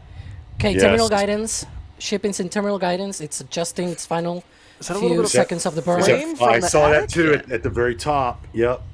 Oh, come There's a on. bit of flame. Come on, ship. I'll pull through. You're so close, buddy. Oh, God. You're so close, 35. Come on, buddy. This stress is killing me. Should be close to Arvac. Shut down, given the previous ships. There we go. Alric shut down. Okay. 1,000 bit more, kilometers dude. per hour away from SECO. You can do it. Come on, buddy. Now purge the stew out of it. Come on, Just be buddy. chill. Just be chill. You close? have it. Come on. I think they got it. And Yes. ship engine cut off! Let's go. Oh They my did it. Gosh. Whew. Yes. I'm seeing additional hot spots, but who cares? They got to SECO. Yes. Oh! I'm. Give me a second. I need to release some things That's here. amazing. That's Adrian. absolutely amazing. Oh. Whoa, did Okay, you see coast that? face now. Look at that. There looks like there's some interaction between some of the ice that's being shed. It's like getting Yeah, there's- sucked back there's- into the... There are vents at the bottom of the aft. Is it tumbling, or do you think it's reorienting? There's a lot of venting going There's on. only one way to find out. Real. Yeah. What a beautiful machine. I'm so glad they got through SECO. I'm sure they got tons of really valuable data. I really want to Yes. know what some of those things we saw were. What's that red stripe on the side? Is that fine? That's fine, right? That's probably just gap fill for the TPS or something. Yeah. Yes. I'm gonna say it's fine. Yeah, one of the don't know. things to take also into account when these ships fly, right, they are not carrying 100 tons of propellant. So they have still leftover, not 100 tons of propellant, 100 tons of cargo. So they still have leftover propellant. And what they're doing right now is dumping that, right? And so that's a similar thing that we've seen in previous flights. And those vents at the bottom, for example, that we saw venting, those are normal. They are in fact there. Just saw as achieved, sort of a- carried through across all of our sites. Heck, Miss G. What an incredible view to see Starship back orbiting the Earth just under 11 minutes into our mission. Absolutely exciting to see all of this, and super pumped especially to see all of the team's hard work in action here today. As guaranteed, it has been an exciting evening so far for Starship's 9th test flight. We lifted off a little bit after 6:30 p.m. after a couple of holds that were triggered at the T-minus 40-second mark, but we were able to clear those, one on the Raptor, one on the tower, and we were able to lift off successfully from Starbase. 33 out of 33 Raptor engines lit on the Super Heavy, all 6 engines lit on ship, bringing it to its planned suborbital trajectory around Earth. But as Dan said, we've got a lot still coming up in our flight sequence. So coming up at about T plus 18 minutes, 26 seconds, we'll have the first deployment of simulated Starlink satellites planned from Starship. That will be followed at about T plus 37 minutes and 49 seconds by the relight of a single Raptor sea level engine in space. This is going to help us gather data on our ability to do a deorbit burn for future Starship missions that will go orbital. And then, of course, one of the biggest tests yet to come is the new heat shield modifications to Starship. And that'll start with re-entry into Earth's atmosphere at about the T plus 45 minute mark, which should take about 16, 18 minutes to complete. And now today's re-entry is going to test that heat shield like we said, specifically how Starship will hold up to 100 missing heat shield tiles on its thermal protection system. Now, we purposely took those 100 tiles off over very critical areas of the vehicle to be able to safely test on a flight like this suborbital trajectory into the Indian Ocean what might happen on an operational flight in those areas if we were to lose the primary heat shield tile over Starship. So very critical test coming up. And then after that, we'll have the final descent where we will again be pushing Starship to its limits. We definitely pushed the booster to its limits today to gather data, and we're going to be doing the exact same thing on that ship, seeing how the ship handles various flight conditions that we will need it to fly in as we look to one day soon bring ships back to Starbase for catch and reuse. Now, while there are payload simulators on Starship for deployment today, as we will see in a few minutes, the primary data and the primary payload for today is the data. And today, just like with Starship's previous test flights, that data is coming to us courtesy of our Starlink network. In fact, it is from Starlink that you are seeing these wonderful views of ship in space right now. So, and I can't wait to see Starlink really provide those epic views and that data transmission during reentry, which is very, very critical to getting that data during reentry. So, Dan and Jesse, it's been an exciting day so far. There's more to come as we get ready for Starship's first ever payload deploy. What can we expect next here in the next few minutes? Wow. What a great update from Chris. This G. view, is that from the FTS box? The flight termination system box? It might be. It looked like it was looking up, right? Whoa. Look at those colors. Is that, it's going is that into plasma? No, that's sunset. Sunset. It's going into sunset now. What a... I know I keep saying this. What a gorgeous machine. Yeah. I love it. I'm so glad it made it. It made it! Yeah, absolutely. So do we think it's going to make it through entry? I said it again, like, 100 missing tiles? Well, it's now on a path at least to get to the entry interface. Another whole thing is whether it survives afterward. Right. Yeah, I don't know. He said it was very critical because in case they lose a heat shield tile at a critical point on the ship, that tells me this is a test of they want to see if it can make it or not. I mean, it's 50-50 at that point, right? I don't. You got to figure if you have a crewed vehicle like a Starship coming back in. Oh, hey, payload look at that! Yes, I wanted this for the deployment. Please, yes. Please show us the door open and the payload deploy, please. Okay, door off to left, door off to right. Door below us? Below us, I think. I'm not door sure. Below us. I don't know either. I'm actually not. No, I don't know. I can't tell. I think door below us because look at the rails, the feeding rails. I think it was to the That's right or beautiful. to the left. I'm not sure. Either way, to complete the thought, if you had a crewed vehicle and you're coming back in and you're missing tiles, and you know you're missing tiles, you probably want to know exactly how many you can miss while still being safe, and you probably want to know exactly where you can miss them. Like, what if you miss one on this weld line? What if you miss one on this boring, bland, not important tank wall side? Like, all of that stuff is very important data. It's funny. That on the right is a COPV, I think. Oh, yeah, you're right. That is a COPV. Because you can see like, the carbon fiber. Yeah. No, Composite overwrap pressure scale. vessel. And you're seeing the Starlink simulators. I wonder if they're going to show us them going bink, bink, I hope bink. so. That would be so awesome.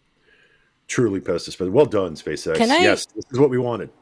Can I have a few words of like, finally, we see the interior of the Yes. V2 Noscon, right? So much speculation of like, how does this look like and everything.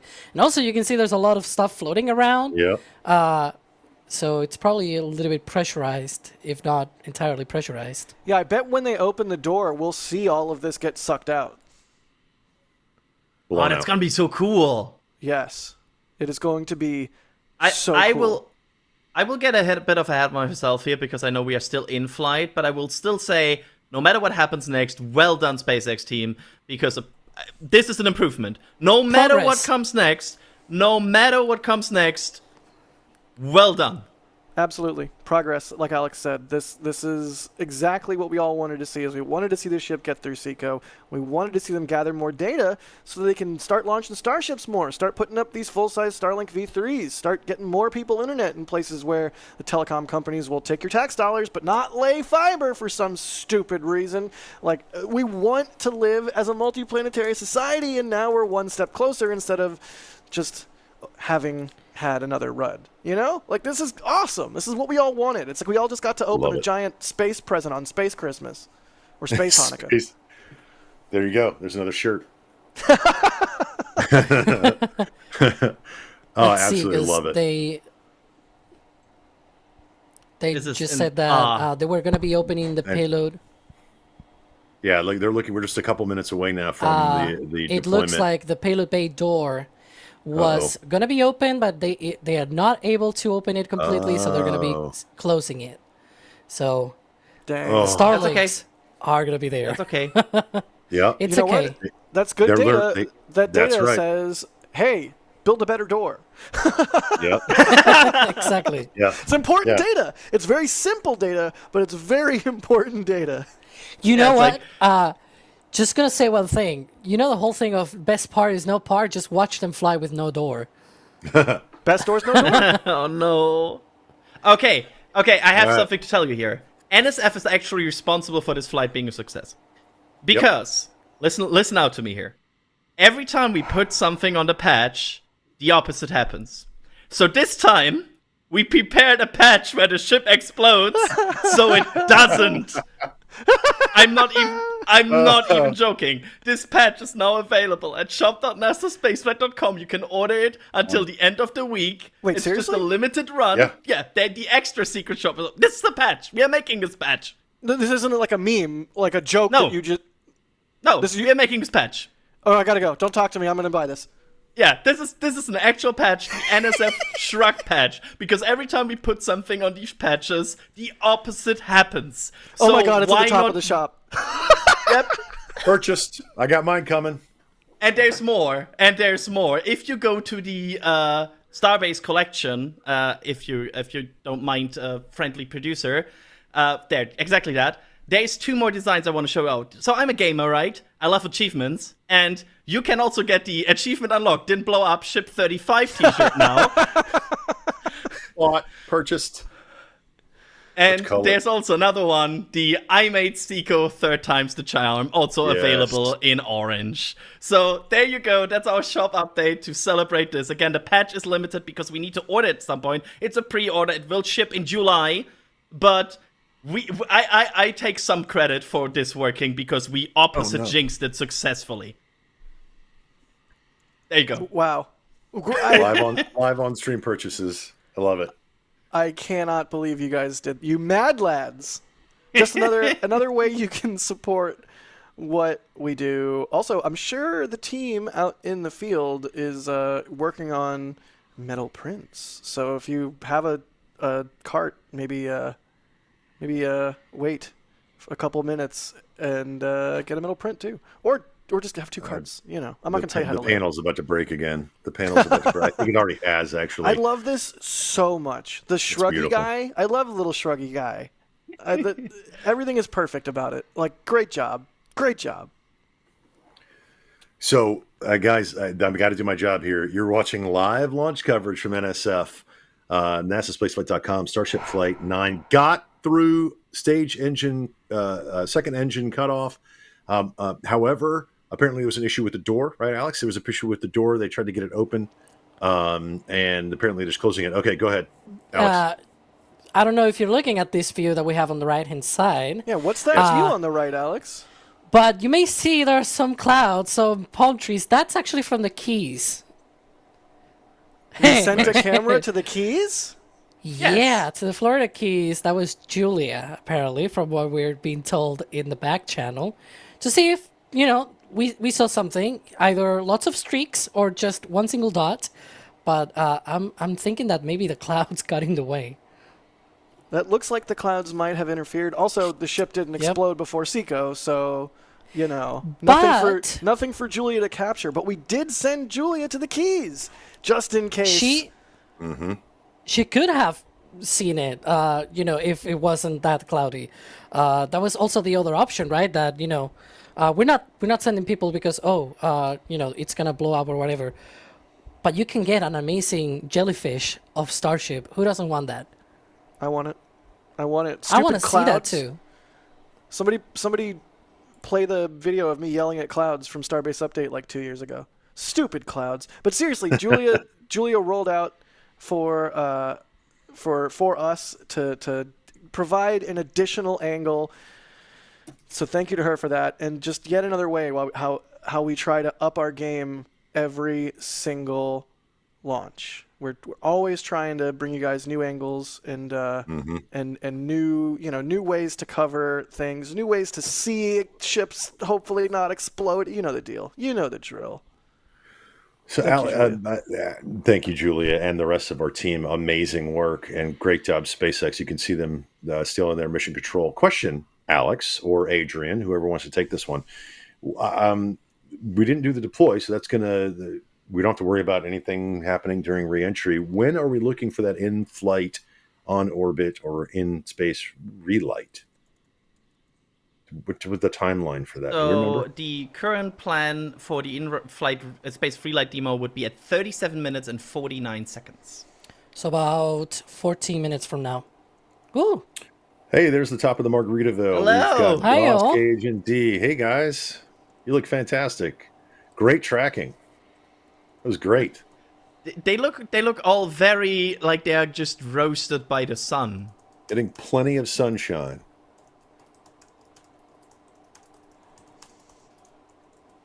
They're talking amongst themselves.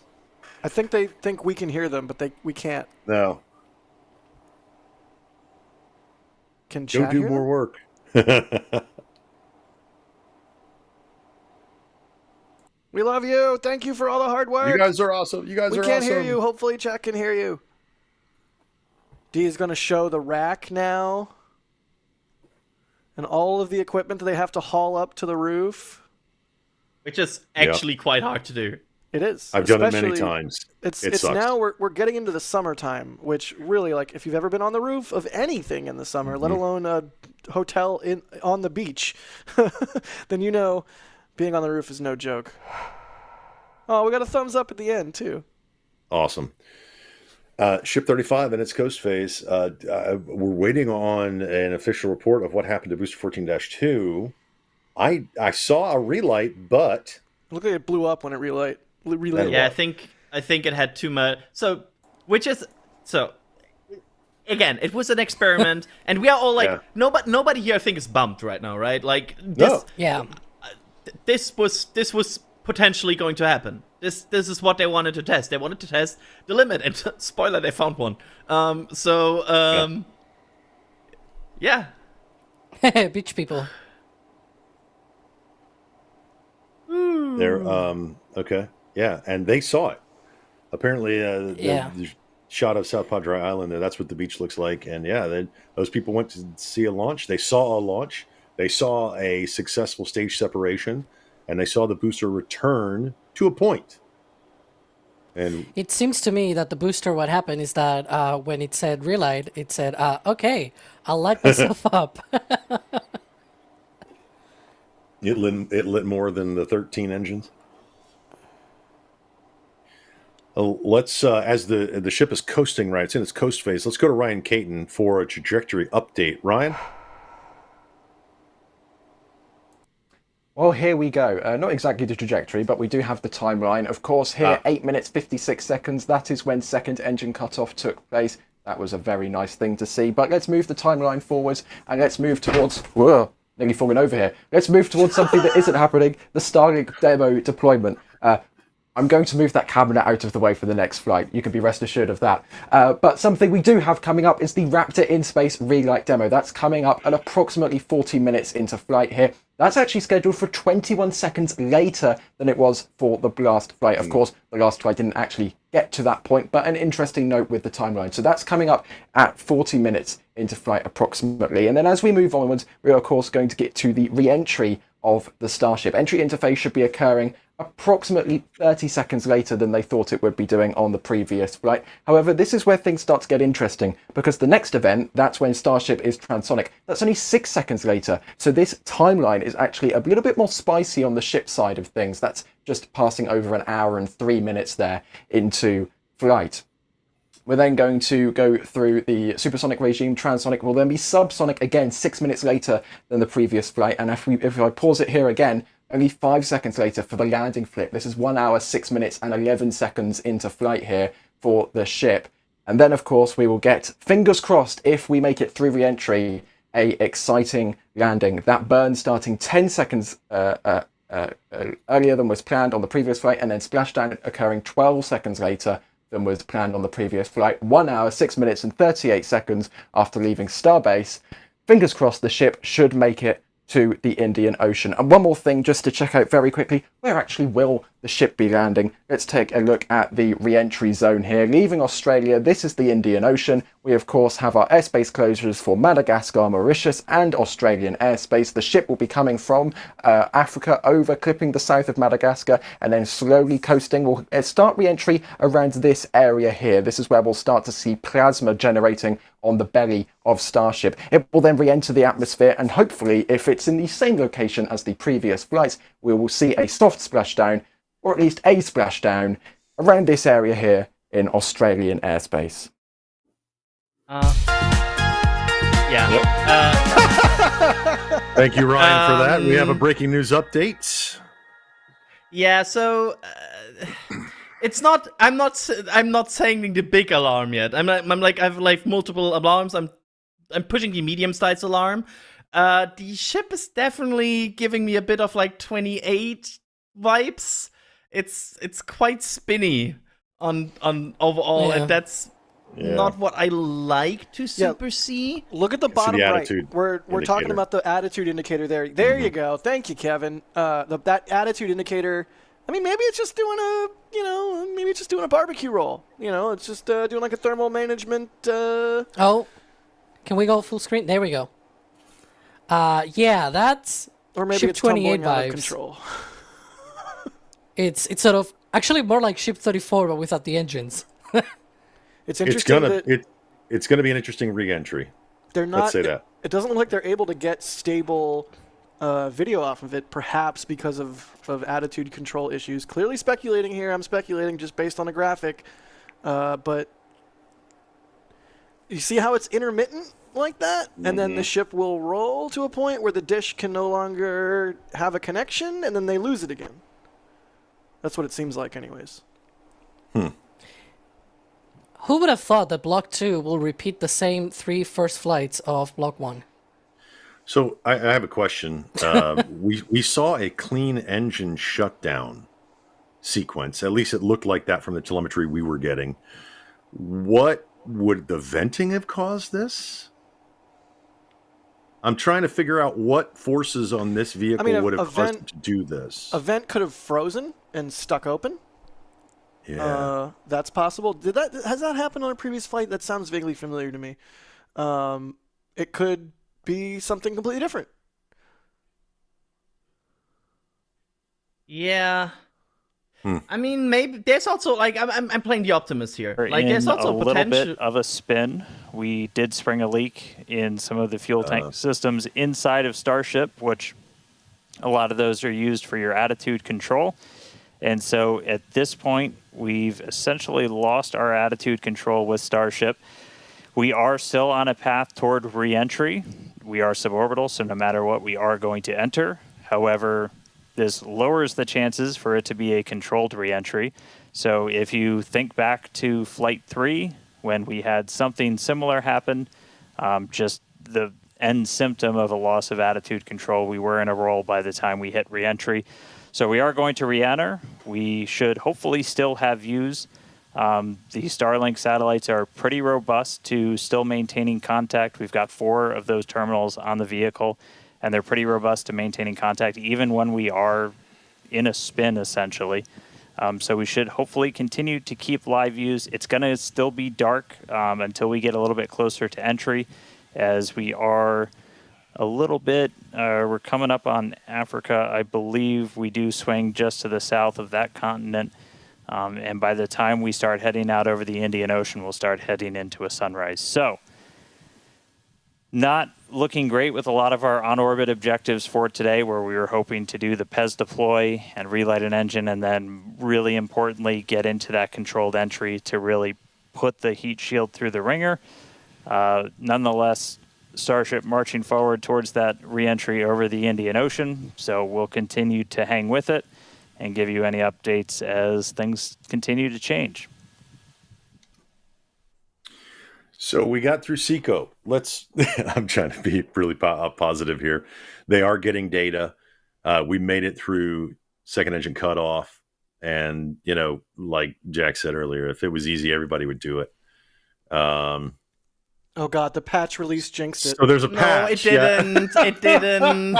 It didn't. Don't say that. No, to your point, Gene. We all, I think, if you go back and watch the coverage from today and in the lead up to this mission, I think we've hammered home over and over again that the main goal is getting through SECO.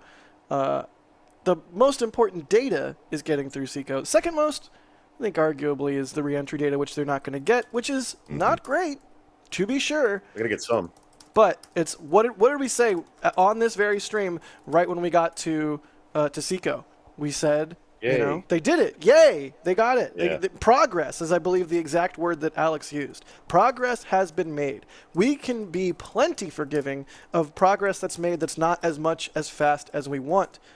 And we can be plenty grumpy when no progress is made or when seemingly a regression has happened. But today, progress has been made. Granted, it seems like this is Flight 3, number 2, Electric Boogaloo. But Yeah. fact of the matter is, they got through SECO. Hopefully they can do it again on Flight 10 and prove that it wasn't a fluke. And furthermore, get that precious re-entry data. Also, we're working on replays. I know. We are working on replays of launch, so if you want more launch footage in your eyeballs, stay tuned. Plus, also, hopefully we get some plasma on the ship. There must be at least 2 teams right now at SpaceX that must be a little bit upset about this flight, namely the heat shield teams and also the I guess Starlink. it would be the build. Well, the Starlink teams as well. So 3 But teams. I was thinking, yeah, I was thinking, because of the leak in the fuel system and whatever that they have just mentioned, I will have to carefully look back at, what exactly they mentioned. But it sounded like, they had some issues with the attitude control, with the fuel system and everything. And so they are, We have a question from Eric in our back channel that I'm just going to say out loud. Why does it seem like it's going through clouds at 156 kilometers of altitude? What are we looking at? Like, what is going on? I'm going to guess venting from that leak. It all should be moving the same, yeah. But wait, so where is this camera? This camera's on near the tip On of the the nose flap. cone, right? Okay, it's on the flap. flap. Yeah, okay, so it's on the looking flap. down. Where would that venting be from? The header? No idea. Like, we're looking down at the rest of the ship functionally. So if that cloud material that we're seeing is coming from the vehicle itself, where? The other side of the ship that we can't see. Is it just Remember, the tanks are huge, so they have a lot to vent if they wanted to. Yeah, that's fair. I mean, I wonder if that's... We're too early for plasma, right? Oh, yeah. I mean, if you go low enough, you might have some plasma interaction still. Crispy will probably be yelling already at me, shuttle, because it's true that on some missions they did some testing at low altitudes. There we go. It looks like those flaps moving for entry. Yeah. In seconds into question is today's just flight basically- tests, you're seeing some flap movement here on the ship. If you've been following along, we have essentially lost attitude control on the ship at this point. It is suborbital, so it's still headed to the exact same trajectory as before.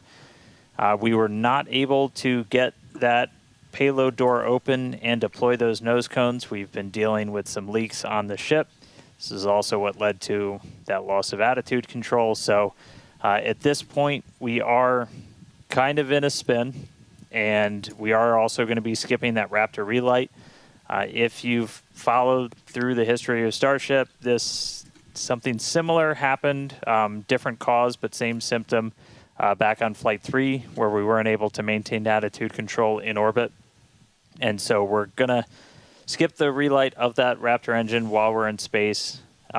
We are going to still proceed with entry, but as we are not able to control the attitude of the ship, as we get into entry, it will enter in whatever orientation it is in at the time, which does not bode well for the ship's heat shield, as we're not going to be essentially aligned the way that we want to do for reentry. So it is definitely coming down. It is definitely heading to the Indian Ocean, but our chances of making it all the way down are pretty slim. So we'll still get as much data as we can. We're still getting live telemetry, live views from Starlink the entire time, and we'll continue to stick with ship as it continues on. We are about 10 minutes away or so until we start getting into entry, and the light will start to pick up as we cross the Indian Ocean, and we'll start to see a little bit more daylight, and we'll, as always, as long as we maintain that comm link, get some plasma on the way in and start to bring the Starship back through the Earth's atmosphere. So that coming up in about 10 minutes or so. So we'll check back in with everybody in a little bit. So I got to ask this question. I just want to have this discussion. When he says that they've lost attitude control, they've lost RCS attitude control, and they've removed the attitude control indicator from the lower right-hand corner. So we're assuming the ship is still in some type of uncontrolled spin, or as we say, tumble. It didn't look, correct me if I'm wrong, guys, it didn't look very drastic, but it's a loss of attitude control. Could they possibly, depending upon the reentry angle of the ship when it hits interface, save it with the fins? I Yes. think it needs How to be. sick would that be? How sick would that be?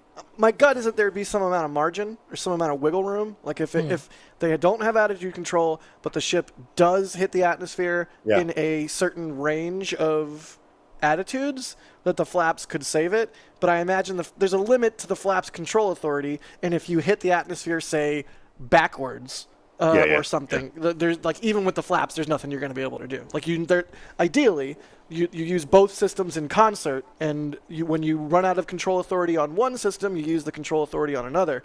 And so when you just have the flaps, maybe there's some situations where they could save you, but you're rolling the dice. Adrian, sorry, I totally steamrolled you on that one. I feel like it's, in theory, there should be a bit of a margin, because at least how I understand re-entry, vehicles always orientate to the more heavy side first. And my understanding is the more heavy side should, in theory, be the TPS side. However, again, if it's completely opposite, you just have a spin. Is that moving already into sunlight? Yeah, I think so. Oh, yeah. Yeah. I'm gonna say no if we're gonna bet here what's gonna happen in the next few minutes. Oh no, I'm not betting on this thing making it. But not in a million years. No. I'm gonna say no. It's not gonna recover with the flaps, and given the fuel leak, you gotta think about that relight may not even happen if they were to do an actual controlled reentry with this ship. It's not gonna get to a landing burn or anything. The ship is venting. See that? Yeah. Yeah. Seems to be from the QD, maybe? From the quick disconnect? I wonder if they're still trying. I wonder if they're still trying to get attitude control back. I mean, there's that famous story of when CRS-7 happened. The Dragon capsule made it all the way to the ocean and impacted on the ocean. And I don't know if it's true or not, but I have heard tell years and years and years ago that there was somebody on console trying to like push an update to Dragon or something and get the parachutes to deploy. That could be completely apocryphal. I could be making that up. But you know, look at that. The point is they're going to try until they can't try anymore. More plasma. Wow. That plasma? I'm gonna guess plasma seems to be a bit on the wrong side of the vehicle. Yeah. Yeah. Looks like it's coming in sideways. Roll 35. Yeah, I believe based on Flight 3, what we saw with Ship 28 tumbling, I'm not expecting this one to recover. Yeah. Well, they have to overcompensate for the tumble and then stabilize. I could see the fin stabilizing, but overcoming You can see a roll. the camera feed getting affected by the plasma. That's wild. Excitement was guaranteed. That's oh, where look we at are. that! It's like a party inside of the payload of the engine bay. I will give them credit to show this. Yeah. A lot of launch providers, if not all of them, would have cut the feed by now, like minutes and minutes ago. I think this is as long as they have Starlink, we'll see what happens. I will celebrate every kill, every minute I see of this. Yeah, I mean, what I mean by other, basically when the ship started tumbling, as soon as something was obviously not nominal, that is traditionally when you lose we had lost attitude control of the ship and entered into a spin. The team made the call to do what's called passivate the vehicle, so we're essentially venting all of the remaining propellant overboard, and it's going to make an uncontrolled reentry. Important to note, this is a contingency that is planned for, and we clear the zones in the Indian Ocean where these entries could take place. So we're not going to come down exactly where we would have had nothing happened, but we do clear a tremendous amount of space out in the Indian Ocean in the event that we run into this. We understand that there are always risks, essentially, with these flight tests, with the hardware, but we don't really accept any compromise when it comes to protecting people. And it is one thing to note is we will actually still re-enter in our planned airspace zone, which is good. That is exactly what we planned for. We do plan for if something does go a little bit off nominal, that we have enough airspace cleared out for situations just like this. Yeah, re-entry is still just that really critical phase that we need to try and gather as much data, as much information as possible. A fully reusable heat shield has never been flown before in the history of space flight, and that's something that Starship still has to crack. And so we had a whole range of experiments on this one at this point, and we just started to lose some of our cameras, so it's very possible that we'll start to lose contact with Starship a lot sooner than we would have if it was a nominal reentry. So we are expecting it to break up essentially on its reentry over the Indian Ocean. So not able to do a lot of our on-orbit objectives today, but just the fact that we, got it into space was just a really big moment for a lot of the team. Yeah, and another thing to note is that Super Heavy did fly for its second flight today. It first flew on Flight 7, and it made it all the way to our shutdown of all the engines and stage separation, getting ship into its suborbital trajectory today. It did ignite its 13 engines, but it did demise at that point. We did plan to fly it back down to Earth at a higher angle of attack, and we do expect it to stress the vehicle a lot more than what we've seen previously. So it's not unexpected that we did lose the booster before we got to the actual landing. Yeah. So we're gonna continue to hang out and see if we get any updates on ship. It does look like we might be getting some video back soon. Whoa. There we go. So this is a view essentially on the top part of Starship. You're looking up at the payload bay and towards the nose cone. So views are going to be a little bit scarce potentially, as again we are in essentially a tumble. We had lost that attitude control. So Starlink, when it's able to connect, able to feed this down. We are at the phase where we would expect entry to start within the next minute or so. So we are entering uncontrolled, but again, we're entering into an airspace and a sea space that is cleared and monitored in advance of launch and before we get to this phase. And with the views that we are able to see, you are seeing a lot of that plasma build up. During reentry, we do expect the vehicle to see about 1400 degrees Celsius. And there you can see the flap feeling that temperature there, a little bit melting away. But as we expected with the spinning of the vehicle, we are no longer controlling the attitude of the vehicle. So this is now, at this point in the test flight, it is expected to see it begin to demise a little bit on its way back down to Earth. Yeah, and so we'll stick with it for as long as we're kind of getting any reach back from the ship as it starts to make this reentry. But yeah, so it'll. Well, Wow. there you go. You can see essentially vent all of your excess propellant over. Yeah, yeah. So that Very answers the much question in terms shrugging. of what we were seeing was passivation. They were venting Yeah. all of the locks and everything. So that's the There it clouds is. we saw. Yeah. Yeah. I love this There it is. patch. I Very love much. This patch I'm so so much. glad I got one of these. Oh, We gosh. could see one of the interesting things is the telemetry stopped, and it stopped right around the same sort of altitude and velocity where ship 28 stopped. So yeah, pretty much. Well, at least this time around, the cameras held for longer and the video and everything. So Yeah. we now know at least a little bit more what ship 28 experienced. A little bit closer to that. I mean, the video held for longer than I expected. Adrian, how And long? they got. Oh, good. How long is the shrug patch available for? Sorry, I was staring. We're at Nice that you asked. There's we're a gonna go countdown to- at the top of the Hang on. story. Okay. We're going to go to Ryan for the reentry notum. Ryan, give us an update. Just give me one moment. Let's just rewind 15 seconds. 15 seconds. So let's take a look at Australia here, and we've actually can zoom out and see the Indian Ocean. This is the area down here it was talking about that has been blocked off. This is the NOTAM, so this is the airspace closure, and we can see here all the way from Madagascar, all the way up to just northwest of Western Australia, Adrian. This entire swath of airspace has been completely closed off. The ship Thanks, re-entry Ryan. started around this area here, just over Madagascar. Obviously, it was earlier than expected because the vehicle was out of control. Therefore, it's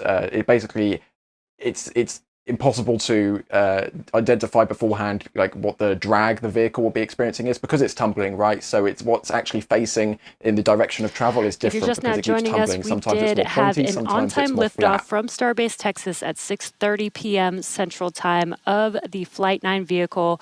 We did have some incredibly stressing objectives today. The Super Heavy booster flew for its second flight. It first flew on Flight 9 and made its way to take ship all the way up to stage separation, doing its Not sure if we're continuing with that or not, but let's continue with the hazard area here. So yeah, the ship would have started re-entry over here. It would have continued a little bit further, but there's no way it would have made it to its original location with at least any precision because of the lack of control authority that the ship had. Of course, successfully passivated it. So it would have re-entered within this hazard area here, which was already predefined. This was sent out. This is publicly available data. This was sent out to air traffic control. This was sent out to airlines. This was sent out to pilot. Literally anyone on the planet could have seen these hazard zones and avoided them. So this is part of the work that the FAA and SpaceX and all the regulatory. I mean, look at this. This spans 3 different sovereign airspaces right here. This is the international collaboration that has to take place in order to allow test flights like these to happen, and these areas that keep the general public safe, which is of course why they're in place in such a degree. So it would have re-entered in this area. This is what down here was talking about. So fingers crossed we shouldn't need to worry about any debris ending up in places where it shouldn't end up. Thank you, Ryan. We appreciate that. Yeah, they expanded these re-entry NOTAMs, at least the launch NOTAM, than you had mentioned earlier coming across in some of your earlier graphics. So they are expecting this to break up as it comes back into the atmosphere inside those zones, and we'll keep monitoring that situation as it goes forward. And again, Flight 9 made it through SECO, made it through stage separation, and made it through second engine cutoff, and then had a payload bay door issue, so no Starlink deploy. They've decided at that point. It sounds like guys jump in here. It sounds like that they had a tank problem, like a seam or something in a tank. We don't know that for sure, but they did have some uncontrolled venting. He said inside the ship. He said inside. Might have been something to do with the transfer tubes. Downcomers, you mean? Yeah. It's a thing. I mean, they basically just said they struck a leak. So if something's leaking, they lose tank pressure. If they don't have tank pressure, well, that's bad. If you need tank pressure to feed your why? There we go. I was going to say, why is there again a rocket on the pad fully loaded? There you go. Replays. Replay time. While we watch the replays, though, I just want to finally, or just tie a bow on what Adrian said. Starship's reaction control system, its RCS, utilizes vents that are venting the propellant tanks for control authority. So other rockets will have systems, whether it's cold compressed gas or small little rocket engines or what have you, and those are what produce the thrust that's used for control authority. Starship is both autogenously pressurized, which means they use their propellants to pressurize the tanks and backfill them as the propellants drain out, which, again, on many other rockets is done with an inert gas like nitrogen or helium, but that's extra mass that you have to carry. So Starship's autogenously pressurized, and it also uses that pressurization system for its RCS. Look at that. I'm starting to wonder if maybe that wasn't the best call, the best architecture choice.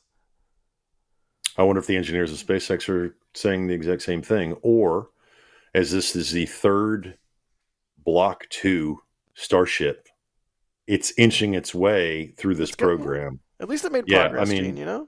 Yeah, exactly. That's kind of my point, is we talked earlier about, we use the term make or break. It's not. It really isn't. There's going to be the next one. They've already built the next one. They're already planning on reusing, the boosters going forward. We saw that today. They're getting data, more better. They're going to make these ships better. Go ahead. I have an idea, Gene. Instead of saying it's make or break, let's say it's cool or fool. Because what happened was they looked cool, but if it had blown up before SECO, they would have looked like fools.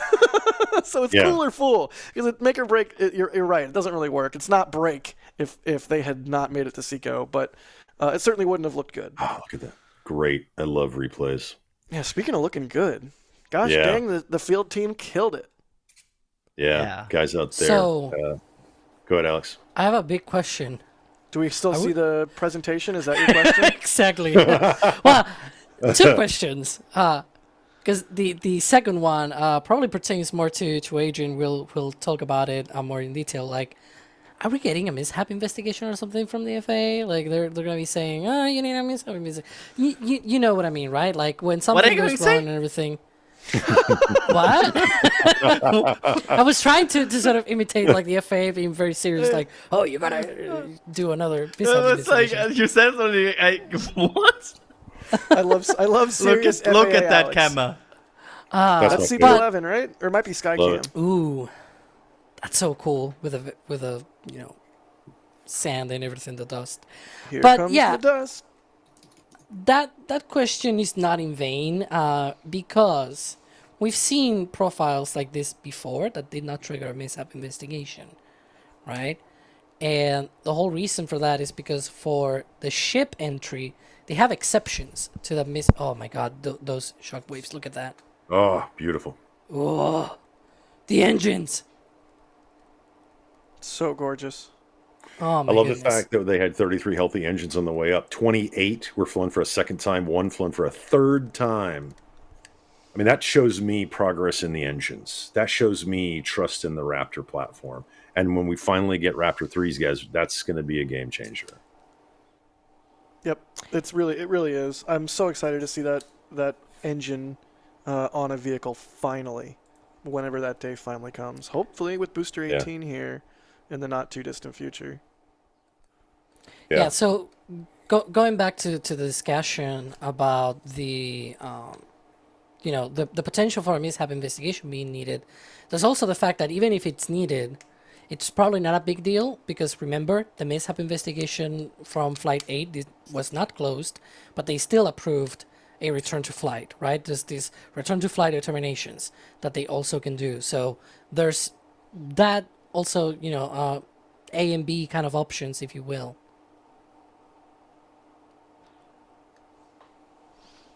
Wow. But yeah. Yeah, that's a beautiful shot. Yeah, I'm just watching the replay. Sorry, I don't have anything insightful to say. I'm just really enjoying all the different angles, which you could have enjoyed already if you were a member and had the members multi-view up. This is true. It was pretty amazing in the background. I love that. Go ship. Yeah, the through the tower shot, nice. I keep reminding everything you see on screen is testing. It's all testing, and every little inch forward to making humans planetary is important. Even when we get disappointed or we like, hey, that didn't work out the way we wanted, it's all a test.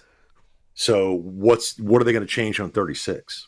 What is that going to tell them to change on 37 and future boosters like Booster 18? That's a great shot. Should I? I'm seeing a lot of remarkable support here that we set off to the side while we were in launch mode. But now as we're watching replays, it feels kind of appropriate of a time to thank people for the support, because that's how we even have these cameras that we're watching the replays from right now. Absolutely. And let me just start. I'll start off. How about that? I'll start off because go for it. I've been watching the super generous, the $2, the $10, the support coming in. Long this with $100 support. Send in idle, neutral, aft, spinning right. Yep, we saw it all, brother. I mean, I just say the $100 is going to go to going to the next one, getting onto the next one. Go ahead, Jack. No, I was just agreeing with you.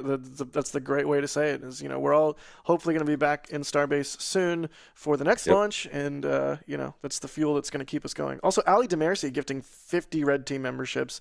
One of those names that pops up all the time with a huge amount of support. 50 Red Team memberships. 50 people that now have access to the membership program, thanks to Ali Demercy. Do you have another big one you want to hit, Gene? I'm looking. I see a lot of $20. Bideford coming in with $100. Thank you so much. Talk about names we know in chat. If you go and hang out in Starbase Live, a lot of us just go and hang out there and talk.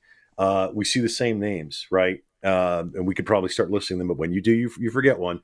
Bideford, thank you so much. This is the best NSF. Can't wait for what's in the store, Adrian. Bideford's talking to you. Thank you so much, Mike. I'm clicking, mouse. I'm clicking, I promise. Bideford's in the Discord now, too, which is awesome. Yeah. Just these amazingly generous, even the thumbs up and the $20. I mean, we guys, you guys are awesome. Seriously. Absolutely awesome. Enjoy these replays. Keep going, Jack. Don, thank you. James, thank you. Perpetual Punster. Is that Sawyer? Thank you. Lee Wilson, thank you. Clinton Dietz, thank you. Long this with a $20 super, thank you. They say $25 for the poor health insurance. Clinton, I already did Clinton. Thank you, Clinton. Thank you, Charles. Thank you, Michael. Anthony, they say excitement guaranteed. Oh, that's true. Sam Bishop, thank you so much. Adam Donovan, thank you. They say leak on ship. Yeah, you called it, buddy. Kevin Davis, thanks for becoming a Padrat member. Wayne, thanks for becoming a Padrat member. Bediran, thanks for becoming a Padrat member. Oh, listen up. That's the tracking from DAS. Yeah, you can see the tracking camera move. Yeah. Look at the camera. Behind the scenes camera. You can see the sound has hit and everything's starting to shake.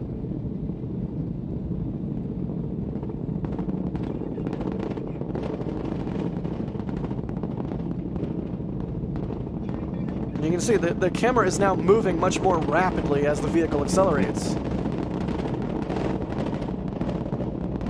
You've got to go there and see it for yourself. It's indescribable. I mean, you could have seen every Starship Flight test on our streams and still be mind blown. So now, when the camera's pointing almost straight up and down, that's around stage sub. And then you'll notice the camera points like straight up seemingly for a long time because the booster is still coasting upward and hitting apogee, and then you'll see the camera start to rapidly tilt down. It's really. I'm glad DOS sets these shots up because it really is cool to see what is necessary from an operator's perspective and from a hardware perspective, how exactly these shots are pulled off that you guys literally just watched. And that's people on the roof celebrating. Been there, done that. You gotta go. All the roofs are covered with people watching a launch, and DOS gets to watch it on his monitor to bring you some amazing tracking shots. There's another replay. Real quick, let me scroll down here. Oh, it looks like the ranch. Awesome. The EV Addict jumped in, $50 support chat. Thank you very much. Thank you for the incredible work. Look, what you just saw, that tracking camera, and the people out there, the photographers, everything, is because of you guys. And it's because of not only is it your financial support, but also you're just being here and giving us thumbs up and, giving us kudos throughout. We love this stuff. We're like you. We love it. And thank you for allowing us to do it. Jack, do you have some more? Oh, yeah. Sam Bishop says, Chris G on Starship stream. We are so back. Thank you, buddy. Charles, thank you for becoming a PadRat member. Michael Anthony, I already said your name, but I said it again. You get a double. Proper Funny, thank you for the super chat. Ali DeMercy, I think that might be again. It might be the same 50 Red Team memberships. Steve Gompert, thank you. Ian Campbell, thank you. The panel is not happy with me because I'm clicking things so fast. Adam, thank you. Tom V gifting 10 Red Team memberships. Billy Lyons, thank you for the support. Why aren't they releasing this one? You mean catching? Oh, or maybe reusing? Because they need data, buddy. Mighty Mersh, thank you for the support. They say, let's go Flight 9. Thanks for your coverage and work you do. You're very kind. Thank you so much. Adam Nolan Charles saying, how fast to turn around the boosters in the future? I mean, hopefully just a couple of hours tops. And I'm gonna call it. The panel is officially broken. Here, I'm just gonna start running through these. I don't know if they'll show on screen. I'll do what I can. We need a panel patch, Adrian. It's reload, click, break, reload, click, break. I do want to open the discussion because we saw on the Ascent video as we watch the replays. We can open some speculative discussion. We did see, and again, it's all about the data, and we are very happy that it made it to SECO. I got my SECO shirt. I don't know about you guys at shop.nasasspaceflight.com, but we did see some hotspots, right, in the engine bay. And Jack, you and I saw at the very top of the screen a little bit of so. I mean, some of those are probably vents from the hotspots. I think so. I think maybe really, maybe there's a spot where a Raptor engine chucks some stuff. Well, no, it doesn't chuck anything overboard because it's full flow stage combustion. Mm-hmm.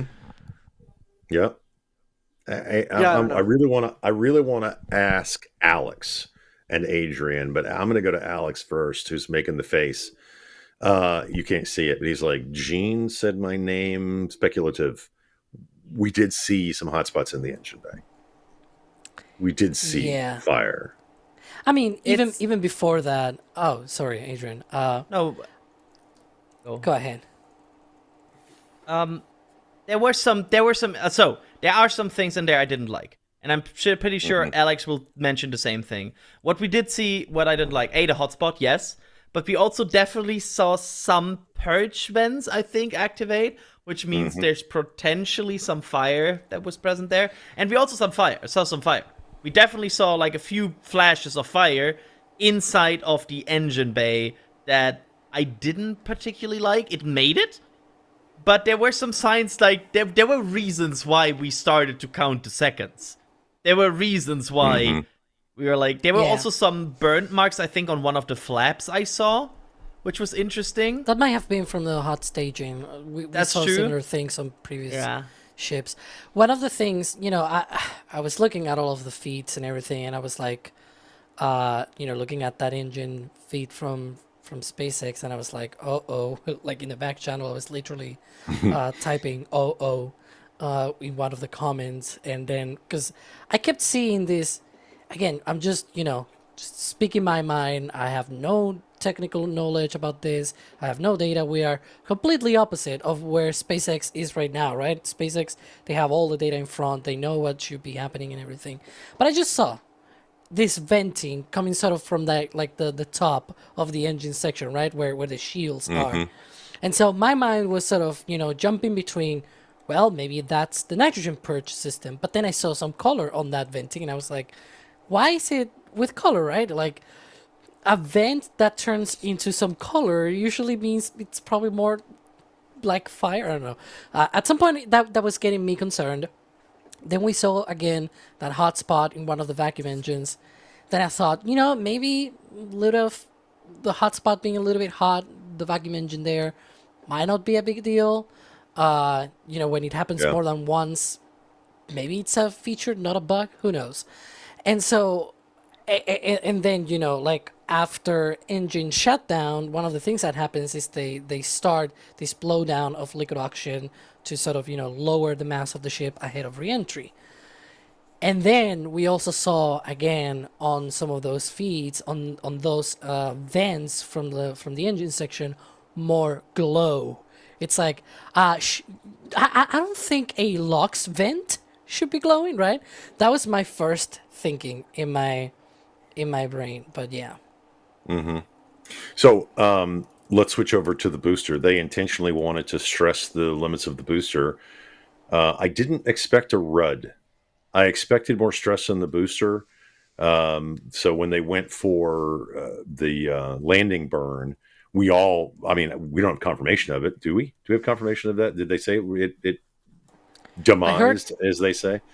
Well, I heard the call out for landing burn, and then boom, right?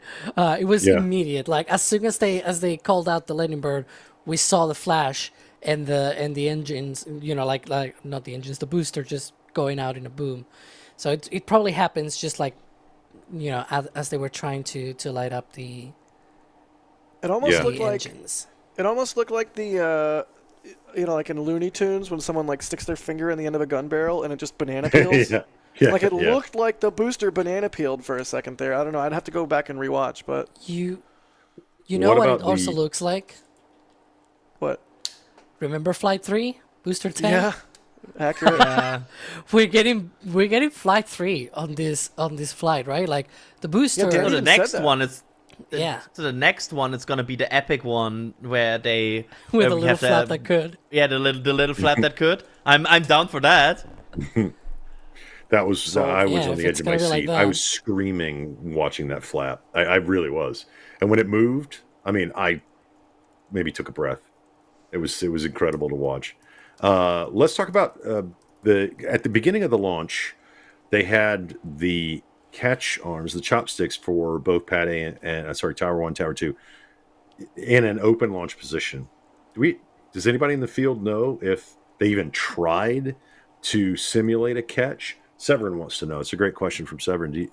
Do we have any information that they even thought about that at that point? I'm scrolling through our footage and I don't see the chopsticks. I'm going through all the things we talked about prior to launch. And by the way, there's a lot of questions about the Elon presentation. We're checking. We have no idea what's going on. When we know from SpaceX, you'll know. When we know from X, you'll know. So I appreciate all of the questions. I also want to add one other thing as well. By the way, there are people already back at the pad, which is amazing within an hour of the launch. That sort of speaks to how quickly they can turn around this pad because it's already saved. People can go to the pad, so and it's like 1 hour. We're getting pictures from That's the a good field. shot. Is that a awesome. vapor cone going down the is that the vapor cone that was sparked at the top and is now like halfway down the plume? Oh, it started at the nose at max Q and kind of worked its way down the Is rocket. that it, or am I Sick seeing with that. things? That's so cool. Jack, tell me if I see things. Hang on, I just got a very interesting DM. Okay. That would be cool. If That's a great it's Elon doing an interview with us, please. It's not. We'll all stop that. I wish it was, but it's not. And so, yeah, I was actually going to point out, speaking of the Elon thing, maybe some people in chat might point out, oh, but the live stream from the talk and everything, it went out. That went out well before the flight, just to make sure, okay? It went out a lot long ago, so well before the launch happened.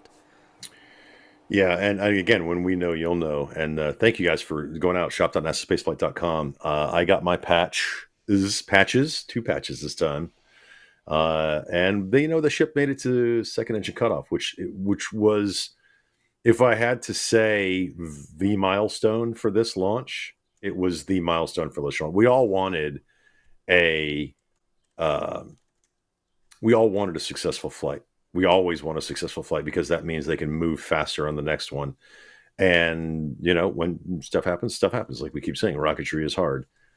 But this one was, let's get past the time that Flight 7 and Flight 8 had issues, and they did, and that's good. And I'm going to celebrate that with my SECO achievement shirt from shop.nasaspaceflight.com. Everybody, you guys everybody's busy typing, so I feel like I'm rambling here. Sorry. Like I said, interesting. Yeah, who's first? I just sent a message. I will quickly tell you what I did. I just sent a message to the FAA. I want to know what Yeah, makes sense. Because I'm on the fence.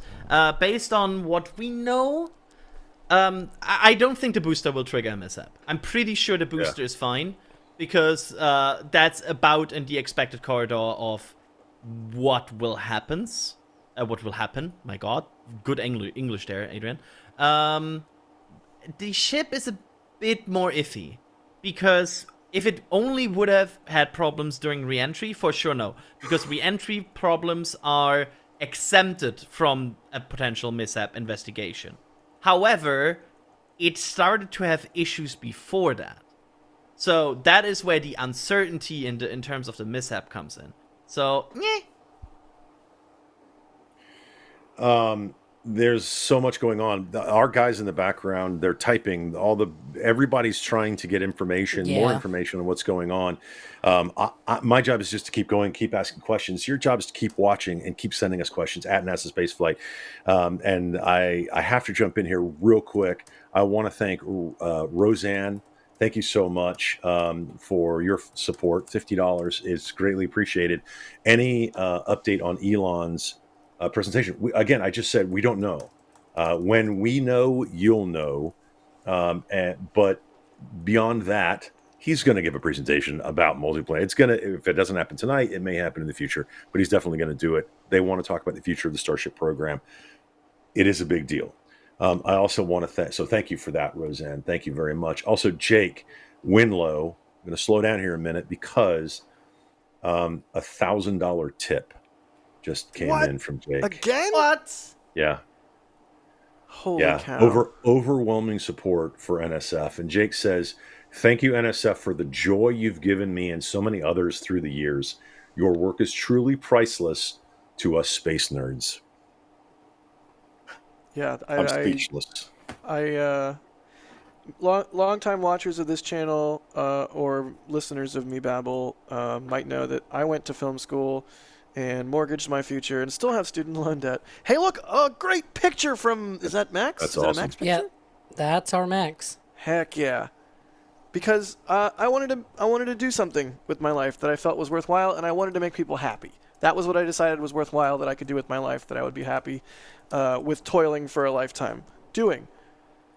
I never in a million years actually thought I would get to do something that brings people joy. And the fact that the entire team gets to just come and bring their A game and create awesome content like this fantastic shot from Max, it just means the world to us. I mean, me definitely, and I'm sure everybody else, but just speaking for myself personally, the idea that we can provide you with $1,000 of joy, there's no higher compliment. There really isn't. Like we want to provide joy. We want people to be excited for the future of spaceflight. We live in a new golden age of spaceflight, and like nobody knows.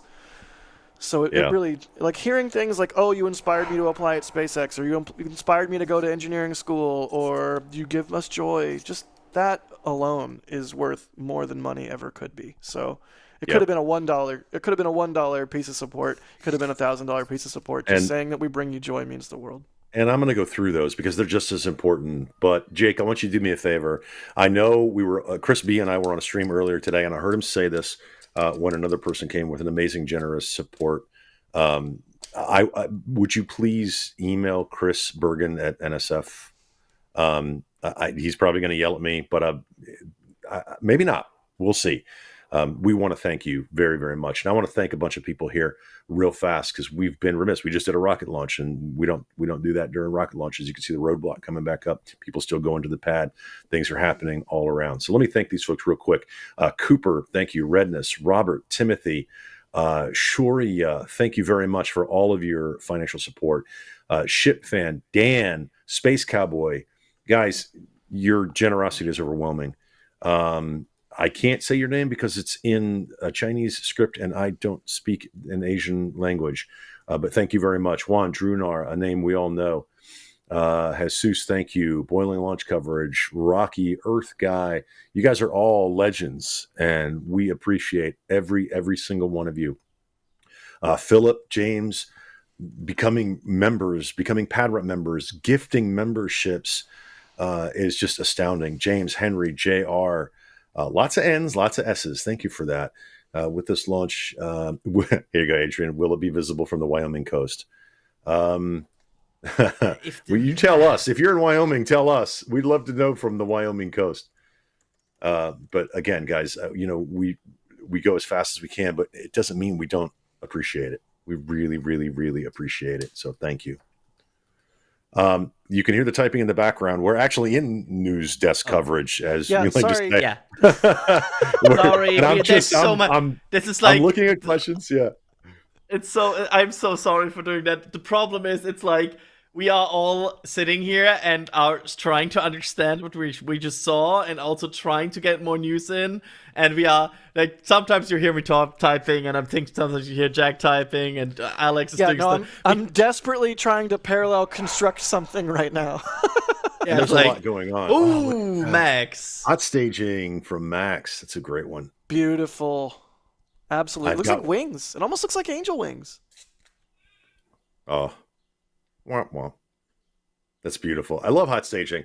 If you ever get a chance to go to Starbase, to South Padre Island, and watch, bring your binoculars, because if you can see it live, how the 33 engines start out individually, you can actually see each individual engine, and then it turns in to a star up in the sky, and then you see this hot staging. It's just an experience. It's life-changing, as Jack says.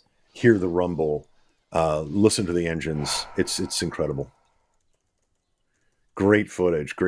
Oh, there's some TPS gear in the upper right-hand corner. The TPS tote bag. I've been drinking my sweet tea from my TPS tumbler all day. That's a fun one. I again also want to thank everybody that has supported us already with the Shrug patch.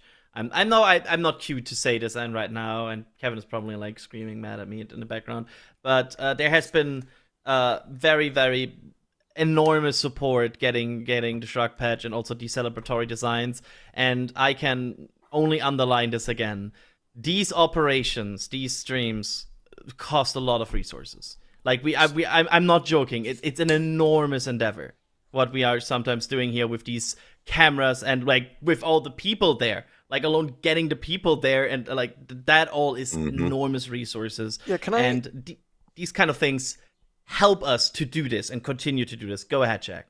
I don't know if I'll get in trouble for saying this, but I'm pretty sure I've heard Das say this on a stream recently, so I think I'm allowed to say it. Absent the merch, with all the money that we spend on and all the resources that we deploy for a Starship launch, without the merch, we couldn't do it. I'll put it that way. It's absolutely key. I mean, everything is key. Super chats It are all key. comes together. Hitting the like button is key. Telling your friends about us is key. It doesn't have to be a monetary thing. But in terms of the monetary things that make our Starship coverage work, it's the merch, baby. Because we really do deploy so much resources, whether it's people or gear or what. Anyways, sorry, Adrian. I had to do that. Yeah, I click quickly, Gene. I want to quickly just mention, if you click on that banner in the middle, you see it there, the limited run. You have until the end of the week to get this special "We didn't jinx it this time" patch, and there it is.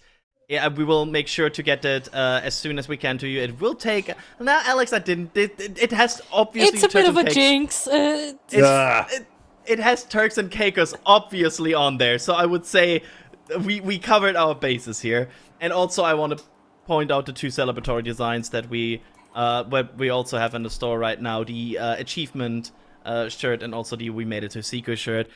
These are the ways you can support us. These are the ways how you enable us to stream over 10 hours in a single day with 40 or so people around. Go ahead, Gene. Yeah, I was going to say the amount of energy that goes in behind the scenes is incredible, and the resources that you generously give to us to keep it going, it keeps it going. We can't stress that enough. I can't wait to wear these shirts on stream. I can't wait to get my patches and add them to my flight jacket.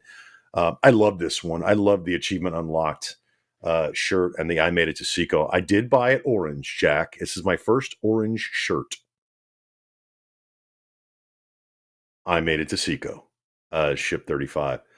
I'm going through right now, and I'm going through all of the people that are donating and gifting Red Team memberships because they're literally sharing their love of NSF coverage and also their love of spaceflight with you. You'll see it on the ticker as it comes up. There's so many names. We're not going to be able to say thank you to everybody. So I'm just going through and I'm clicking them. And I want to reiterate, if you receive a membership and someone has shared their love of this with you, say thank you. It really is an amazing gift for people to bring you into the membership that we love so much. And remember, if you decide to, upgrade your membership, Capcom members and above get access to our member Discord, and they see the member multi-view. They hear the things in the background that we don't even hear. The production team and the photographers and the Starbase operations team, they're all talking, and it is really fun to listen to in the background. And again, I just am scrolling through all of the amazing generosity from people that love this so much that they want to share it with you. And I mean, I can't say enough about it. It's another one of those things, as Jack said, all of these things come together to make NSF work. And I do want to say it again. If you have a skill that you think can help NSF, we want to know about it. Reach out. That's what I did. That's probably the story everybody has here. Yes. Jack, you're on. Very great. Jack, Jack, mute it. Also provide credentials. Yeah, thank you. I'll just please credentials, provide a resume. resume. Yeah, like it's one thing to say, hey, I want to help out, and we appreciate that. But it's another thing to say, hey, I want to help out. Here's proof. Yeah. I can do what I say I can do. Because I said on mine, I said, hey, I've got years of radio experience. And they were like, yeah, whatever. And I was like, no, really, here's a tape. Oh, look, there's Jack. Hey, Jack. Wave to everybody. Hello, Jack. It was so fun to have you on the stream. There's me. Hi, everybody. It was really fun. You're usually out there with a camera, and we get to go to you at Rocket Ranch. By the way, thank you, Rocket Ranch. We love you. I'm usually over at the Margaritaville Resort on South Padre Island with Doss and Gage and everybody else. So it's a lot of fun to have you on the stream. It was a pleasure. It was fun. And you're muted again. So well done.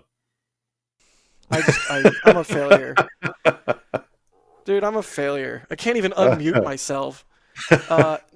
It really is, like I said earlier, when you are in viewer land. Hey, look, is that a bunch of cars going through the... Yeah, there's already like 20 cars at the pad. Have you been counting them? But have you named them? Throwback. Have you named them? Yeah, that one is Steve. That is Mike. That is Bruce. How many names can Adrian think of? Is it more than 7? All right. John. All right, guys. We are going to speed run these later, but I do want to talk about the future. Hey, I'm being covered. I want to talk about the future here, okay?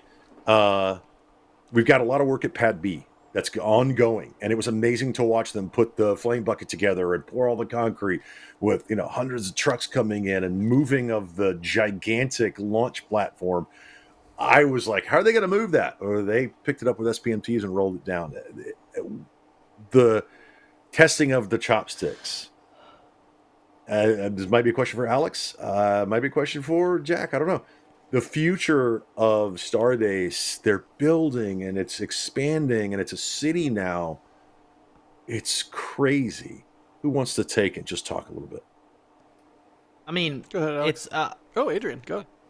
I will just ramble here a bit because I think I think about Starbase we are just seeing the beginning. I think now they have even more capabilities. They have even more resources they want to spend. We recently saw some street expansion they want to perform. We know they are laying more and more infrastructure groundwork to make this an actual city. We know that Pad B, of course, has been a huge focus the last 2 years, and honestly, the launch cadence we are seeing right now is just the very, very small little beginning of Starship. Remember when Falcon used to launch once a month or so? We are approaching that point slowly with Starship, and then remember when suddenly Falcon started to fly 3 times a week?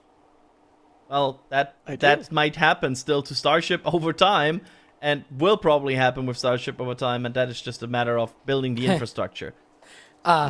Before we continue, I just want to say the first free flight of a Falcon 9 went completely successful. Falcon 9 keeps winning. Just,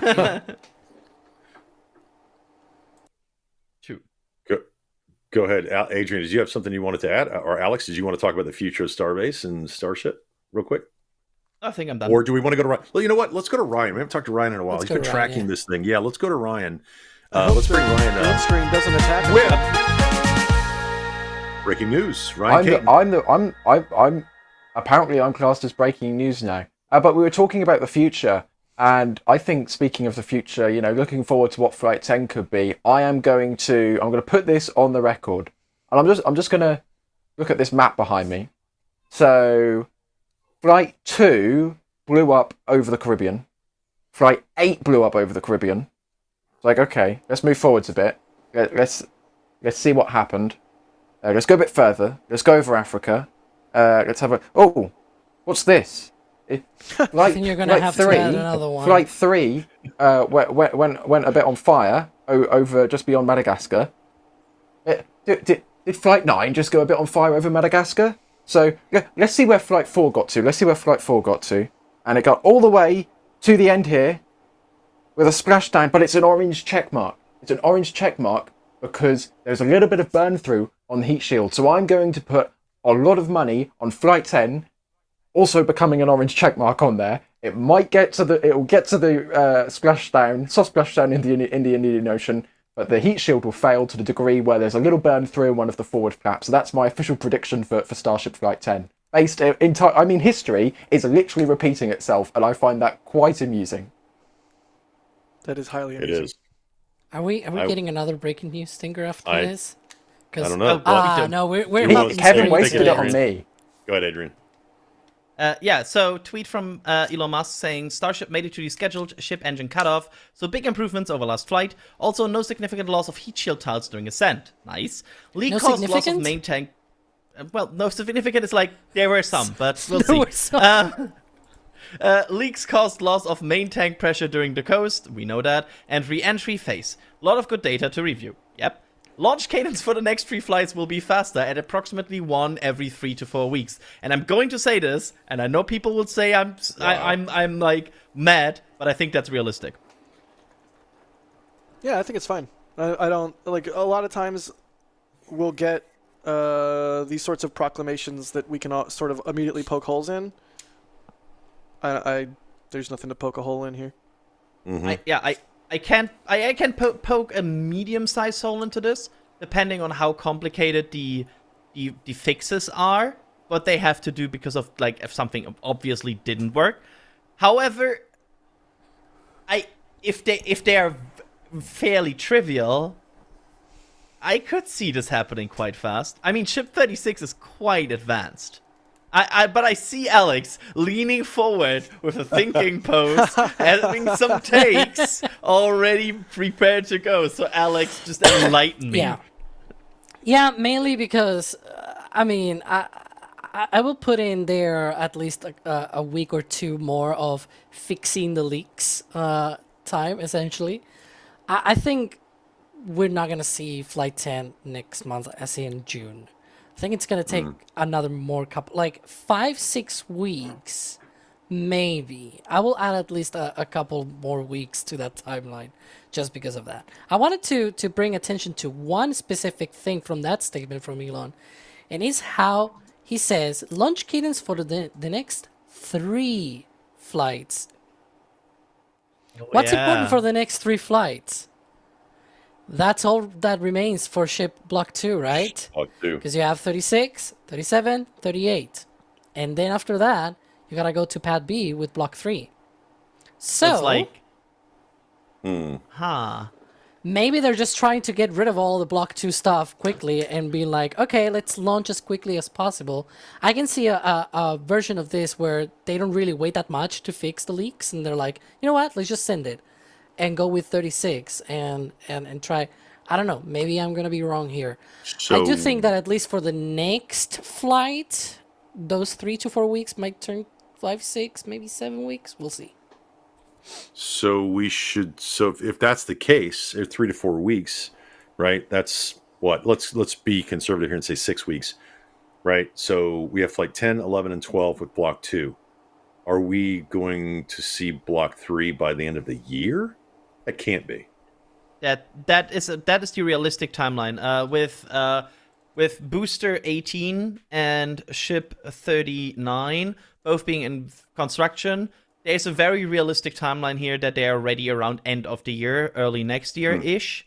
That's like the roughly. I think if you're an optimist, you say like, oh, it will be ready in November. If you're a pessimist, you're probably saying, oh, it will be ready in February or March. But that's like the corridor we are probably talking about.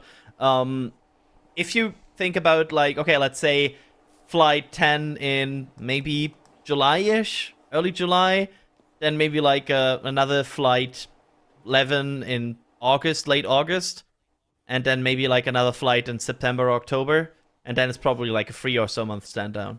I want to set... go ahead, Oh, Alex. go ahead. I was going to say, I want to set the record straight, because I'm seeing already some of the comments in chat.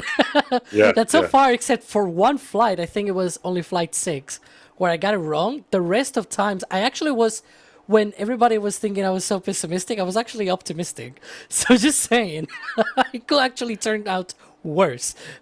Like, it might actually, I don't know, like go to August or something like that, right? I obviously don't want that to happen, but it's just what my gut feeling says, right? Like, I feel like it's going to be a little bit more, because, you know, this could be Elon time, so we'll see. Yeah. I mean, they have a road closer for tonight, right? Might be for, we think, might be for ship 37, for cryo testing. That will be 2 flights from now. So, like, well, now officially 1 flight from now, because I guess we are already into flight 10 stuff. But yeah, that will be flight 11. We think it's probably 37. Yeah. Yeah, so stay right here. And you can get all of your human spaceflight or rocket news here from NSF. You can go to NASASpaceflight.com, read all the articles, join there. You can also follow us on all of our socials, of course. And, you know, I can't say it enough. Set your notifications so you get notified when we're going live, when there's a stream. You can see the cars, and you're up above my head right there, going toward the pad. And we'll be here to bring you, and they are not joking, they're getting out there. We'll be here to bring you all the coverage. I love talking about the future, and I really, I can't wait to see 2 ships and 2 boosters. Can't wait. Dust control, they need that at the pad. Yeah. Yeah. Yeah. I want to highlight once again how it's fully crowded there with people 96 minutes after launch. And I want to highlight that because if you go back like a few flights, it used to take like 2-3 hours until even like the red teams went out to the pad. Now it's fully crowded there. And in fact, I wouldn't be surprised if the road opens or it's already open or something like that. Don't park in the roundabout. So, yeah. Yeah, don't park on the roundabout. Again? Oh, yeah, that's actually a very valid breaking news. Hit it, Adrian. Breaking news. I mean, the breaking news is that Max is an amazing photographer. I'm not sure if that's breaking news. Sorry, Max. Yeah, I mean, we talked about how amazing the shot is, and it's now available in the store. So that's yeah. I will be honest. I own 2 Max Evans pieces. I own 1 Jack Beyer and 1 TYs, and they're all fantastic. You can see them shop.nasasspaceflight.com. Look at that, 33 healthy engines. Beautiful. They come in metal form that you can hang them on the wall without a frame. It's super easy. They also come in paper form, and a cut goes to the photographer who took the image.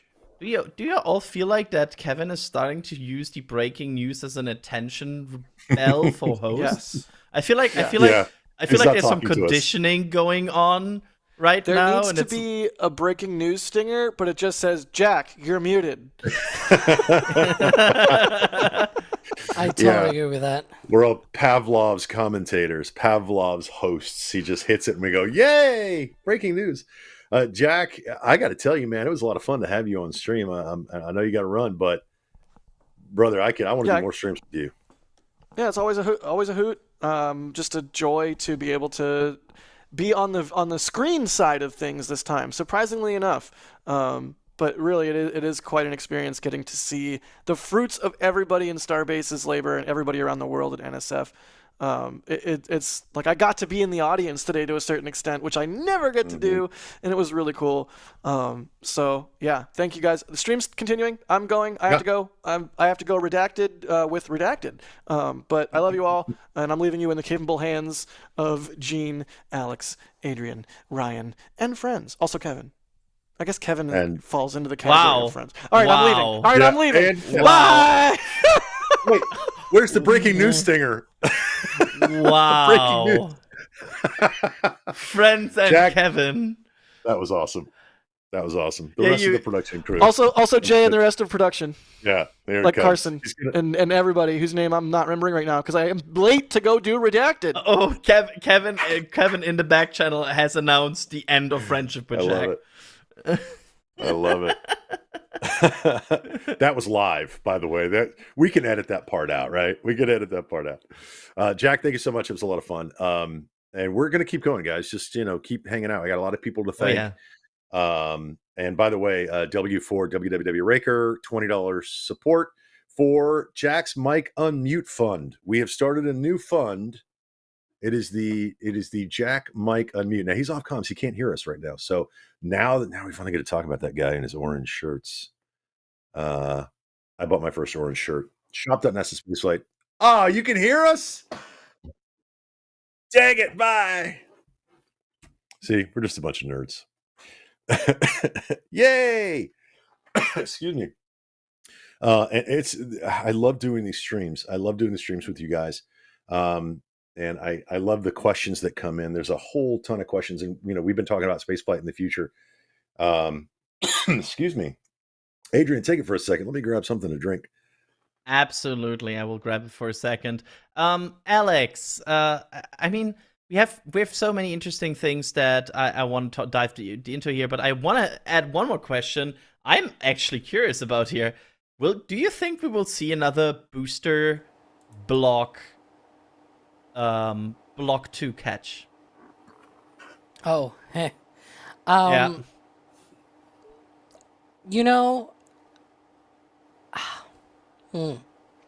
I think all of the flights going forward with Block 2 will be expanded.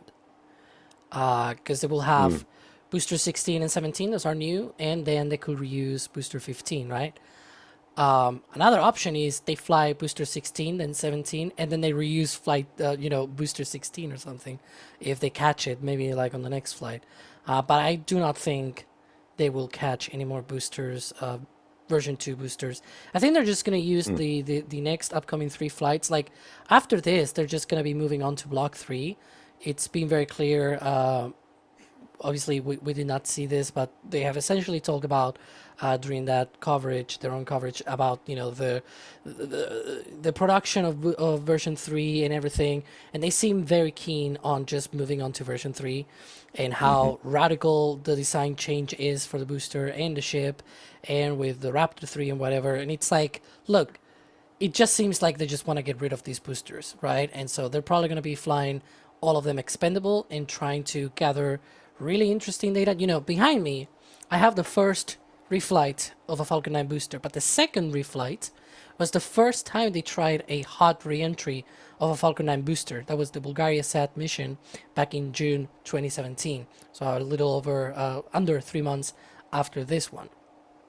They tried a really risky re-entry.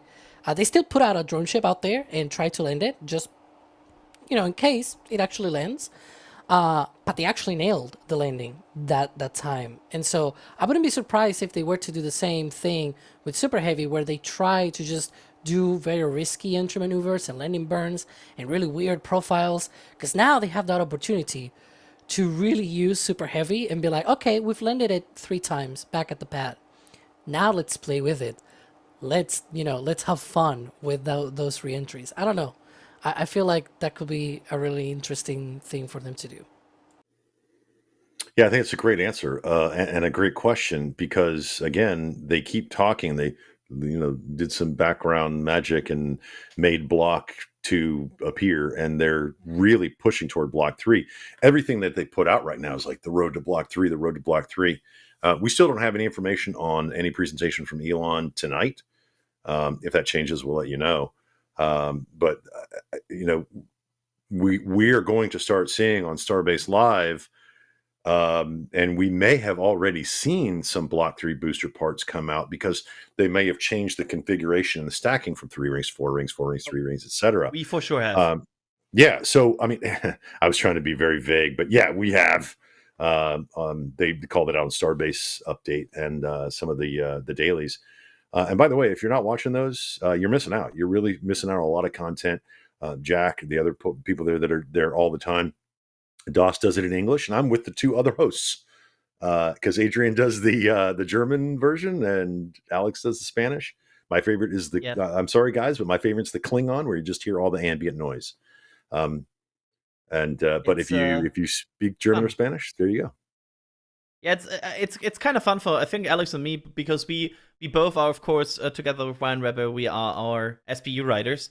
So let's be real, we have to watch every single daily anyway. Like, yeah. I would never not watch a daily, and Alex also would never not watch a daily. So we also have thoughts and any single point. So at some point, I think Jack in a meeting just went like, couldn't you just like commentate these in your native languages? And we're like, yeah, why not? Can I say one thing? Because for the last month or so, I've not been able to do this. I've been a bit busy with other things. I've also went on vacation for 3 weeks as well. So I was a bit disappeared. I was not at my desk with my setup, my good headset and everything. So I've not been able to do that, but hopefully the next time we do that, I'll be able to go back and talk about Starship in Espanol. Which would be awesome. You see in the upper right-hand corner, now currently covering Adrian's face, the re-enter, retest, refly as we commemorate Booster 14-2, which is now in pieces at the bottom of the Gulf, which I guess was their intent all along. And there's the other one. You have 2 patch options. Now, Adrian, answer the question. You can still get the Flight 9 patch while it lasts, while supplies last. But the one that's up there now, the Shrug patch, that's only there for what? Next week? This week? Yeah, until the end of Sunday. The Flight 9 patch still has about 20% or so left. It's still selling out quite fast. So if you want to have that patch, you should probably order it together with the Shrug patch. And the Flight Flight 9 shrug patch, the a bit of a kind of fun design we did just to also play a bit with it. Will be gone at the end of this week. So, but still, both are available right now in the store. So that's your combination you can go for. Also available for this flight is also the Xbox Achievement shirt, making it to SECO. I love that one. There's a view of Star Hopper.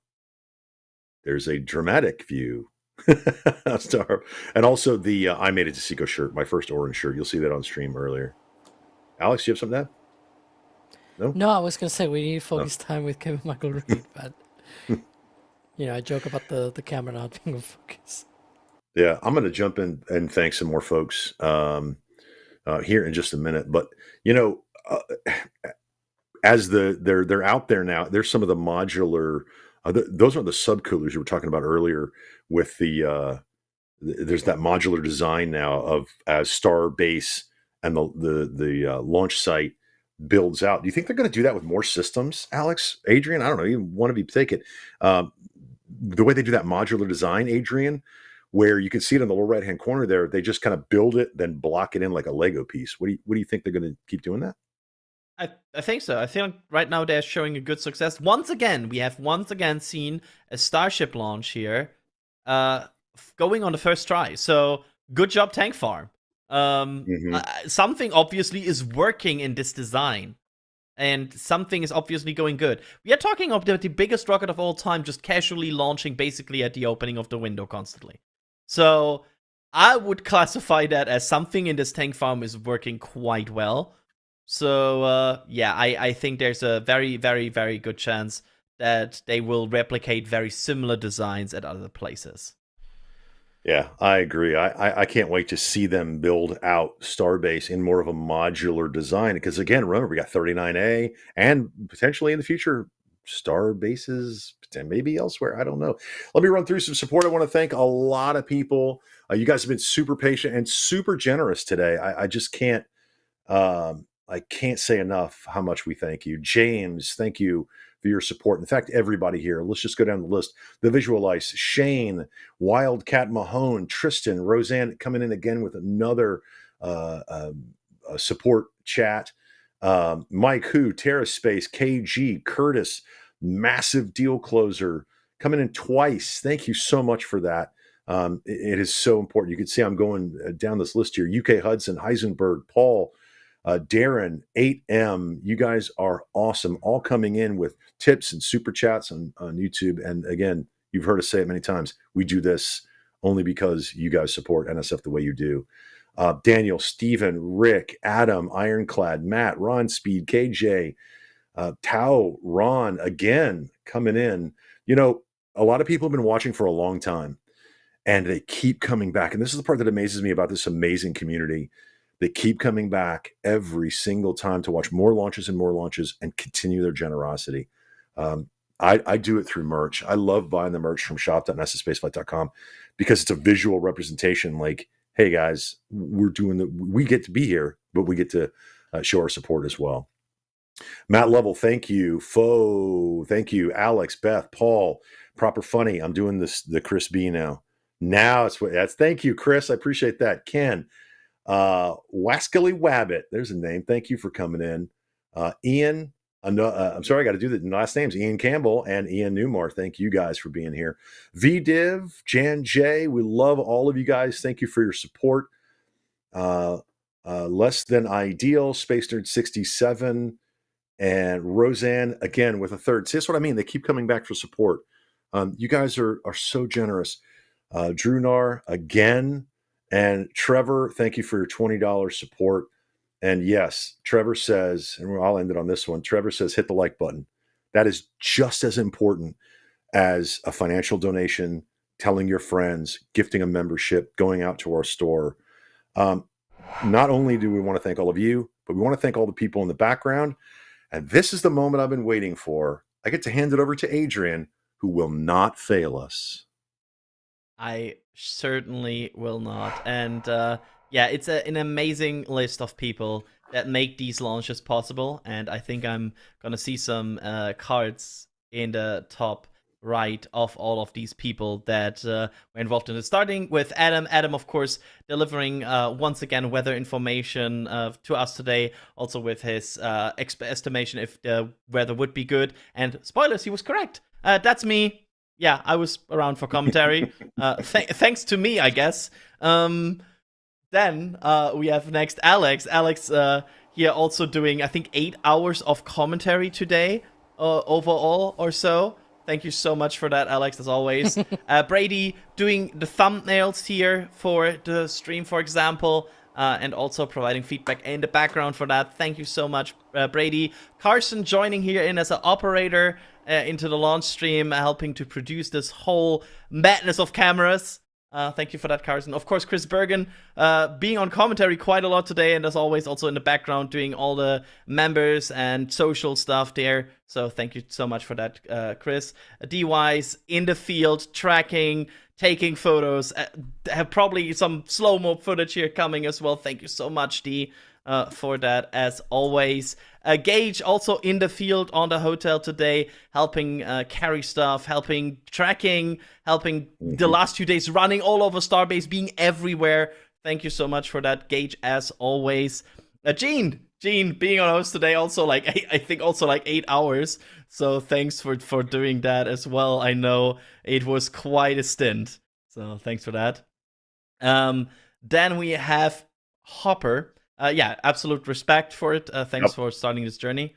That's just apparently we're just clicking the cards from top to bottom.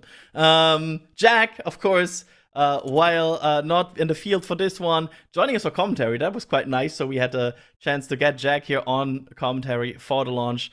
Thank you so much. Jay, running part of the stakeout, running the part of the main live stream. Jay, as always, just being there, getting everything ready. You're an absolute trooper. That's probably very low on sleep right now, as I know, Jay. Then we have Das. Das, I mean, the one and only. There's so much to say about this. Getting everything ready in Boca, getting everything ready here. Also on the organization, helping with the cameras, tracking, and also leading this whole operation. So thank you, Das, for being everywhere. I think that's the fair thing to say here. Yep. Julia was out there today in case there was some early way that something happened. So Julia was theoretically catching another firework in the Bahamas area. Didn't happen, but still went out there. So thank you, Julia, for giving it a shot. Laika being emotional support in Boca. Thank you so much for that, Laika. Very important, keeping the teams very happy. Of course, Mary. We know without Mary, this would probably have not started. This channel exists because Mary decided to upload many clips, and we needed a place to store them. So Mary setting this all up. Max, you saw this picture of Max earlier that he took. Then, of course, being also in the field, helping around, getting things ready. Thanks, Max, as always, for traveling all the way from Florida to Boca to help out there. Oh, this is I probably need some water very soon. But we are already at M. That's a pun. That's a pun. That's just a pun token. Now they're just having fun in the background. Yeah, at this point, they're just hitting all over cards. Ryan Caton. There we go. Ryan Caton, big thank you for the amazing trailers, the amazing weather updates, the amazing in front of map standing and updating us, commentary, overlays. Producing. You basically do everything at this company at this point. So thank you so much, Ryan, for being here. And next up we have let's see the next card. Bridging the awkward gap. Ryan Weber also being on the stakeout, also an SBU writer. Also, I think wrote the launch article. So tons of information gathering and knowledge gathering. Sawyer being a host on the stakeout and also editing a video, I think, right now for this. Thank you so much, Sawyer. Tyler was in the field, also taking photo, to also helping around in the field with deployment today.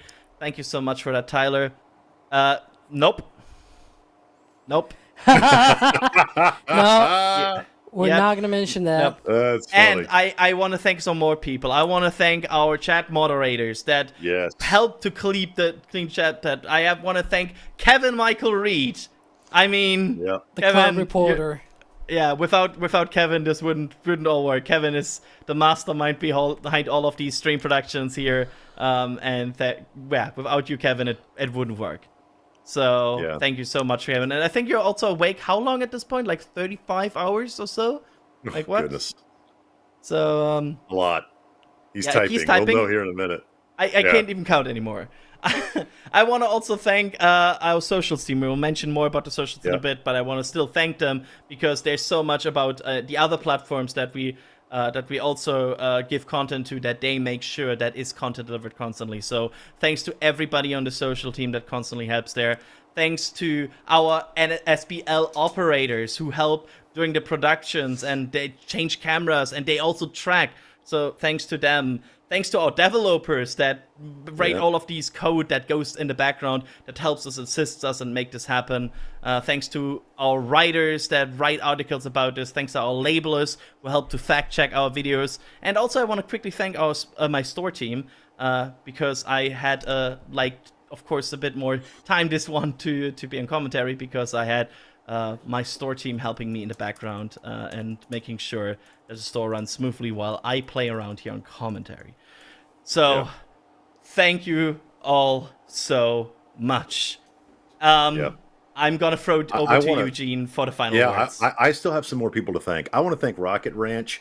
If you guys want to see a great viewing location, go out and check out Rocket Ranch. Check out their website. They allow us to put our cameras there. I'm telling you, it's a fun place to be. And you're surrounded by people that your family. You're really surrounded by family. And I also want to say a special thanks to the Margaritaville resort on South Padre Island, where I usually am, where our broadcast team usually is when we're live.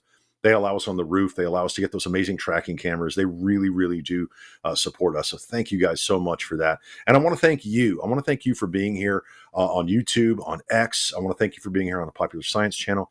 You know, we couldn't do this if you weren't watching. We would probably just be sitting around in our own private channel talking. And it's such a privilege to be able to bring this to you. So check us out. We're NSF. We're everywhere you are. We are on Facebook. That's kind of where I hang out. Everybody else hangs out on Instagram, TikTok, X, Threads, Blue Sky.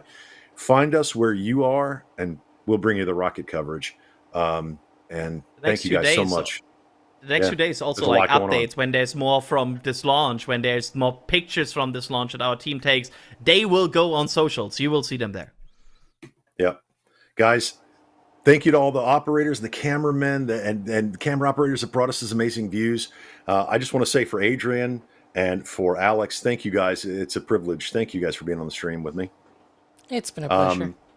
For NSF, I'm Gene Rowley. Remember, we love all of you, and keep your eyes on the stars and dream big.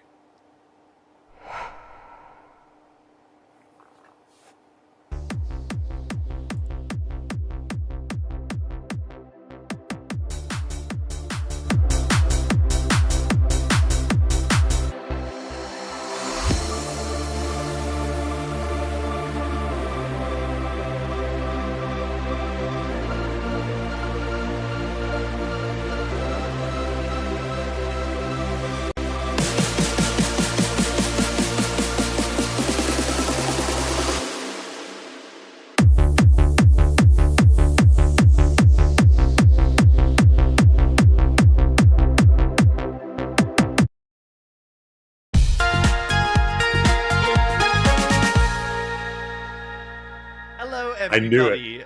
I knew it.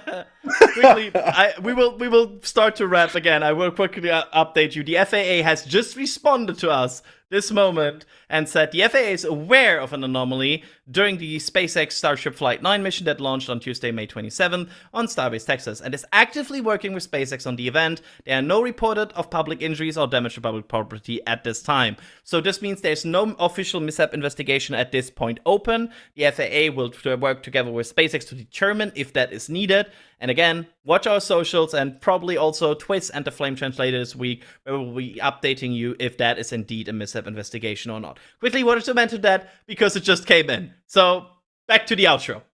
Truly breaking news. Roll the slow-mo footage. We love it.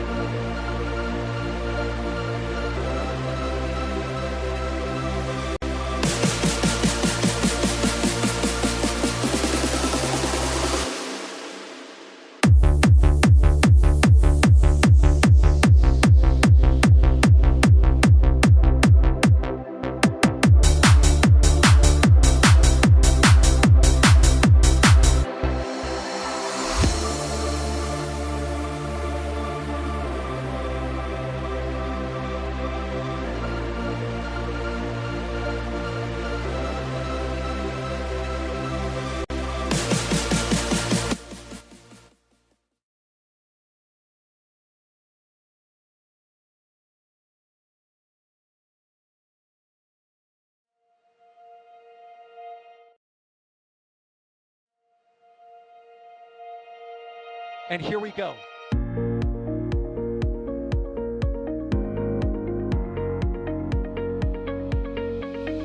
have liftoff. Propulsion continues to be normal. R68 chamber pressure looks good. Following up. Roger, roll, Atlantic. Water towers fly! Yes! Echo down to nominal. Flight Comparative lead off. Bring in SPE off. Off. It's orange! 145! Oh my god! Oh my god! Décollage! Put that in the big bag, Eagle. 343 unfolds to go. Indeed. We rise together back to the moon and beyond.